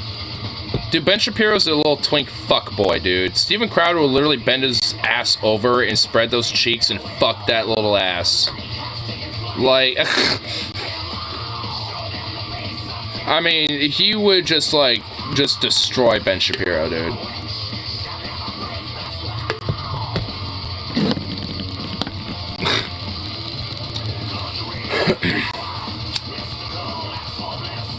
That's oddly specific. That... No, it wasn't. No, it wasn't. Shut up.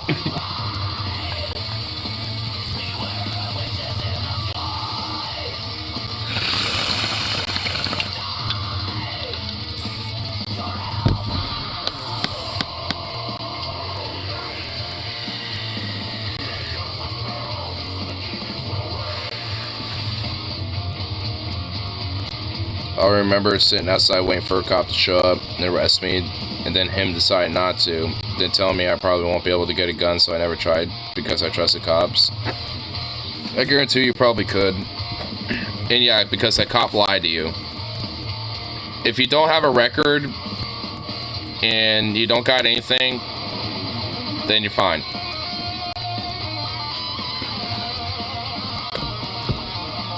But cops also like to, you know, like I say, lie and also fuck with people too.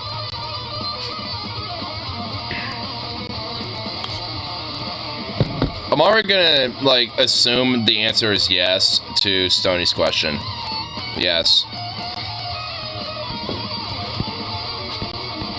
I'll actually be kind of shocked if he doesn't think that.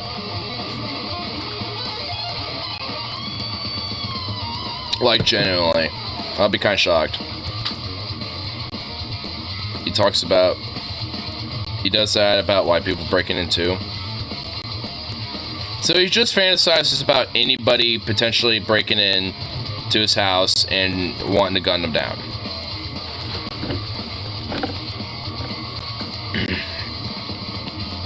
So I guess all in all, I mean, he doesn't have a racial bias towards that, but I mean, I'm sure he has a stronger conviction about who he shoot first. You know what I'm saying?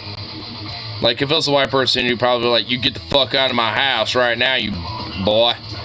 But if it was a black guy, he probably wouldn't even say shit. He'd probably just shoot him. You know what I mean?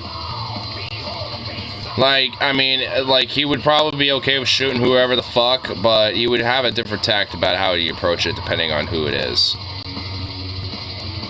Just an assumption.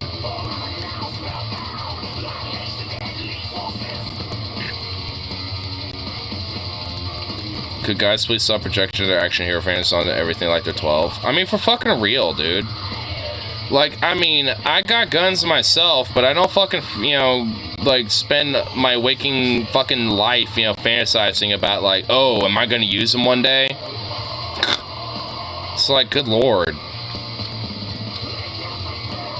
I mean, it's like, for fucking Christ's sake, dude.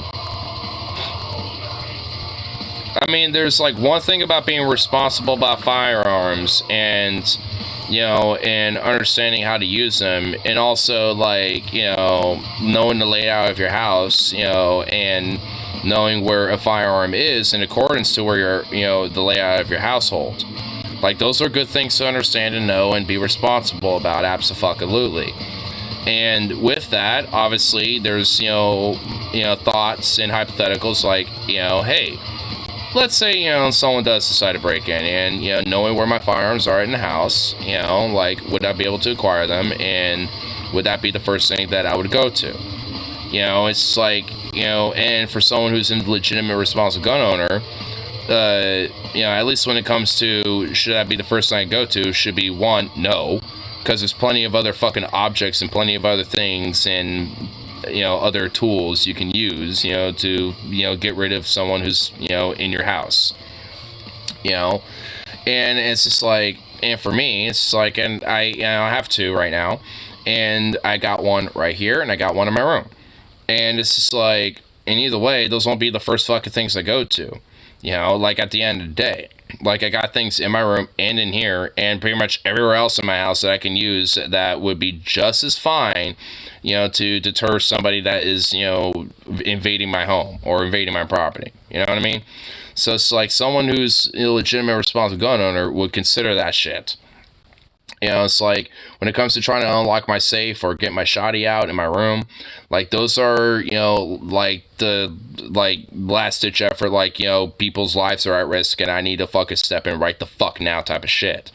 And the likelihood of that happening is like fucking almost 0 to none. Like, could it? Maybe, sure, I guess. But the likelihood is like fucking, like I said, almost like likely never. And even if someone did, you know, like, break into the house and shit, again, there's plenty of other tools and plenty of other things to use. Like, for fuck's sake, if, you know, push came to shove, I'd fucking throw my bong at somebody, for fuck's sake. I'd, like, you know, flip this around and use this as, like, you know, some bludge over someone's head. I could buy another bong, whatever. I use that first, you know, if anything else, you know what I mean? Like, there's plenty of other things that I can use, you know, to deter somebody and injure them and hurt them if I really wanted to. You know what I mean? And that's somebody who's a gun owner who owns multiple firearms. You know, so it's just like, you don't have to use that shit as like the first fucking thing. And that's like the difference in my mind for someone who recognizes like, could I? Sure, you know, that can happen. But, you know, it's like, is it likely? Probably not. And even so, if that does happen, there's plenty of other tools and, you know, there's plenty of other things, you know, available than that. And I don't have to go to that type of shit. And plus, also, like, I mean, there's, you know, specific, like, you know, city / like state laws. There's different laws that might, you know, prohibit the, you know, discharge of a firearm in certain areas. Like, for example, it's illegal to discharge a firearm within town or city limits in my county, which I am within.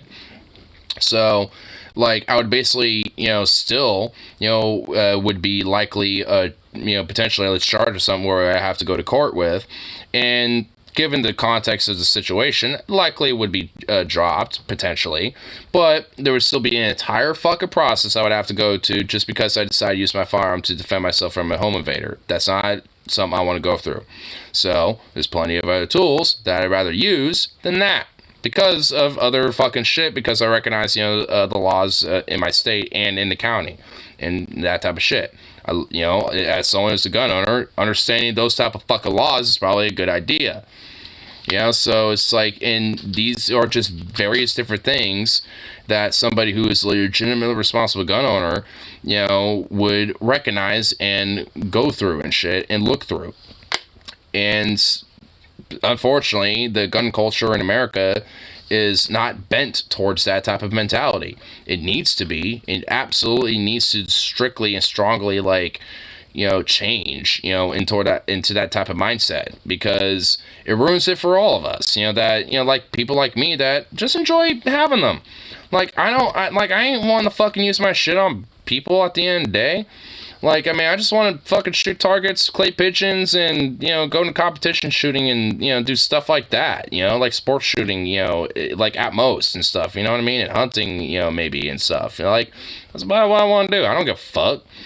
Like, I mean, if push came to shove, sure, but that's not going to be, like, you know, something I'm going to go to first anyway.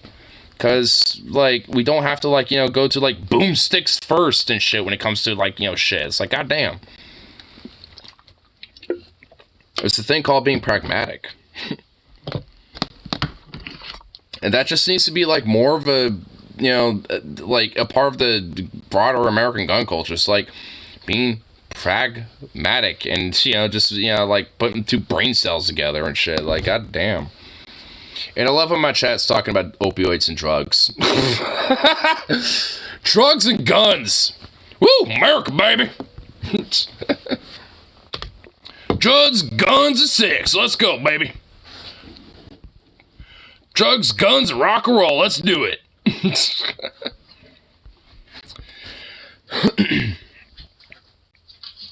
Venom did a poop fetish. Oh, God. What? He's talking about, like, beer and bourbon. Like, what?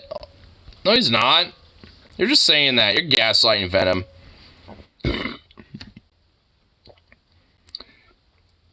He acts like his double barrel shotgun's gonna do anything when the living room and he's in the bedroom. That's what I fucking mean. Funny enough, I'm more, quote, prepared for home invader than his dumbass is, because I have a shotgun in my room in its gun case, and I have my AK in my safe, which is right there. Like, I know exactly where they are in my house. And it's like, and even though likely it's clearly yourself that the likelihood of someone invading your fucking property, including mine, is very minimal. But it's just like, I'm somehow more prepared than his ass is. What a fucking idiot. See, he's like, I'm just being a more pragmatic, responsible gun owner, and somehow I'm more quote-unquote prepared than his dumbass. Like, fucking, what a dumb shit, dude. It's like, I'm not someone that thinks you need to have, like, a gun by your literal bedside or some shit, but, I mean, that's where I have my shotty stored. I have it, you know, because I can't fit it in my gun safe, so I have it stored in my room. You know, that's where I have it stored, because might as well have it there, and that one right there. There you go. And, I mean, at the end of the day, it's all outside out of mine, unless I want to grab it. You know, so, there you go. You know, it's like, what the fuck? It's like, good lord. Like, what a fucking, just, ugh. That's what I hate about, like, these gun ammo-sexual fucking freako fetishists, dude. It's like they're all gun-ho about this weird fantasy and shit, right? But it's like, when you really, like, break it down, unless they have, like, a gajillion guns, like, they straight up, like, just are like, literally are, like, ill-prepared for these type of scenarios that they think might happen to them. It's just so stupid. What kind of shotgun do I have? It's a semi-auto. It's a Weatherby SA08. So it's actually a pretty nice little shot. I want to replace the buttstock with it with a wooden one and kind of keep the like the polymer hand grip on the front of it, because I think that would kind of look pretty cool with it.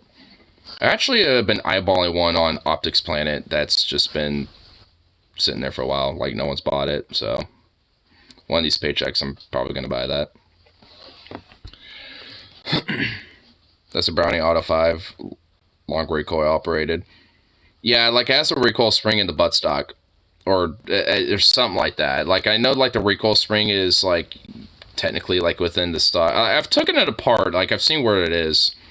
I should pay. It was actually a deal. Like, those shotguns, like, if you were to buy it, like, MSRP, like, you know, at, like, a, like, Sportsman's Warehouse or something like that, it would be, like, the equivalent of, like, $450 to $500 about right now.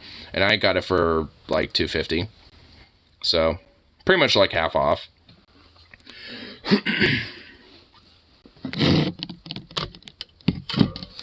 I got a used one, so it wasn't like, you know, it wasn't like old, you know, necessarily. It was just, you know, a little worn in, a little used. You know, it had a little slight baby wear and tear, but still works just fine. The only thing that is, like, a little loose with it is the buttstock, and that's kind of why I want to replace it. You know, just because, like, every now and then when I do get extensive use out of it, the stock starts kind of, you know, getting loose. And at one point, I remember, not the last time, but I think, like, the time before, it was, like, one of the times I went shooting a while back, but I remember I was shooting it, and I was like, why does this stock feel weird, you know, and I, like, let it go, and it literally just started, like, spinning around like a 360, and I just went, what the fuck? I just went, that seems odd. I don't know if I want to shoot this anymore concurrently until I investigate that. So, you know, I put that away and just kept shooting my Vishka at that point. But, Yeah, it was, luckily from what I found out, it wasn't that big of a deal. It was just basically the bolt that holds the stock in place got loose. And that's obviously not really great for the gun, so don't want that happening. And luckily, it's an easy fix. You just have to tighten the bolt again. But honestly, I think that's just because of, like I said, the little wear and tear that has in it. And that, like I said, why I want to replace the buttstock on it specifically. Because everything else about it is pretty fine. A 20 gauge, you bought me a single shot 20 gauge, a breech loader. Well, okay, you know what? That's why I kicked like a mule. It's because this is a breech loader. So all that gas and blowback is going right into that stock, which is going right into your shoulder.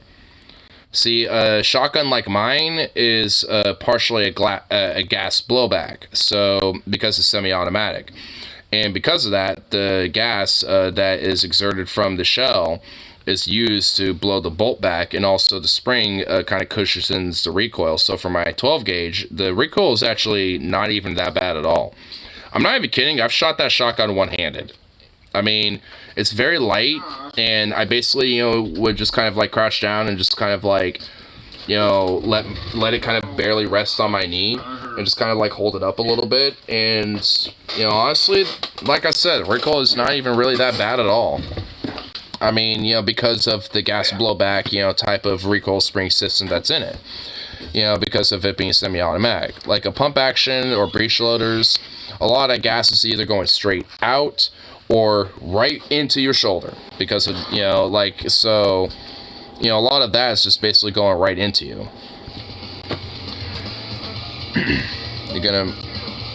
I like a Browning Winchester model 1897. Oh, the trench gun? The Auto 5 system is long recoil operated, yeah. But the trench gun too, I so badly want one. I don't care if it's original or reproduction. I know you can get a repro version of those, but like, I just want one, just so I could do slam fire. And slam fire is where you just hold the trigger down and you basically shoot that thing about as fast as you pump it. And goddamn, do I want one. Just so I could do that.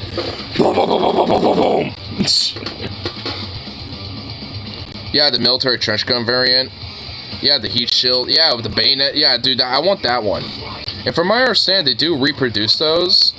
So you could get a version like that that's like kind of modern built that, has all that stuff to it. But if I can help it, I'd love to have an original. I'm sure they're way more expensive than a repo, but I don't care. Because honestly, I'm a sucker for those old weapons. Like, that old stuff, like a Mannlicher or a fucking Mauser, the MP40, the MP18, like all that. Oh, just those old guns, I'm just a sucker for that shit. That's why I love the AK. It's technically like an old-ass gun. I mean, the original AK was a AK model 1947, hence AK-47. Automat Kalashnikov, or a Kalashnikov, model 1947. That's basically what an AK-47 is. Like, it's the structure of it's technically old as fuck. That's why I love it. It's just old, rudimentary, but so simple, and say what you want about it, but it's so reliable that fucking model is still used to this fucking day and shit. At least the structure of how it operates in that type of platform. So, as far as I'm concerned, that shit's a fucking beast. But I have my bias, but I don't care. Winchester model Russian contract. Oh, dude, I would love to have one of those, too. I know what you mean. Or AKMs. The original AK-47 has a milled receiver and was only produced for a few years, and they're quite rare. Yeah, the original AK-47s are rare as fuck. Like, a lot of AKs are predominantly known as AKMs. And, that, or like, they will be like, the cranks, the crank-offs, like the AKS variants, like those little, smaller, versions. Or like the 74, at that point. Or just other various slice of versions of those. Like, you got like the KMS, for East Germany, Poland had their version, Romania with the Yugos, and like the M70s, or like the, shit. So it's just like, I mean, like AKs, like while maybe they like while having like 1,000 names, you know, are all relatively, you know, they're all based off of that original daddy. The original daddy is a rare daddy indeed, but you know. So it's like I said, it's why I like the AK. I mean, it's like you see the same thing with the AR platform now, but the AK platform has been doing that for a lot longer, and it's, you know, just as much CR is now, still being used today. So I don't know. It's like, I mean, just on sheer time frame, it's like the AK platform still kind of, you know, top dog for me. Like the AR platform struggled for a while. Like the original M16s were fucking shit and garbage. Like it's all like AR platforms now are good. Back in the day, the original models fucking sucked dick. Like, I mean, the M16s and shit, you know, took a long time, you know, before they actually got good, you know, for like a, you know, as like a platform. But those AKs, I mean, you know, like I said, say what you want, they've been reliable enough to still be consistently used by modern militaries and paramilitaries alike and militias, you know, all around the world. So I don't know, that's saying something.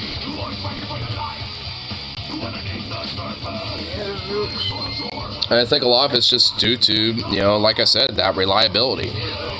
I mean, it's like, yeah, I mean, it's like I said, it's got flaws. Like, you know, it's got like, you know, that open, you know, like dust cover where it's easy to open up and it's easy for things to get inside and stuff like that. Like, there's, you know, flaws with it for sure. But nonetheless, I mean, despite that, it does make it easy to work with, though. If you think about it, like, yeah, it's easy for like dirt, you know, to get into, you know, the inside a receiver, but that dust cover popping right off, and you can easily work with that, and it's actually relatively open. So even if there is a little grime on the inside, it will still work fine. You know, the AK is meant to take a little dirt and love. You know what I'm saying? She's meant to get a little dirty. AK was built to be dirty. Honestly, like, when I've been out on the range, I've let my AK kind of get a little grimy and stuff. I mean, not totally, but, you know, I clean her. But, but, you know, like, I mean, you know, I recognize what AK is. AK can take beating. AK can be dirty. And she be fine. But nonetheless, I still take care of her. When I come home, you know, at the end of those ranges, I clean her up nice and get her freshly oiled up for the next time. You know I'm straight. No, you're not. You literally say that, and the comment before that was like, I want to suck Ignite's dick. Am I a straight guy? I feel like I'm straight. It's like, yeah, sure, yeah, okay. Very shit clash in attempts what Ignite has. You know, honestly, it took me a very long time to realize that that's just literally the category of what they, is literally a category in the AK subreddit. Because think about it. Like, Vishka, which is meant to mean Vermont stamped Kalashnikov. The KA is Kalashnikov, you know, anyway. But, like, I mean, you could see it, like, right there. It's, like, very shitty VS Kalashnikov, you know, it's, like, it's a tongue-in-cheek thing, because, like, Century Arms, I guess, was known for producing legitimately, like, kind of shitty AKs for a while, but I don't know. I don't see the problem. Like, mine's worked legit flawlessly. So, I love mine, so I don't know. I don't see the issue with it. I may have taken it apart so many times and looked at, like, every little part and stuff like that. Like, I mean, like, and checked out, like, what would legit be wrong with, you know, different parts, like the bolt and, like, you know, and all that type of shit. And, you know, and there's nothing wrong with it. It looks beautiful. I mean, it's a little, you know, gristled in now. It's been used, but, you know, it still looks fine. I think it's just, like, you know, fucking weird, like, it's just like the weird, like, homosexual fetishy crowd. It's like, you know, because so many of them are also, like, snobby as fuck. Like, I'm not even kidding. Because, like, if they have, like, a bias about, like, a particular platform or a particular gun set they love, oh my god. Holy shit. like, will they be like gun-ho about how very specific it needs to be? Like, for example, like this AK subreddit that, you know, I kind of, you know, follow every now and then, you know, well, I'm in it, but I mean, I just kind of every now and then will check it out, you know, just because I've now am reluctant to like go post anything there at this point. But I mean, it's like basically like the synopsis of a lot of people is basically like it has to literally look like it came out of like a fucking like factory in the Soviet Union, or it was like used in like Vietnam or some shit, or it's like basically like some stormtrooper like space gun that is like in Ukraine right now or some shit. Like, I mean, you know, it's like, you know, with all like the Zenico parts and like the fucking rails on everything, all that shit. It looks like, I mean, it's like it can't be anything in between, because I did that shit, like, you know, like, because I have like, you know, modern like a forward handguard for it, and I have an East German bus stock and like an old like 80s Bulgarian pistol grip on it, and oh my god, they flipped their shit. There were some people that were like, that actually looks pretty fucking cool. There were some people who were like on my level, like, oh, that actually looks dope. I kind of see what you want to do with that, and blah, blah, blah, blah, blah, and all that shit. But, oh my god, were the majority of those sons of bitches just all, like, snobby Puritans from hell. Like, ugh. Oh, the modern AKs, too. The modern AKs look fucking awesome. Like, I'm not even gonna dog on it. Like, you know, like an AK-101, like the, like, AK-103s and, like, AK-104s and shit. Like, dude, they look fucking dope. Like, I mean, I kind of like that 90-degree gas, like, blowback system, you know, like where the sights usually are and shit. Like, that's kind of why I got my Vishka, because instead of that, like, kind of old-school, traditional, like, kind of 45-degree angle with the, like, the gas tube and shit, it's at, like, that 90-degree angle. You know, it's usually, you know, not always, but sometimes you'll get, like, the sights there, or they'll still be up front, like, you know, with regular AK and stuff. But I like that design, honestly. I kind of like that 90-degree angle. It kind of looks, like, more just sharp in a way, I guess. But that's partly why I got my Vishka, because I kind of personally like that design a little more. And plus, it's a little bit more of a shorter blowback in a way. But I think because, you know, as a consequence, my AK probably has a little bit more recoil in comparison to regular ones. Do modern AK still use the GP25? Oh yeah, absolutely, yeah. Dude, I mean, if you look at any, like, Ukrainian war footage, you'll see plenty of, like, Russians and Ukrainians alike, you know, using those things. You know, so, yeah, they're still used. And there's also, like, more modern grenade launcher systems that are being used by both sides as well. So, I mean, yeah. Like, the M203 is still being used, and I'm sure a lot of Ukrainians got those, too. So, I'm sure there's probably Russians that probably captured a couple of those themselves that use them, too. Because I pretty sure they're the same millimeter size. Like, I think the GP25 is 40 millimeter. Unless the 25 is meant to be like the millimeter size, then obviously not, but I don't think it is. Actually, I'll just look it up. I'm pretty sure it's 40 millimeter, right? Because the M203 is. So, here, let me double check. Let's see. GP25.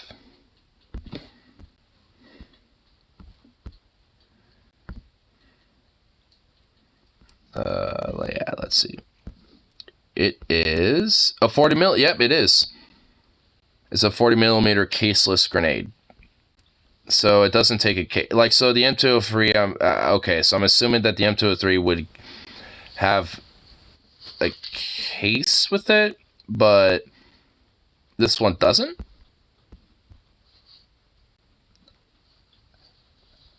Well, no,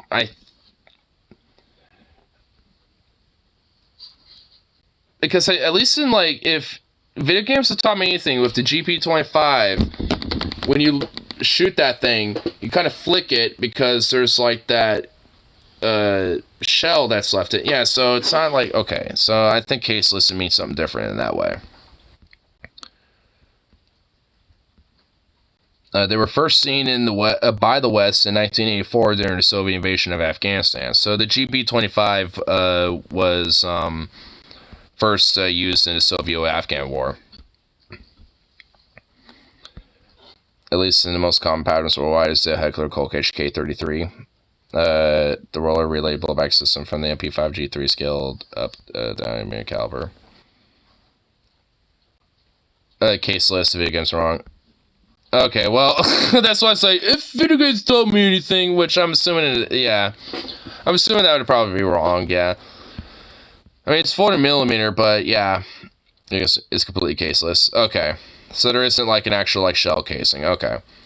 See, like, when it said that, I assumed that's really what it meant. I was just letting video game bias get in the way of my assumption. And I let it override my correct assumption. Oh, yeah, actually, you know, here it is. Yeah, actually, this shows, like, a perfect picture with a grenade right there. So it takes, like, 40mm grenades that look like this, basically. So instead, you know, of, like, a shell casing, which would cover, like, you know, like, all this right here, like, it's just, it's, like, a different backing, basically. Like, that's the primer, and that would launch the entire thing. So basically, you launch one, and then you just put another one in there, and then you just pull the trigger once you're ready to go and shit, once you primed it and everything, so. Okay. So now, alright, now I 100% know. No video game bias is going to get out of the way of that bullshit. Now that I can visually just... I'm definitely more of a kinetic learner. If I could just, like, visually, like, you know, see something or just kind of, like, you know, tinker with something, I'm definitely going to learn a lot of it easier with it. And just seeing that, it's like, oh, okay, that's how. Alright. Yeah. Yeah, it looks like a rocket, yeah. The propellants in the back were... Yeah, it's like a nozzle. Yeah, exactly. Like, that picture looked like a nozzle. And yeah, it kind of literally almost looked like kind of like a nozzle that you would have on like a hose or something, you know what I mean? Yeah, so it kind of almost looks like a hose nozzle almost, yeah. Yeah, honestly, if anything, that's actually a better way to think about it. It's just like, think of it as like, you know, some weird specialized like nozzle or some shit. You know, when it comes to like the backing of it. I don't know if it translates to real life correctly, but I prefer the M203 to GB25 because it felt easier to aim. Maybe it's just AK sights suck. Well, I mean, we could go back to the picture. You can see where the sights are in tandem. Like, the sights are offset. Well, actually, I think this one might be, Oh, wait, no. It's meant to be attached because that's where the lower handguard would be, and the barrel would be attached to this. And okay, so the sights are all right here. Actually, yeah, you can see it right here. Yeah, that's the rear sight. Yeah, this right there is the rear sight. Right there. And, yeah, it just pops open. Like, basically, kind of pop it up a little bit. Like, pop it out. And it, you know, kind of goes from there a little bit. I will admit, those sights are not necessarily the best, but I'm sure, especially these days, like, there's far better upgrades for that, and if anything, I'm sure, you know, those things probably don't even have those anymore, just because, you know, there's alternatives that are just better. Because I know with the Yugo models, at least, like, if Yugo AKs, they actually, if I understand, had rifle grenades instead of these. Or at least early on, obviously. I mean, once the Soviets got these, you know, widespread and mass-produced, I'm sure, you know, at that point, you know, the rifle grenades were phased out. But for the Yugos, they actually had, like, a rifle grenade sight on the very front, like, right behind the front sight. So you'd pull that up, and basically that would kind of, like, let you, you know, sight it out, you know, for, you know, like, launching a rifle grenade, basically. And the rifle grenade itself, like, you know, would also kind of have, like, a tiny little, like, baby front sight, from what I understand, on the front of it. So basically, the grenade sight would kind of act like a rear sight, and it would just kind of, like, depending on, like, how far you're going to shoot it, you know, would have it, like, and I think there was, like, little slots, you know, in the sight itself, so depending on where you want to shoot it, you would, like, look at the different slots, you know, depending on how high, you know, and far you're wanting to aim it.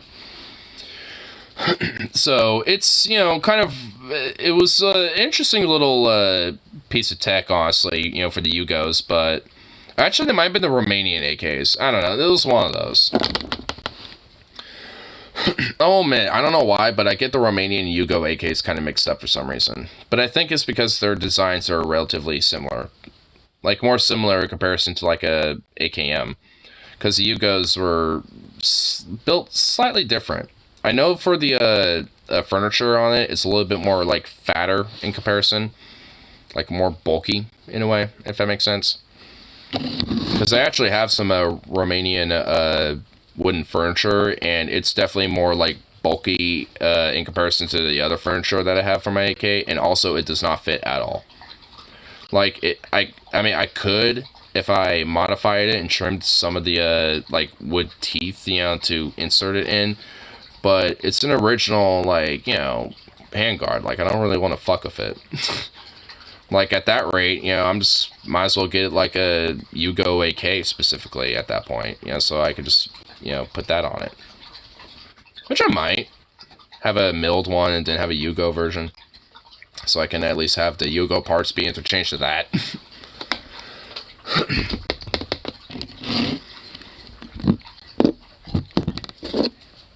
It's that's just kind of the interesting thing about like some platforms, at least especially with the AK. You gotta, like, you know, somewhat kind of, you know, like look at, you know, what you're, you know, buying, so to speak, because depending on what specific type of AK you have, I mean, not everything's gonna fit like a glove. Like, and honestly, there's definitely been some stuff that, you know, for AKs that I have, you know, that don't totally fit, though I could with slight modification. And it's just like, shit. That definitely kind of sucks, but, you know, it's whatever. My stepdad goes to bat for an AR platform, but even he'll admit the AK is a platform you can drag through hell and still expect to work. That's kind of why I mean. That's kind of why I have my bias towards the AK, honestly, because you could drag that, you could drag a bitch, you know, like that for hell and back, and it'll still work. I mean, maybe not as fine as it was right out of the factory, but she's still gonna work. She'll at the end of the day, she'll get that job done. Like I said, it's why, you know, it's so loved and so fondly, you know, sought after by a lot of different, you know, militias, like militaries, you know, still to this day in a lot of ways. Like, I mean, still why it's loved, even by the FUDs here in America, or, you know, like little lefty kids like me. Just because, you know, it's a legit good platform. Like I said, say what you want. I mean, it's got flaws like any other platform. I'd love to have an H&K, like the HK 33. Like, that'd be a real dope one to have. Like, anything from Heckler & Koch, I'd love to have. Like, I mean, absolutely. I mean, I ain't gonna dog on that. I just don't, you know, have any ability to, you know, get one right now. One might have an MP5, but I think they're illegal for civilians. That's not true. There's civilian licensed versions of the MP5. I've seen them at Sportsman's Warehouse. I mean, they're about as expensive as my AK, but, I mean, you can buy them. At least the full auto versions I'd want. Yeah, you can't get a full auto version. You can get a single auto version, though. I mean, if you upgrade the trigger, I mean, you can make it fire pretty fast, depending on how fast you can pull that trigger. Because some triggers, you know, can have a pretty short trigger resets. And if you can kind of, you know, time your, you know, finger pull to the reset, then you can fire a gun pretty fast. I need to upgrade the trigger on my AK because it's got a fucking heavy fucking reset and stuff. Bump stock. No, here, hold on. Actually, you know what? Here, let me show you what I mean. That was Bluetooth. You piece of shit.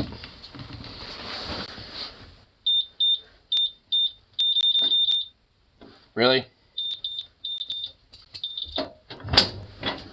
Thank you. Here, let me do this first. Get that. Put that right there. Alright. Anyway. So, a reset. It's not a bump stock thing. But as fast as pull the trigger is basically this, right? So, alright, here's my trigger. It's still the original trigger. But, I mean, here, I'll just kind of show you like this.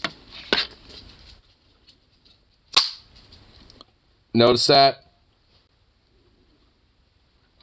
I mean, notice that, like, massive pull right there? Here, let me do it again. But that's basically the pull, and for me, it's a heavy pull.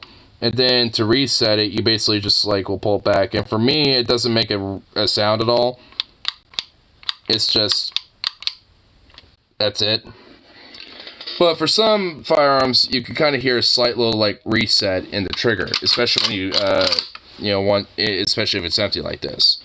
But for some triggers, like basically a little pull like that would release it. But for mine, like I said, because it's the original stock one, it has a very heavy pull, so it takes a very heavy pull with it. Like I said, I kind of want to upgrade it, and there's plenty of like, different triggers, to upgrade with, to where it's like kind of like, competitive style triggers, to where, that, like reset, basically, that, gets hit right there when the hammer flies up.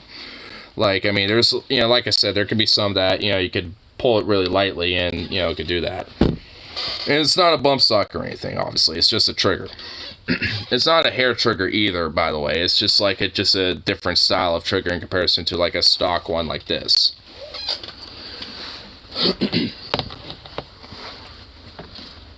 Anyway, but now I got it all nice put back together. Put that right back in there. And put you back in there. All nice and comfy and safe and sound.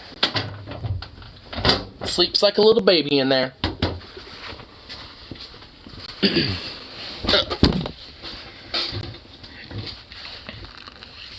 You know what's a hair trigger, like my stepdad has in his 57 lever action, that there's a difference between a hair trigger and like a competition trigger or a trigger that just has a light pull.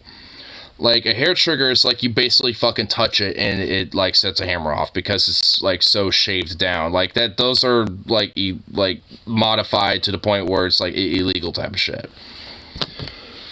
Like light triggers and stuff that like I'm talking about, stuff like, aren't, total full on hair triggers and shit. Like they're not dangerous. Like you could still like, like just like mine right now, like you could still like, if you accidentally dropped it or something like that, it's not going to go off because it's a hair trigger. I mean, that's the difference. Yeah, it's less for the hair trigger. Well, it's probably a specialized type of trigger and shit at that point then. Because, like, hair triggers, at least, in the specifics of, like, when it comes to, like, straight terms, it's, like, a modified illegal trigger where it's, like, shaved to the point where it's, like, the slightest little touch of that will set it off, when it comes to the hammer. Like, there's triggers that, obviously, are, constructed so they have, like I said, a lighter pull. But I wouldn't necessarily say that inherently makes it a hair trigger. Is this a rifle for competition shooting? Yeah. And, light triggers and competition triggers and stuff like that are used for those things. So it's just like, or if someone wants to just kind of like, deck out their firearm and make it all look nice and fancy. But either way, I mean, it's just like, at least in my mind, there's, at least a difference, when it comes to those type of things. I guess maybe technically they're, a light trigger is still technically a hair trigger, but, I mean, in my mind, what a hair trigger would be is something that's, like, an illegally modified type of thing. Which I guess in a way, I mean, like, someone could illegally modify, like, a light trigger that's already constructed, that it can be legally sold, and then modified even further, making it even worse. So, I mean, yeah, I guess there's that, too. So that's why I just don't fuck around with, like, trying to modify shit, like, home brewing things like that.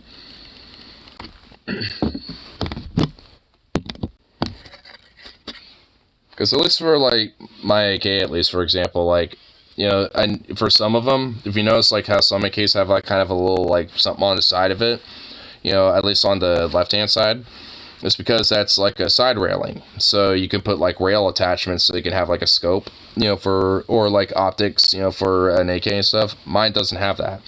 But I could, if I wanted to, mill my receiver so I could attach something like that to my AK, like if I wanted to. Do I really want to try to fuck around with that? No, because that requires very precise, like, precision, like, measurements that I don't really want to fuck with. I'll take that to a professional if I really wanted to do that, but I'll just get, like, a optic dust cover, honestly, like, you know, that's all nice and, like, set and secure and shit. And there's already a few, you know, places that, you know, I've looked around where I could get one of those. They're just a little spendy, so I'm saving my money. Or at least prioritizing, you know, what I spend my money with, so I'm not going to worry about that yet. That can wait. My iron sights look fine. Yeah, the rifle's fine. You need no optic. It's going to keep my brother the shell's because it's effective, according to him. I told her she could use it as a trade for working. I mean, yeah, I mean, you could trade it in. I mean, Alabama, I'm assuming you can get away with doing things like that. In Oregon, I mean, I guess you probably could, but you would still have to do the whole, like, you know, background check and everything, because that's required of, you know, firearm purchases, no matter what, even if it is a trade. Like, there are, like, specific exceptions, and basically, that's, like, you know, if, like, let's say you're 19 and your dad, like, buys a gun for you as a birthday present or some shit like that, for example, like, that's, you know, things like that are exempt, you know, or, like, you know, the next of, you know, like, you know, a family member passed away and the next of kin is inheriting them or something. Like, there's only very certain exceptions, at least in Oregon, where not getting a background check is okay. But they're very specific. Like, I mean, there isn't really exactly much of a way to, like, loophole around them. I mean, I guess you could, but then you'd just be doing illegal shit. And that won't be no bueno.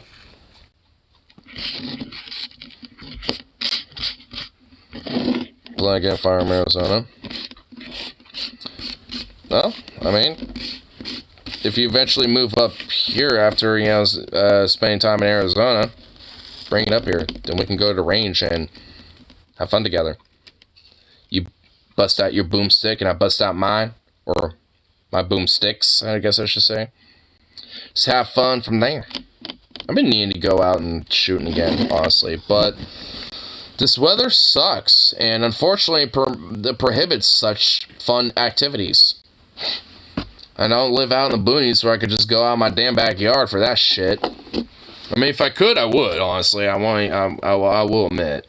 If I lived in an area and had a backyard for it, I would just have a part of my range, you know, or part of my backyard set up as like a little range. My Nature's boomstick. Well, Nature's boomstick worked just as much as any other boomstick. Boomstick's a boomstick is a boomstick.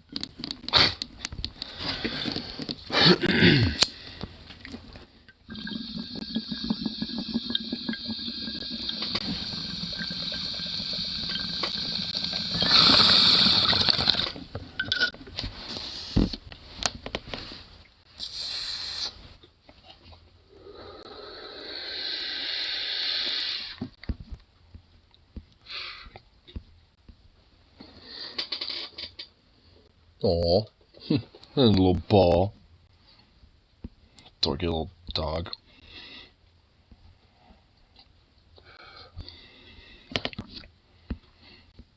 He's just so cute.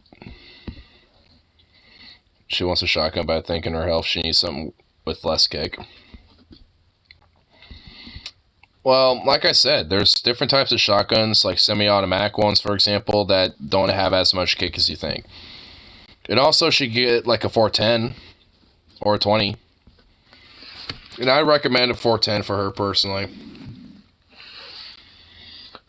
Because 410s don't really have much recoil. Maybe 380. Maybe. I mean, all in all, you know, she don't need no damn 12 gauge, you know what I'm saying? Like, she don't need that. You know, like, 410 basically has no power, though. People use that for hunting. It has power. What? Yeah, it does. Honestly, like, if you're on the receiving end of that fucking thing, does it really matter how much power does it have? It's still gonna hurt like shit, and you're gonna be bleeding. Like, I mean, that's... Like, I mean, there's at least one thing that, you know, when it comes to, like, the gun channels that I do watch, if there's one thing that I do notice that does overlap with some of them, at least, they do say that, you know, hey, it doesn't matter if you're on the receiving end of, like, you know, 22 or anything else in between, like, it's gonna fucking hurt. And you're gonna bleed, and it's gonna suck, and you're gonna hate it. So, like, I mean, you know, it doesn't really matter if you're shot with 22 and 9mm, 410, 12, or what. I mean, it's just like, you know, like, it's gonna hurt, and you're gonna have a really bad time. So, it really don't matter what fucking caliber you're fucking using. It's gonna hurt. And it's gonna suck. So, yeah. That kick. Well, yeah, if shooting a fucking 410 gauge out of a revolver, the judge, I already know what it is. Like, yeah, that's gonna have fucking kick. It's a revolver and you're shooting a 410 out of it. Like, I mean, yeah, that's gonna have kick. Shoot that out of a breech loader or, you know, or something like that. It's not gonna have as much kick as you think. Because a lot of that's gonna be absorbed by the time it reaches your shoulder. You know, out of a revolver, all that recoil is absorbed into your fucking hand and up your arms and into your body. Like, I mean, that recoil don't got anywhere really to go at all. So, that's the predominant reason why it had a lot of kick. I mean, there's kind of like a legitimate, like, kind of math and physics to it. It was fun, 3 shots or 410s, 3 or whatever caliber the revolver was. I think 44. Probably, I think so. I forgot exactly what the interchangeable caliber is for the 410, but I think it might be 44. I think it might be right.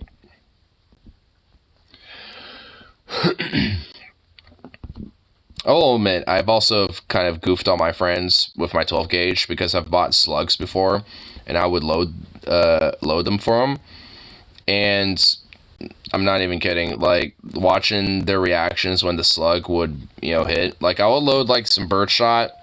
I'll load 2 birdshot, because it could take a 5+1 for my shotgun. So I would load,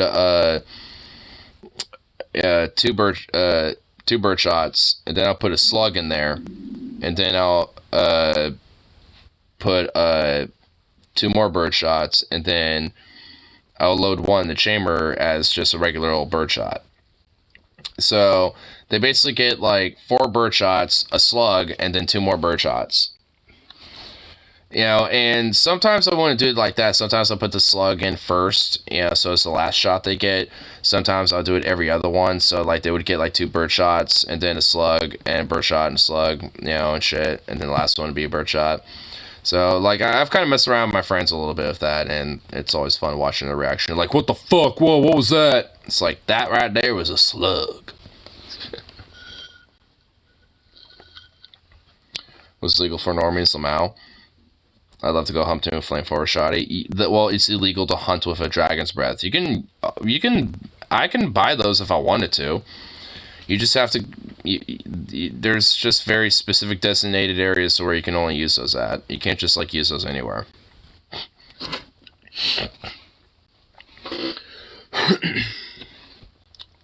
I want to actually order some beanbag 12 gauge rounds, just you know, so I can have, like, you know, home defense, like, cartridges, you know, for beanbags.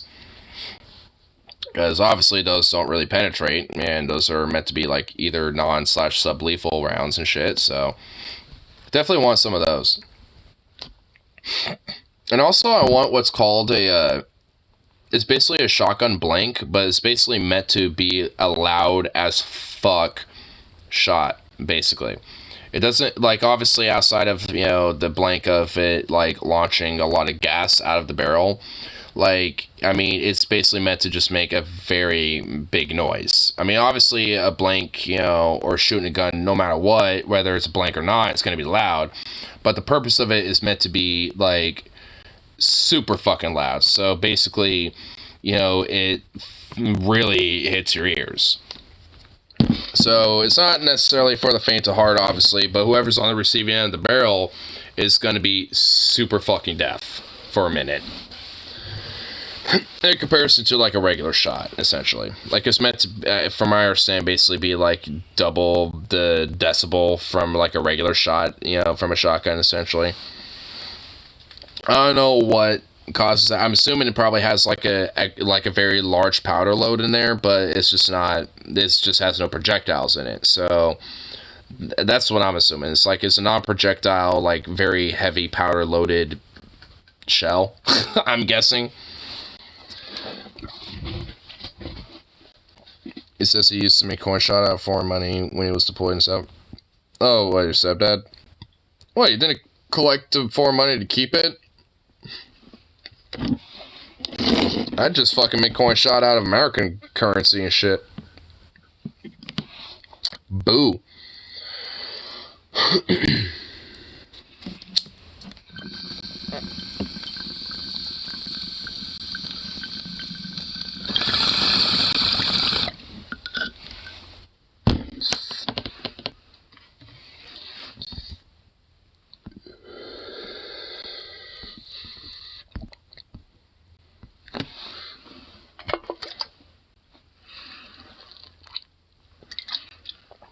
I thought this was empty. I guess not.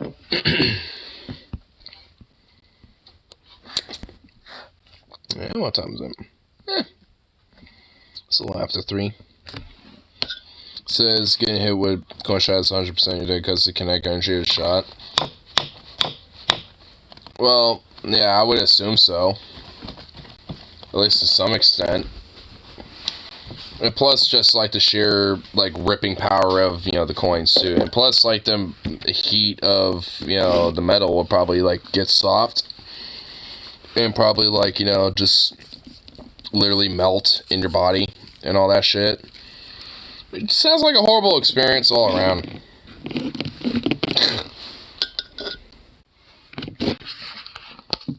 But hey, in Fallout New Vegas, those are my favorite rounds to craft. Because it was so easy to find coins off of Caesar's Legion. And of course, they're a predominant foe for me in most of my gameplays.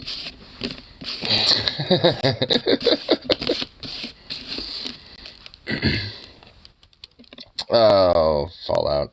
Especially New Vegas. Fucking excellent game.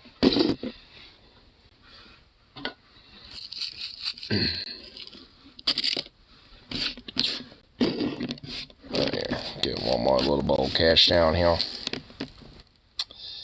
And, figure out something for food. Because food sounds good right about now. If I do the same thing myself. The worst ending of New Vegas is Caesar's Legion. I mean, unless you basically take, like, the worst karma path ever, and basically are, like, literally the worst piece of shit ever. It's Lanius Legion. Oh, yeah, because of, you know, you have the ability to kill Caesar if you want.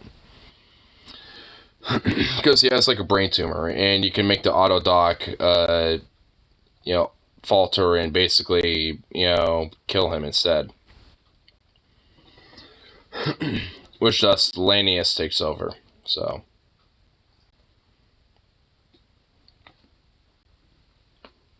Yeah.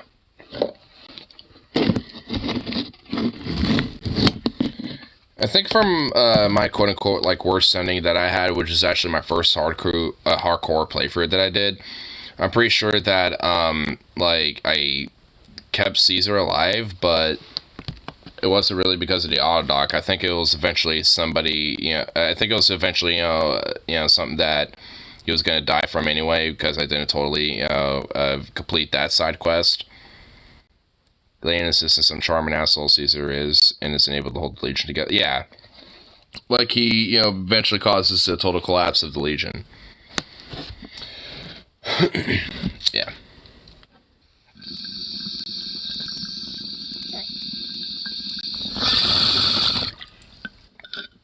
Yeah, it's been a long time since I played Vegas, but like my playthroughs are either like That hardcore playthrough was the only Caesar's Legion one I did. But other than that, it was either the NCR or Yes Man. One of those two.